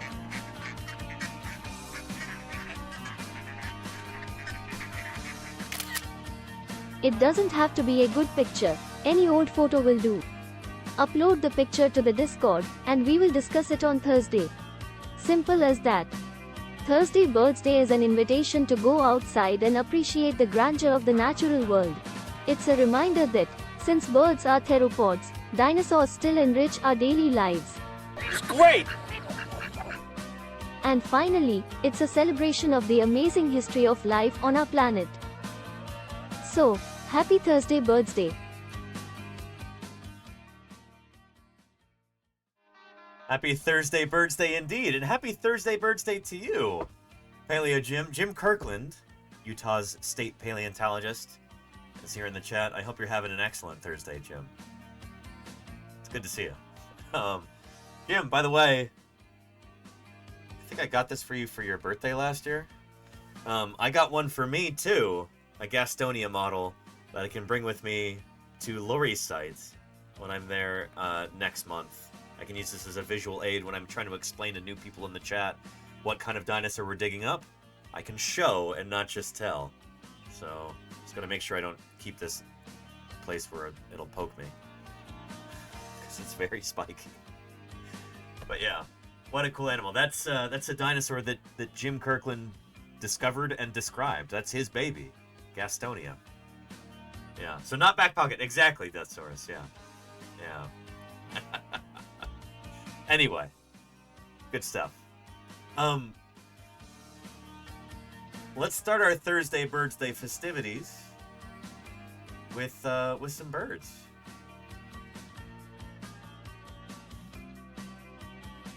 Here we go.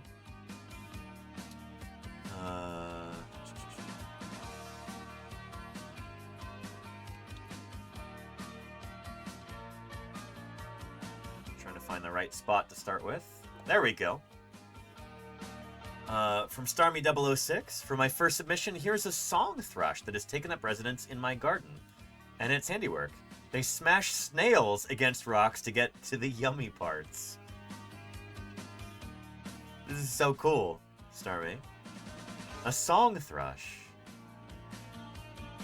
And that's what they were doing. Ooh. Apologies to any invertebrates watching.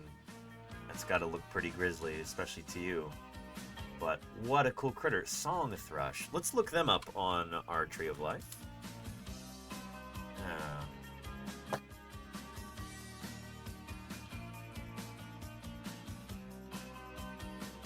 Well, let's jump to birds first. Eevees, the birds. Jim says, I just stopped working on a paper describing a new species of Polacanthine. A well-needed break? Excellent, Jim. Is this the Doling's Bowl one? If it is, that's super exciting. I need to start working on an illustration, potentially, if you'd still let me do that.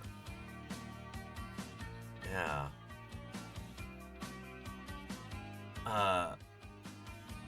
Indeed, among others. Ooh, boy. Yeah, Jim, it's another reason why I wanted to get this model. Is I can use this as a little, like, artist maquette for when I'm doing an illustration to get our basic Polacanthine body plan down and get the perspective and the lighting all correct, and then we can change some of the details so that it matches our new Polacanthine. Very cool. Yeah, that's exciting. Oh, and is this not the correct Thursday BIRDSday channel? No, this one's from May. Hang on.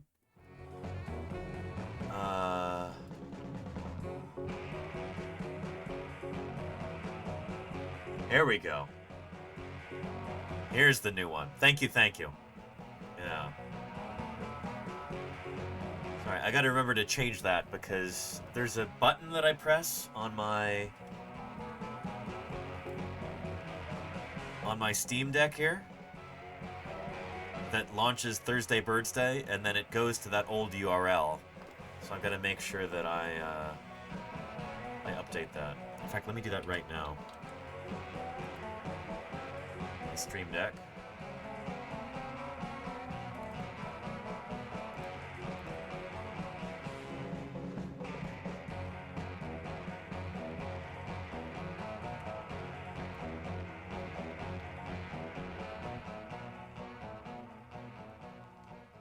There we go. That should do it.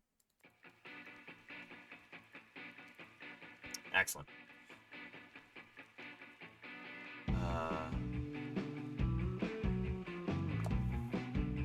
And Crimson Soul says, does being an artist fall into the job description? I'm not a conventional, like... A lot of paleontologists do produce art, but that's not a prerequisite. It's not a requirement. I do illustrations and stuff for publications sometimes. And for here on stream, too. All those emotes that are there in the chat. These and these and these and these. Those are my own work. Yeah. There are a number of paleontologists, probably a disproportionate number, who do artwork. But it's not everybody. Yeah. Art and science have a relationship, says Bowie. Yeah, in many cases, yes. Yeah. Anywho.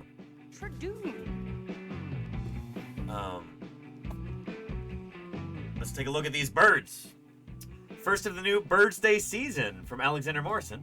Here's another video of mine with Brian Eng's music, adding some more flavor. Nice. Animals within: black-bellied whistling duck, white ibis, American alligator, and either a red-bellied cooter or a Florida cooter. That's a kind of turtle.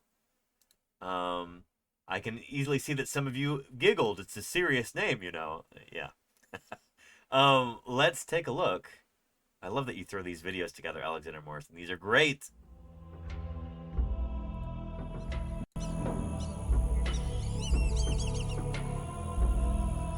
Very nice. That's got to be our duck there. Here is an ibis. That's an American alligator. Very nice.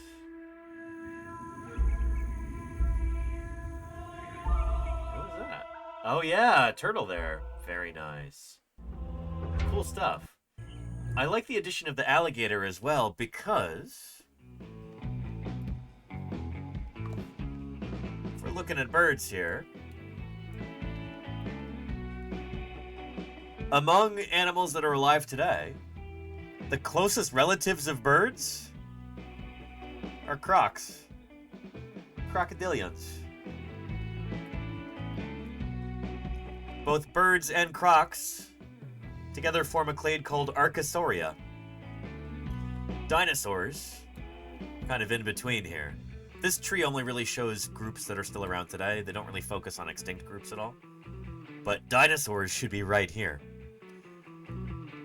Birds evolved from dinosaurs, and dinosaurs evolved from earlier archosaurs, as did crocs. It makes a lot of sense when you think about if you had to try and come up with an animal that would almost be a cross between a bird and a croc.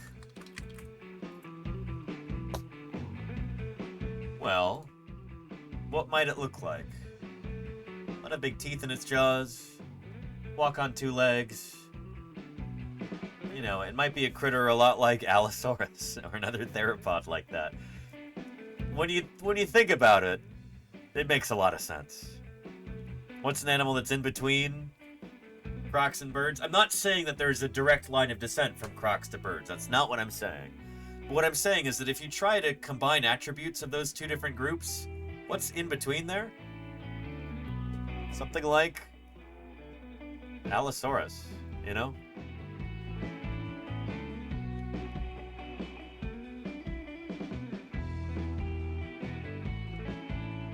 Hope that makes sense. Yeah. Good stuff.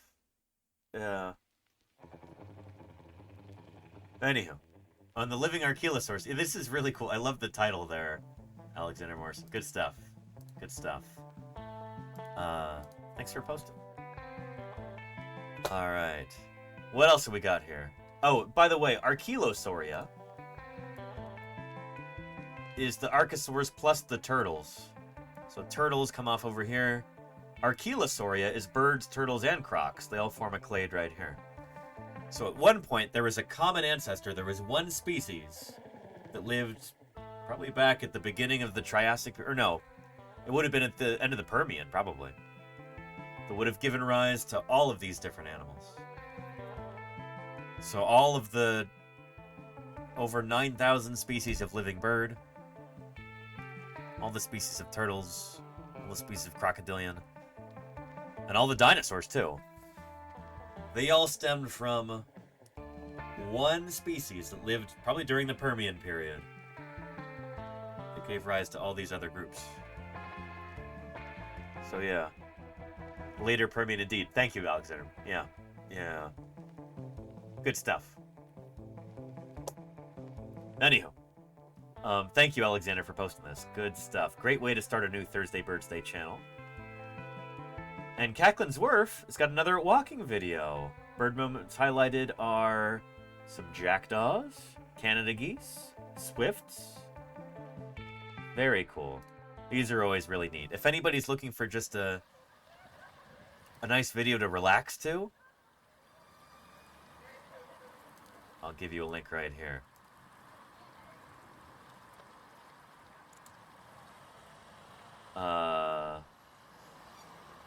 37 minutes long. Nice. So this is in the Netherlands here. Walking from Breda to Etten-Leur. I don't speak Dutch, so I apologize if I've butchered that pronunciation. But let's see some of those highlights there.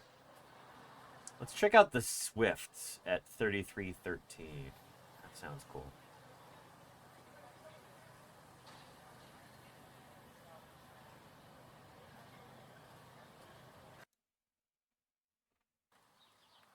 Oh, you can hear them. Turn it up.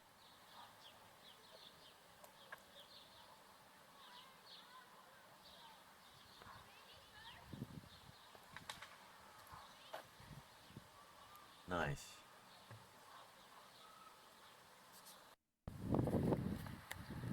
Is that guy holding a solar panel?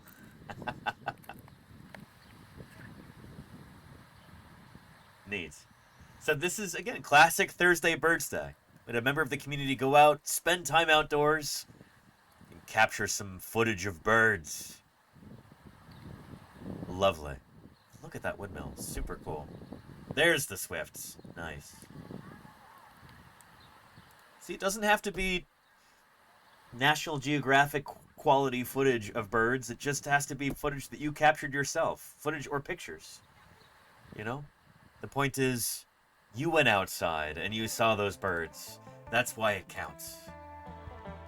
So thank you there, Cacklin's Wharf, for posting. Good stuff. Yeah. And Alexander, I'll see you next time. Yeah. And the Suncatcher part solar panel, part artwork. That's really neat, Cacklin's Wharf. That's really neat. Yeah. Cool stuff. And Lenina's got a trio of juvenile grackles seeking refuge from the heat by hiding underneath this pickup truck. Love my rat birds. Grackles do not get nearly enough love, in my opinion. Are these more boat-tailed grackles? It does look like they've got a counter shading thing going on, like lighter underneath. That might be juvenile plumage. And it does say juvenile grackles. Nice. Let's look up grackles on our Tree of Life.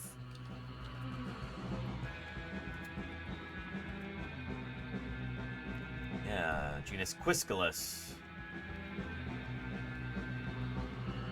There we go. Grackles. There's 6 living species. And I think we're looking for the boat-tailed grackle, right? There we go. Yeah. Quisculus major. They might also be common grackles, I'm not sure. Yeah. They're neat. Lenina says, I give them enough love for everyone. Appreciate that about you, Lenina. Good stuff. Excellent. And, Science. What's science ever done for us? TV off. Crimson Soul, thank you for the follow. I appreciate it. Pretty neat. Pretty neat. And Creatrix Brit says, these two hung out with us with at a tire swing in Central Park. What are these? It almost reminds me of like a European robin. What is this bird? Huh. Catbird, says Neverwinter? Oh. Let's jump from grackles to catbirds.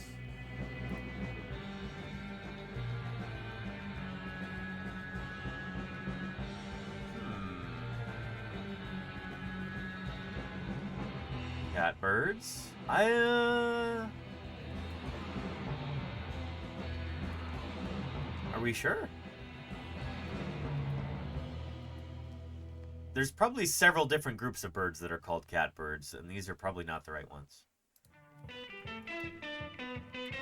Catbirds. Catbird. Let's try it 2 separate words. Huh. Cowbird, says Jazzy Cat. I don't know if it's a cowbird either.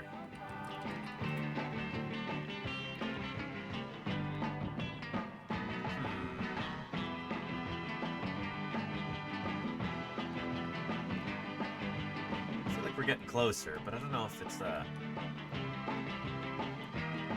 cowbirds. Oh, this one sounds pleasant. The screaming cowbird. Yeah. And Neverwinter says, no, very definitely catbirds. I'd know them anywhere? Okay. Okay, I trust you. Let's look up an image.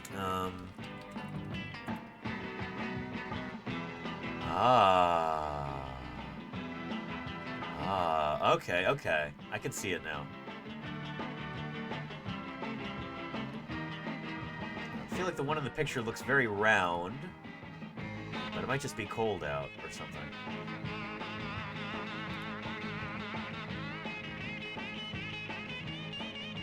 Gray catbird. Let's look at that.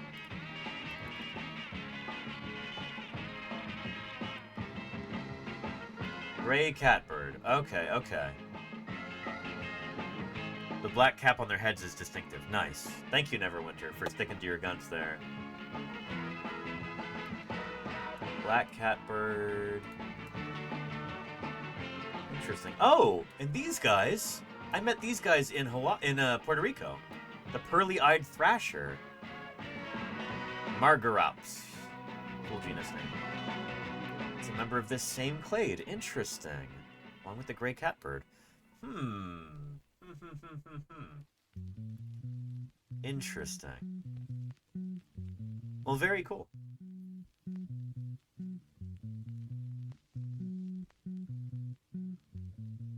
Huh. I do want to look. Catbird, Central Park. There we go. Gray catbird. Yep. I'm totally convinced now. This could be the same individual. Right there. And right... almost. Nice. Very cool. Yeah. Nice work, Neverwinter. And thank you, Britt, for posting. Excellent. Now. Ms. Art Rules has got... Ooh! Bird of prey, bird of prey. Not a peregrine. Is this a Cooper's hawk or a sharp-shinned hawk, maybe? I don't know, raptor people. Now's your time to shine. What kind of raptor is this? Neverwinter says it's a coop. Okay. And I do know Godwits. Luke Herman's Gaming, yeah. Yeah. Cooper's hawk. Okay, I buy that. Yeah.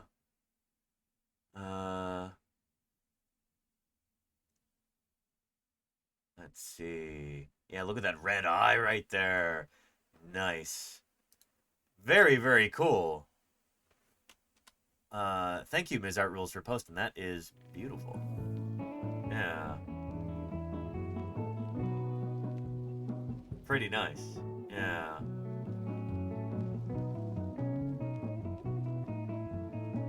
Very cool, Ms. Art Rules. Thanks for posting. Well, Ms. Art Rules says goshawk, though. You think it's a goshawk?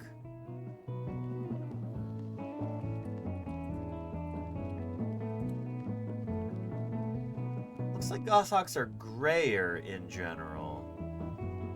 Although...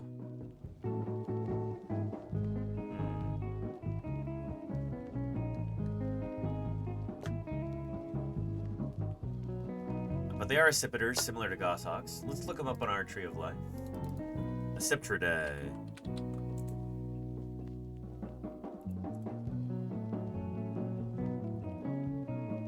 The hawks, Accipitriformes.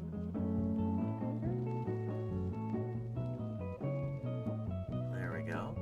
There's our hawks. So we've got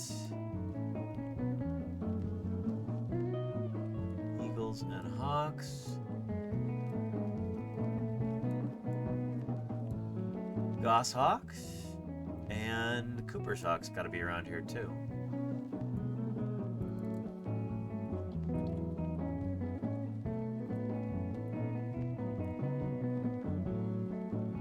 There we go, Cooper's hawk. Nice. Accipiter cooperi. Ha. But yeah, and Neverwinter says they may be renamed as goshawks since they're named after a person and those names will be going away eventually. That's what I've heard too, is that like a lot of the names, like common names of birds that are, you know, Steller's sea eagle and stuff like that. Like, I've heard those names are being phased out. Those common names. Huh. Cool. Interesting. Thank you, Ms. Art Rules, for posting. It's a Cooper sock? Nice. And, Dorkalotl has got a member of Ardiidae, the heron family. Herons and egrets. Is this a bittern, or is this a green heron? Who is this?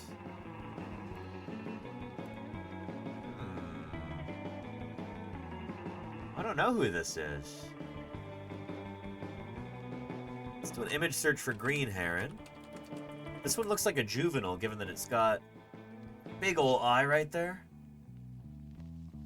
Maybe not a green, unless I try juvenile. No, I'd say our critter looks different. Ms. Caprikel says I'd say green heron?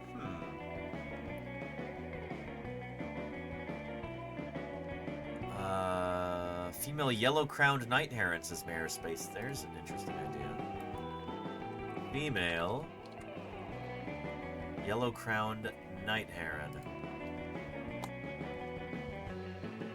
Well, well, well. That might be it there. That might be it. I think we might have a winner here. Nice, Mayor Space. Yeah. And Neverwinter says, that's a juvenile night heron. Not sure if it's black or yellow crowned. Interesting. I wonder if there's a difference in the eye color or something. We have black crowned night herons. Juvenile black crowned night heron.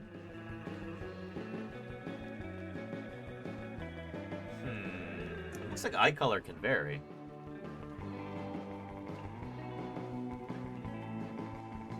I wonder if geography would be our silver bullet here. Because as far as I know, we don't have yellow-crowned night herons where I live, in the Bay Area.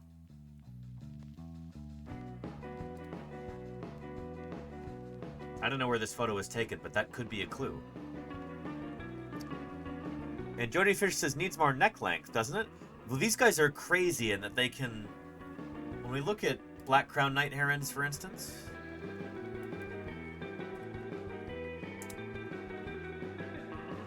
Sometimes they look like they have no neck.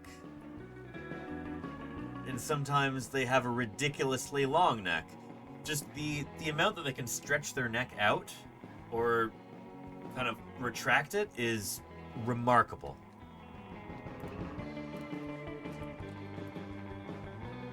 So, long neck, no neck.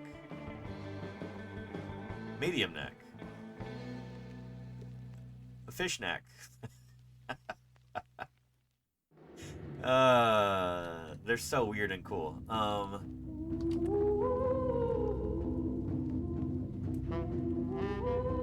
there is a really cool figure from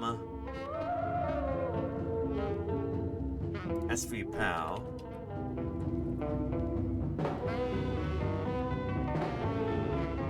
I don't know if I'll be able to find it here, but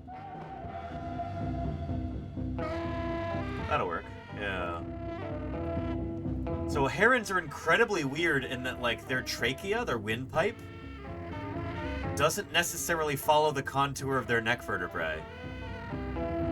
It just takes its own path, which maybe is one of the ways that they can retract their neck down to its nothing, to where like it can't even see it, or like extend it way out, is they don't have to worry about their trachea kinking along the way. Isn't that incredibly strange? Yeah. The trachea accordion folds? Not that, it just runs separately. Like, this is really interesting cable management, you could call it, for all the IT folks in the chat. Yeah. Pretty interesting. Yeah. Again, look at that. This is what I was trying to find. Yeah. No neck, all neck. It's the same bird a few seconds apart. Pretty wild. Yeah. Herons are so delightfully cursed, says Petrodactylus. They're such cool animals. I love them so much. Yeah, where's my Heron's Handbook? It's over here.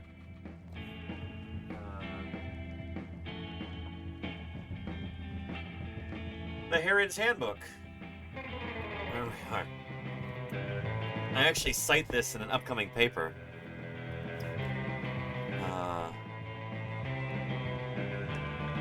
Yeah, along with several other papers by Cushland. But really lovely book. I don't remember how I got this. I think I saw it referenced somewhere online, and I needed to actually be able to cite it, so I had to, like, get the book. But, what a cool book all about herons and egrets and bitterns. Yeah. I love books like this, where it's like, hey, you want to know about a particular kind of critter? Here's the book on these animals. I love delightfully specific books like that. Makes me smile.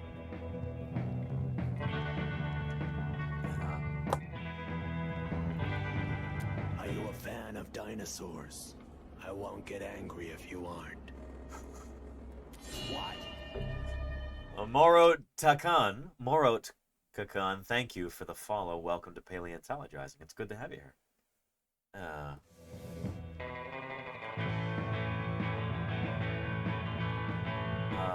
Herons took it all. Oh, interesting, Luke. Huh. Yeah. It's like the book is for herons. Well, it's not the Heron '(S) handbook. It's the handbook of herons. So it's not for herons, it's about herons. So if you need a handbook to herons, then this is the book for you. Yeah. You can get it for less than $11. That's impressive, Claireburn. Wow. Shoot. I'll get myself a second copy. Anyway, let's get back to our birds. Excellent one there, Dorkalotl. I love it. Thanks for posting. I thought they'd learn how to read. Uh-oh. Lordy, don't tell them. Don't tell the herons that the handbook is for them. Oh, very cool. Crimson Carnotaurus. Some pieces I saw at a museum last week. Where have I seen this before? I wonder. The Berlin Archaeopteryx specimen.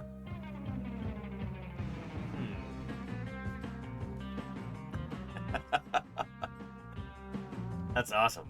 Yeah. And then Confuciusornis. Very nice. It's not often we get fossil birds on Thursday BIRDSday. That's very cool, Crimson. Thanks for posting. I love that. Good stuff. Yeah. And is this also from Crimson? A seagull that stole a bag of quavers. Not stole. Birds do not steal things. They, acquire them.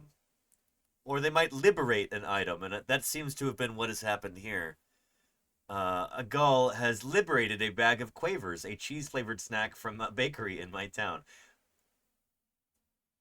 Salute to all of those birds playing by their own rules, doing what they gotta do, you know?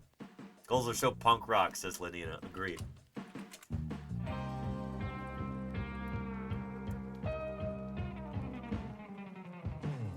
Yeah.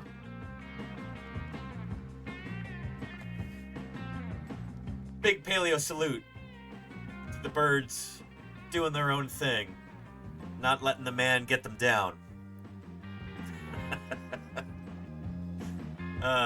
Excellent. Check out that critter there. Looks like a herring gull, says Neverwinter Fool. Nice. Let's look them up on our Tree of Life. A herring gull. That's going to be genus Larus, right? Like most gulls are. And for it, they select an item. There you go, coconut. Yeah. Yeah. Nice. Larus argentatus. And gulls are so cool. They don't get nearly enough love. We'll probably talk about them again before I go to Utah, because in Utah... Oh, Jim is listening right now. I'm going to say something tongue-in-cheek that's not, I don't really mean this. But in Utah, gulls are considered sacred. They are worshipped as divine beings. Gulls. Which is why if you go through Salt Lake City...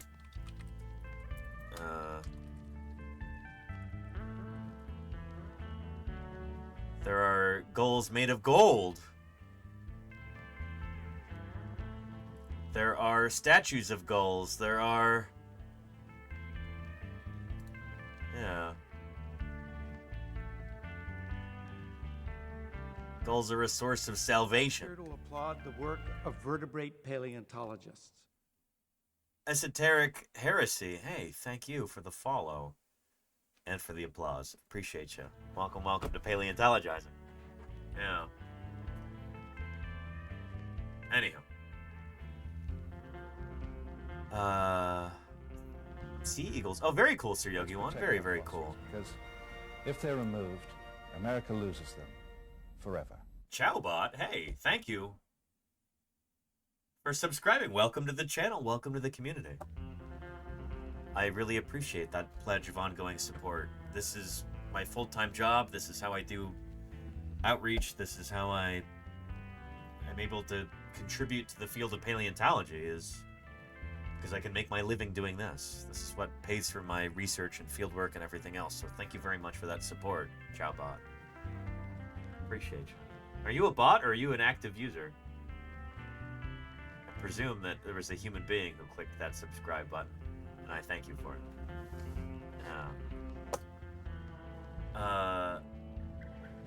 Adger Badger's got a question. My oldest kid, who is in elementary school, wants a new book about dinosaurs. Do you have any recommendations? Ooh, yeah. One that I would recommend...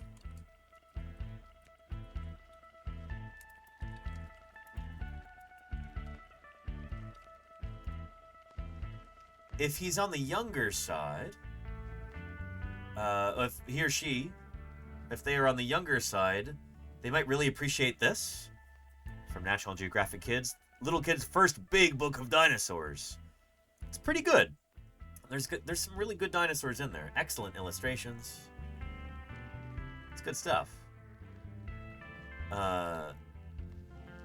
Yeah. If you're looking for something a little bit more advanced, then here I've got one here on the shelf I can recommend. Here we go. This is one it'll last through elementary school and into middle school and high school too. This is an excellent, like, all ages dinosaur book. By Thomas Holtz and Louis Ray. Dinosaurs, the most complete, up-to-date encyclopedia for dinosaur lovers of all ages. This book came out in like 2006, so it should be kind of outdated at this point, but it's really held up. It was written in such a way and illustrated in such a way that, yeah, it doesn't feel out of date. Even if there's a few things that could use updating, I suppose. But it's, oh, there's Alvarezsaurus, my favorite guys. Yeah, this is an excellent one. It's good. Highly recommend. When I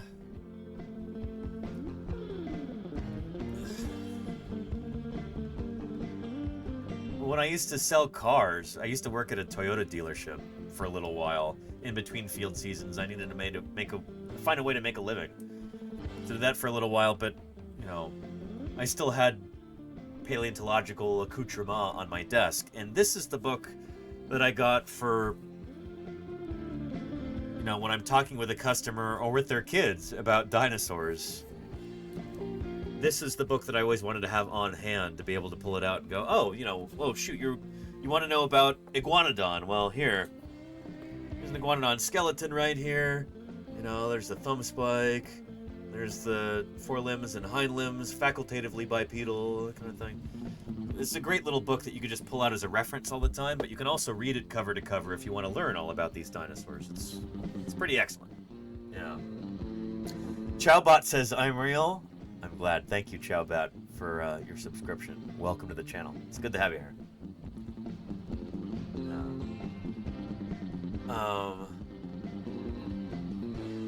Let's put this away. There we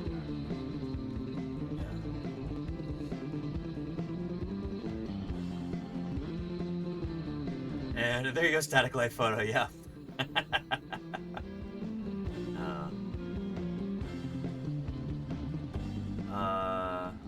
Oh, and that'd be very cool, Crimson. Yeah, take some more pictures of those birds there. That's going to be awesome.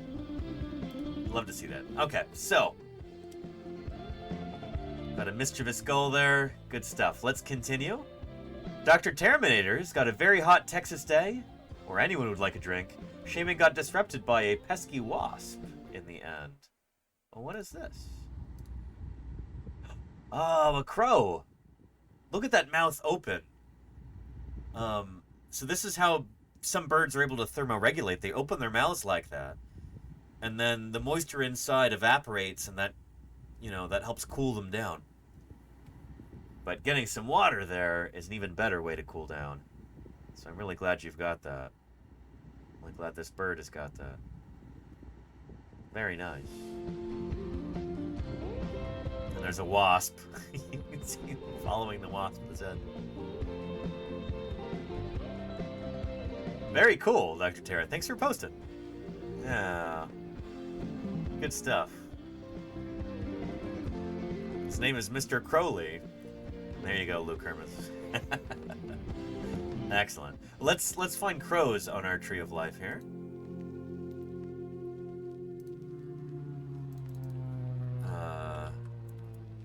American crow. That should be Corvus brachyrhynchos, right? Yeah. So those are kind of corvid. They're going to be pretty far away from the gulls. There we go. Corvus brachyrhynchos. So sister taxon to the northwestern crow. The carrion crow, Flores crow are a little bit further out. You can get to the ravens if you go out far enough.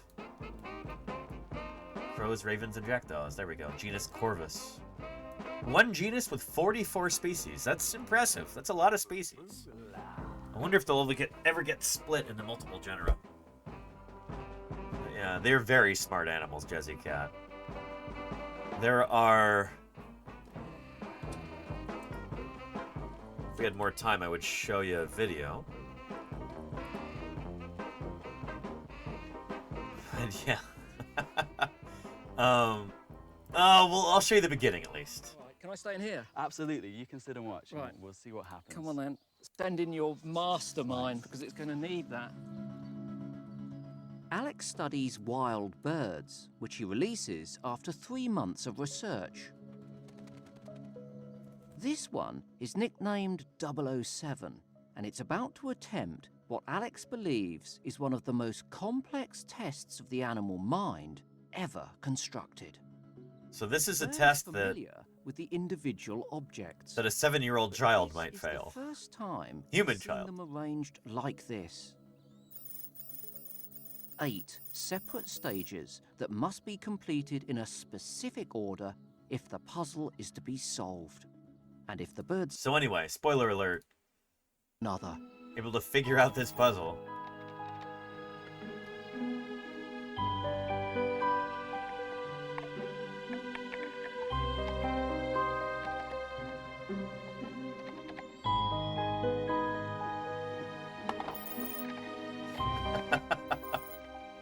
Got it. The 8th and final stage. Pretty extraordinary. Success. 8. What are dinosaurs? Well, this is a dinosaur right here. Pac-Man 1618, thanks for the follow. Welcome, welcome. Birds are the only living dinosaurs. Birds are the only dinosaurs that are still around today. Birds are part of the dinosaur family tree. Birds evolved from dinosaurs, and now they're all over the place. There's over 9,000 species of living bird. And they're among some of the smartest creatures walking and flying around our planet today. Individual stages of one complex puzzle completed. That was remarkable. I've never, ever seen anything like it. Of all of the bird behaviour that I've seen, nothing matches that. I can hardly believe it. I'm still just running that sequence through my mind. It happened really quickly. But the immediate question is, of course, how on earth did that crow do that? Pretty neat. Here's a link if you want to watch that whole video. There you go. Yeah. Ms. Art Rule says birds are smarter than a toddler. I feel like birds are smarter than some, adults that I've met.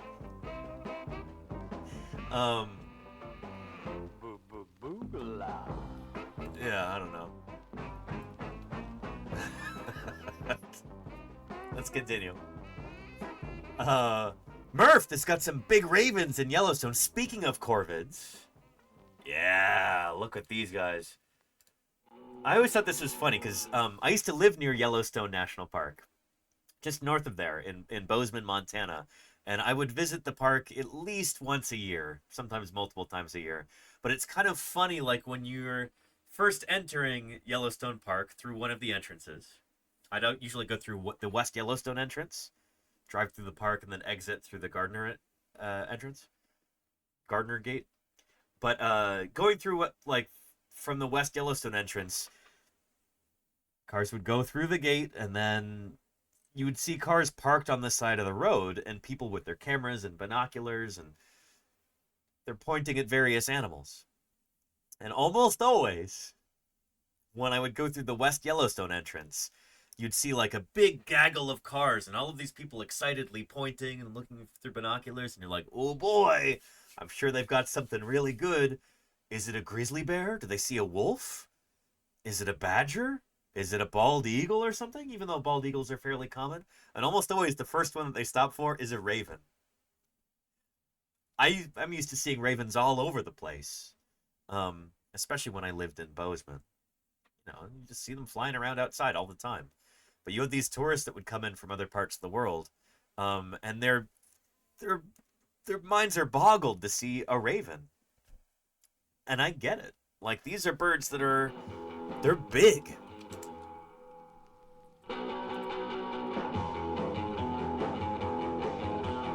That bill on there is substantial. If you want to remember how to tell the difference between a crow and a raven, you can use this piece of advice that I got from an old birder one time. He said, a crow is a bird with a beak. A raven is a beak with a bird. They've got such a big beak. Very different. You know, they're both black. They've got the same body shape. They're members of the same genus. But yeah, a raven has got a huge beak on it. Oh yeah, pretty neat. Pretty neat. Charlie's Dragon says, ravens are neat. Good to hear people are appreciating them. Absolutely, yeah. So I don't know. I always thought that was funny going to Yellowstone where, like, there'd be a big, maybe like a huge bus is stopped there and there's all these Chinese tourists and they're all like excitedly pointing toward this animal and you look and it's a raven just hanging out on the side of the road. It's like, cool. I'm glad people are excited about that. But as they continue through the park, they'd see more and more and more ravens, and I think they grow a little bit... It becomes less novel when you realize that they're all over the place, you know? This one that Murph saw here, it's hanging out at a campground or like a picnic area, and they love doing that because they love eating food that people drop. Very clever birds. Cool stuff. Thank you for posting, Murph. Let's take a look at this video here. Oh yeah, listen to that guttural call.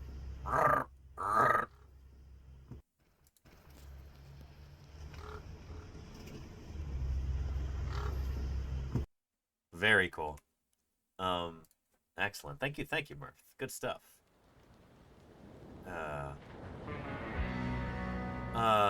And Solor has got a plastic owl for us. That's great. I love that.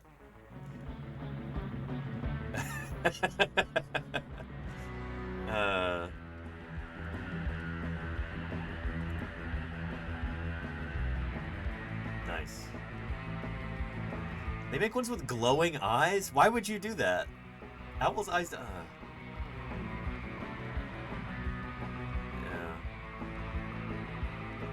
I like that. No snakes, no sparrows, no squirrels, no mice. They should throw some additional animals in there, you know? No silverback gorillas, no white sharks, no Siberian tigers.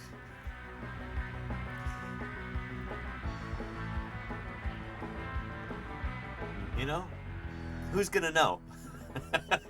No flamingos, no whales, says Lordy. Yeah. Yeah. Anywho, good stuff there, Solar. Yeah, that's a plastic owl. You can tell by the base. No hyenas, no pandas. Yeah. Guaranteed to deter howler monkeys in North America. There you go, Claire. Yeah. Also keeps away mythical creatures. No centaurs, no minotaurs. No cyclopses. No dragons. Yeah. Good stuff, Solar. Thanks for posting. Yeah. And Salamander's got assorted seabirds, my favorite kind of seabirds, the assorted ones, facing down the low tide swells from the approach of Hurricane Aaron. Ooh, this is timely. Cormorants and gulls, not totally sure what species of either, though. Well, well, well. Oh, cool slow motion. Oh, this is neat. Wow, my phone doesn't do this. That's really neat, Salamander.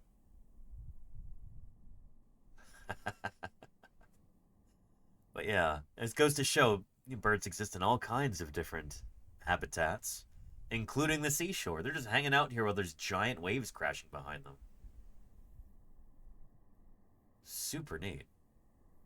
Neverwinter says probably double-crested cormorants. Yeah, they're more common than Brandt's cormorants, right? I know we get both in the Bay Area, but I don't know if I've actually identified a Brandt's cormorant in the wild. Very cool stuff. That was so dramatic, Salamander. That's really, really neat. I like that a lot. Pretty cool. Pretty cool. Steely Dan says, no idea what these are, but they were bigger than grackles and were quite numerous. They're telephone poles. Oh, no, never mind, the birds. Mostly I just like the lighting going on here. Bigger than grackles.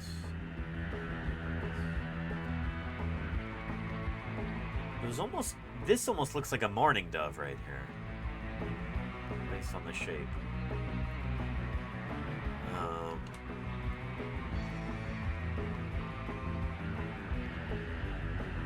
Yeah. That would be my guess. I don't know. What do you think, Neverwinter?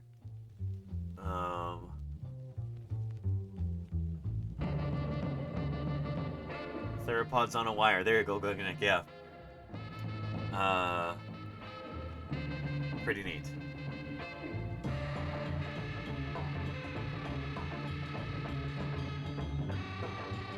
Might be mourning doves. Hard to tell. Okay. I'm glad I wasn't totally off base then.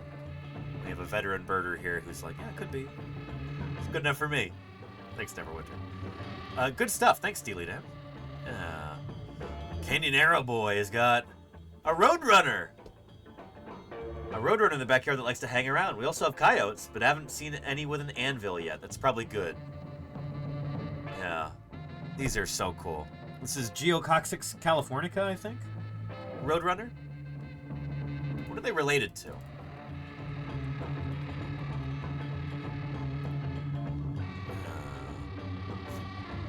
It's been a long time since I've seen a Roadrunner in the wild. Raider Roadrunner, Geococcix californianus. There we go. Nice. They are related to... Oh, cuckoos, of course. Forgot. Nice. Yeah, there you go, Neverwinter. Yeah. Yeah. Neat. Such cool birds. There. Where was that video of the...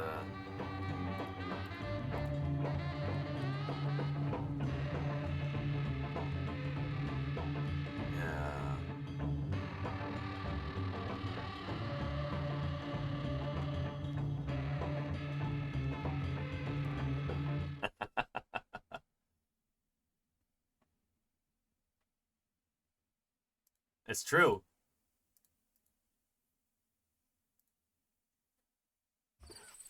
But the Roadrunner is an exception. Its comical human-like gait made it a cartoon character. But they are dangerous and not to be trifled with. Watch this one eat a whole gaggle of bikers.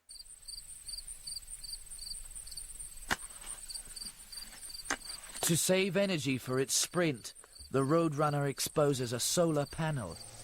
This dark skin patch raises its body temperature 7 degrees.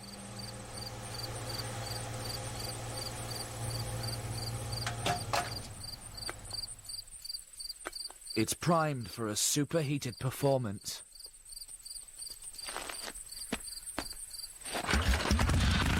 Sparky Pugwash says, this is why bikers graze in herds. There's safety in numbers. Exactly.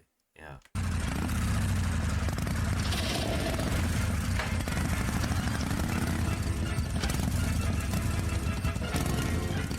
To the Roadrunner, our open roads are racetracks, good for chasing insects and lizards. And bikers. Its tiny legs take it to 26 miles an hour.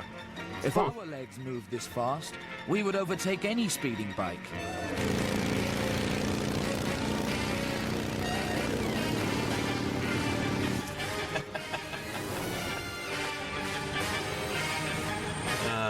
Because two-legged running limb... So another predator of biker gangs is helicopters, of course. Helicopters will eat a dozen bikers at a time. It's our own speed. We use artificial means of travel, such as flying. But even though it can fly, the strange Roadrunner chooses to run on two legs for speed.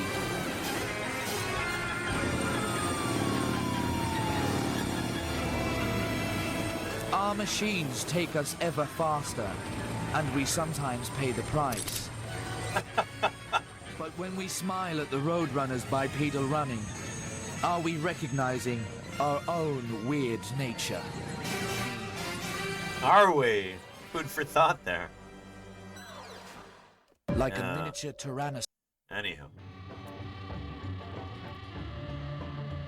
Good stuff. Roadrunners are such cool birds. They really are.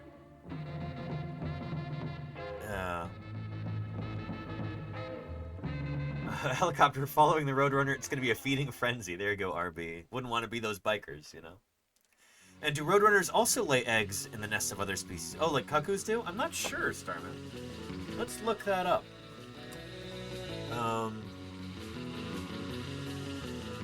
Raider...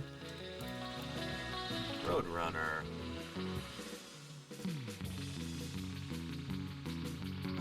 Breeding and nesting.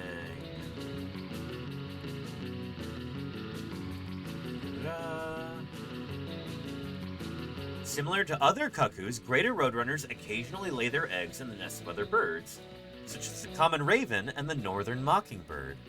Well, well, well. I didn't know that.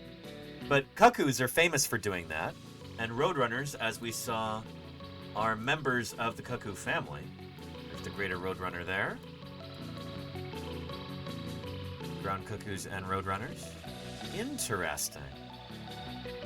So they'll build a nest but may get lazy, says Squiggles. Yeah. Well, you know, they've got more important things to do, like getting chased by coyotes with railguns or whatever. Yeah. And Lordy says, why does it getting hot make it go faster? I'm confused. So, there are cars that actually do this too. Where, here. My car does this.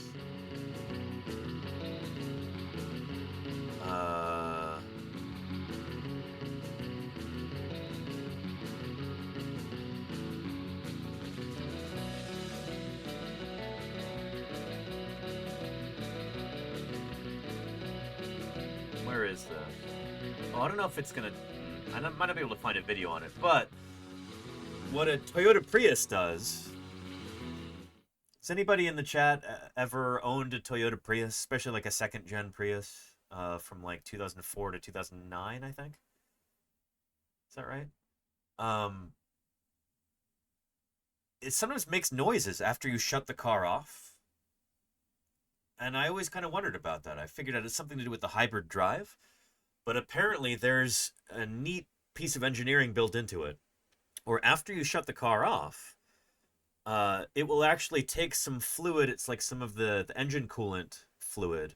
And it'll take that and pump it into like a little reservoir, essentially a thermos, that'll try and keep the fluid at its current temperature for longer so that when you restart the vehicle, it doesn't have to reheat that fluid. Reheat it, or it also uses it as coolant. So it's like basically trying to keep that fluid at a consistent temperature. So it'll store it there in that thermos, and then when you start it up again, it'll draw from that. Really interesting feature there. That's kind of like what Roadrunners are doing with that like solar patch there, like we saw in the video, where if they can warm that up, then they can help heat up their blood so that they can, you know, run at higher speeds. I think the idea is essentially like, in the environments where these birds live, often like pretty arid environments, might call them deserts, it might get really cold at night. There's not a lot of like thermal insulation, you know, temperatures can swing really wildly in deserts.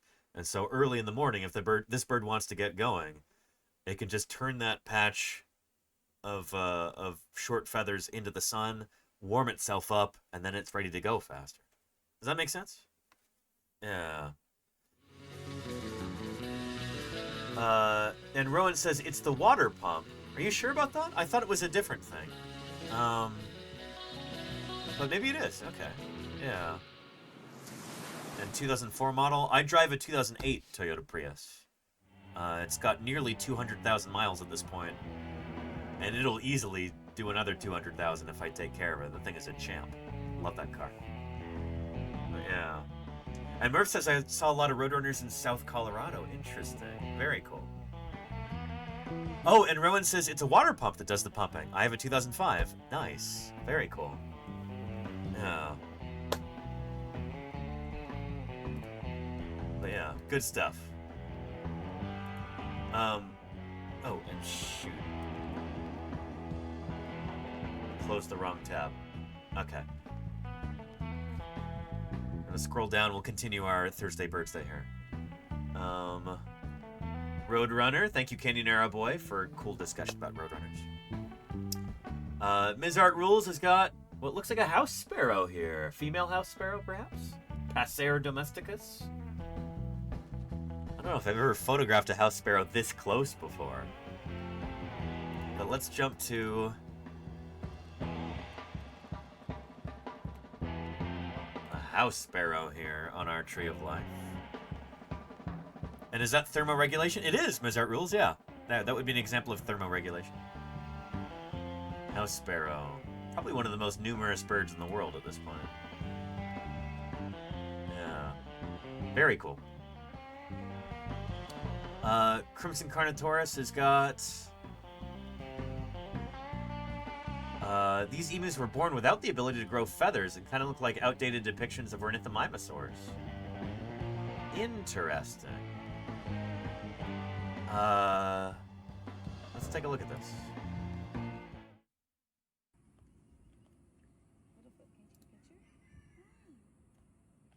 So, a young emu with no feathers. You can still see the stripes on the skin, though. That's wild. It does look like it's an old-timey ornithomimosaur reconstruction. That is pretty wild. Why does it stop there, though?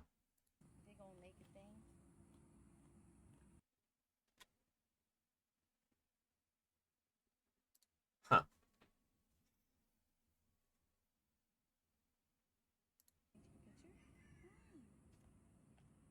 He's so tall. Little foot. Big old naked thing. Very cool. Put some osteoderms on them. This is RB42. No, they'd be unstoppable. He said, no. Oh. Anything shiny.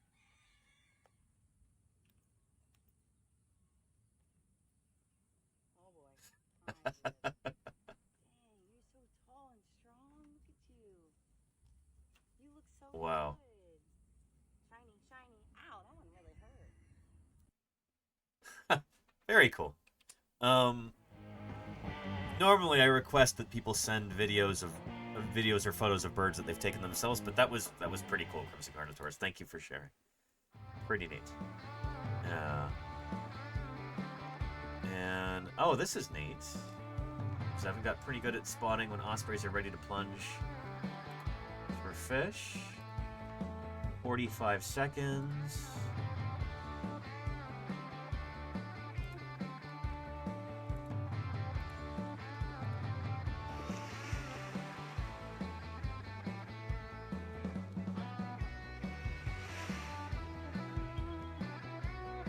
Very cool. Nice. Got one. Beautiful.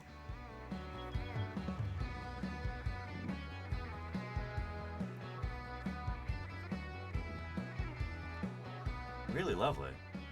Osprey are so cool. Thank you there, Zevin. Pretty neat. Pretty neat. Let's find osprey on our Tree of Life. They are also acipterids, like the Cooper's hawk, like we were talking about earlier.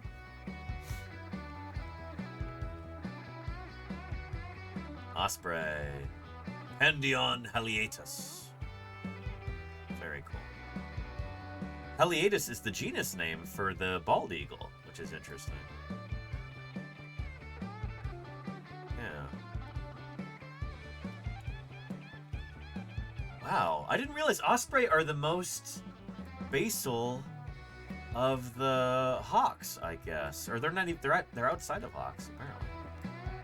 Out of this whole clade, they're the earliest diverging branch. I had no idea. Interesting. And the only member of their genus, presumably. Very cool. Huh. Pretty neat. Thanks, Evan, for posting. Sparky Pugwash has got, ooh, Meleagris gallopavo. The, what is it, American turkey?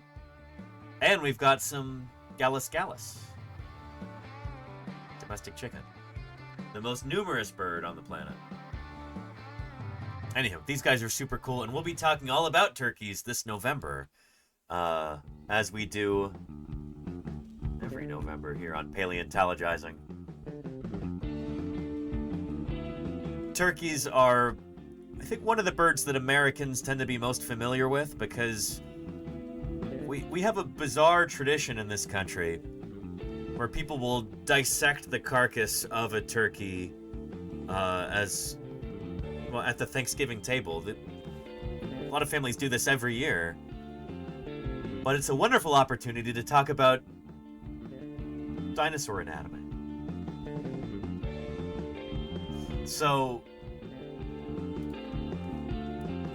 The moon does exist. Earth Dragon 129, thanks for the follow. Welcome, welcome. Yeah, we'll be talking about this.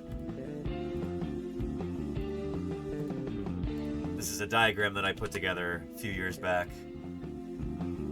outlining these different features of a turkey skeleton that you might see at Thanksgiving. And then these same features in a velociraptor skeleton. So many of these different features that today make birds unique. Everything from their hollow bones, to their unique respiratory system, their hinge-like ankle joints, their S-shaped neck, their wishbones, even their feathers.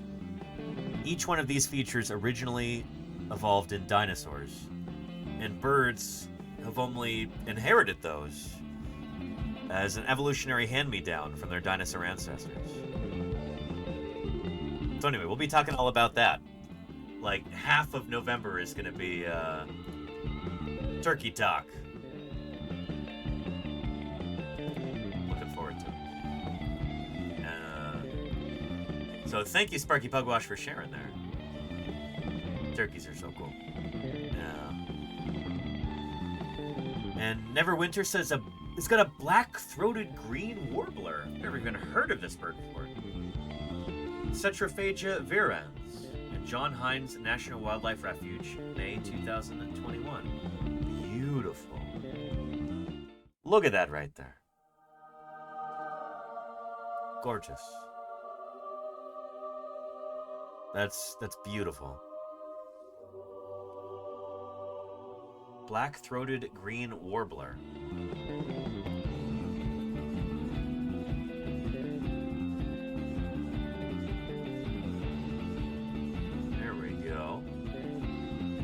Rare bird sighting, says Miss Art Rules. Neverwinter, ever the self-critic, says not very well focused. It's great. Black-throated green warbler. Dendroica virens. Golden cheek warbler. Townsend's warbler. I've heard of these guys before. Yeah. Very cool. Beautiful.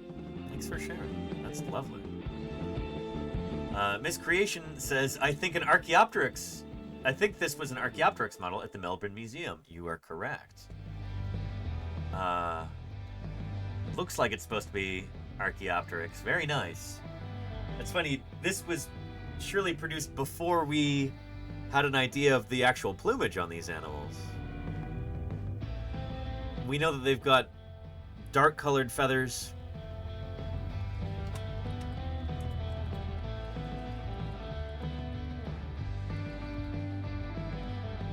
Probably like this.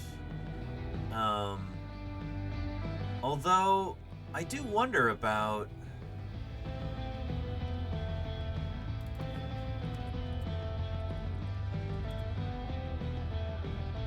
these reconstructions, which are very new.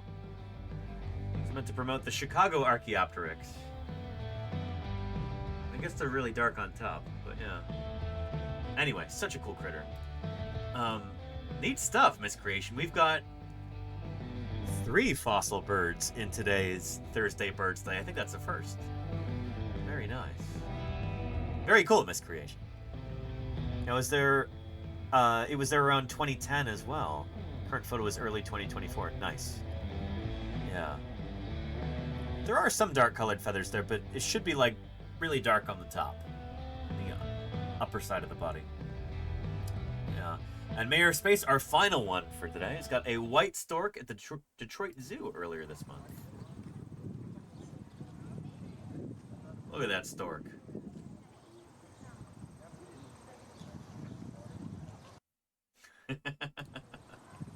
Very nice, Mayor Space. Very nice. Good stuff. Man, birds are so cool. And this is a proper stork, not like a shoebill, which is not actually a stork. These guys are storks. Let's find a white stork on here. It's kind of a boring name, but cool bird.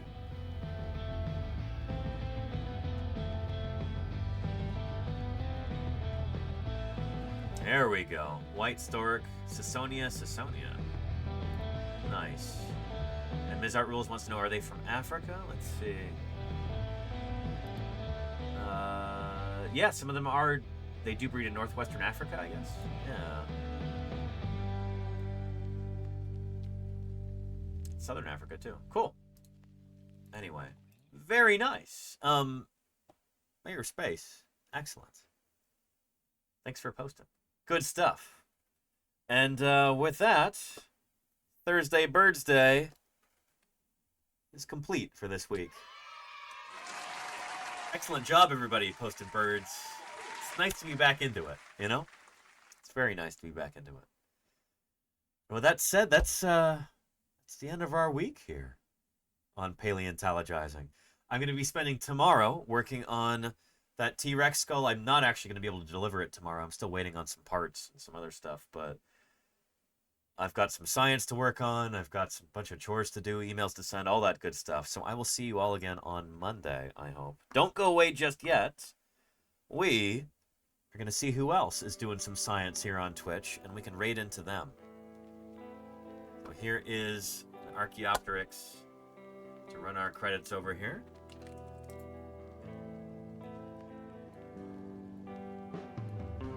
Who else is on Twitch right now? Let's see.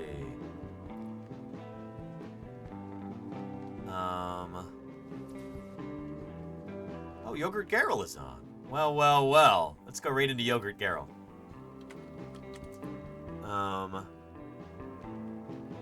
Oh, we'll announce that next week, Lordy. Yeah, I already talked about that a little bit, but gonna be doing a raid train. It's gonna be neat. Anyway, thank you everybody who's appearing on our credits right now. Everybody being named from subscribers and resubscribers, cheerers and gifters, the people who support these streams financially. I could not do this without your financial help. I appreciate that tremendously. To all of the new followers and the raiders and people who've just joined up, welcome, and I hope you come back on Monday. We'll be starting at 1 p.m. California time, and we'll have some fossil news to go over, I'm sure. It's going to be good. Thank you to the moderators who help keep this train on its tracks, help keep this a safe and welcoming community for everybody. Mods, I appreciate you more than you know. You are the backbone of this community, and I'm immensely grateful for everything that you do. Anyway, with that, I will bid you farewell. Let's go see what Yogurt Garrel is up to. Friend of the channel, and just all-around cool person. Let's go see what she's up to. I'll see you there, everybody, and I hope to see you next week.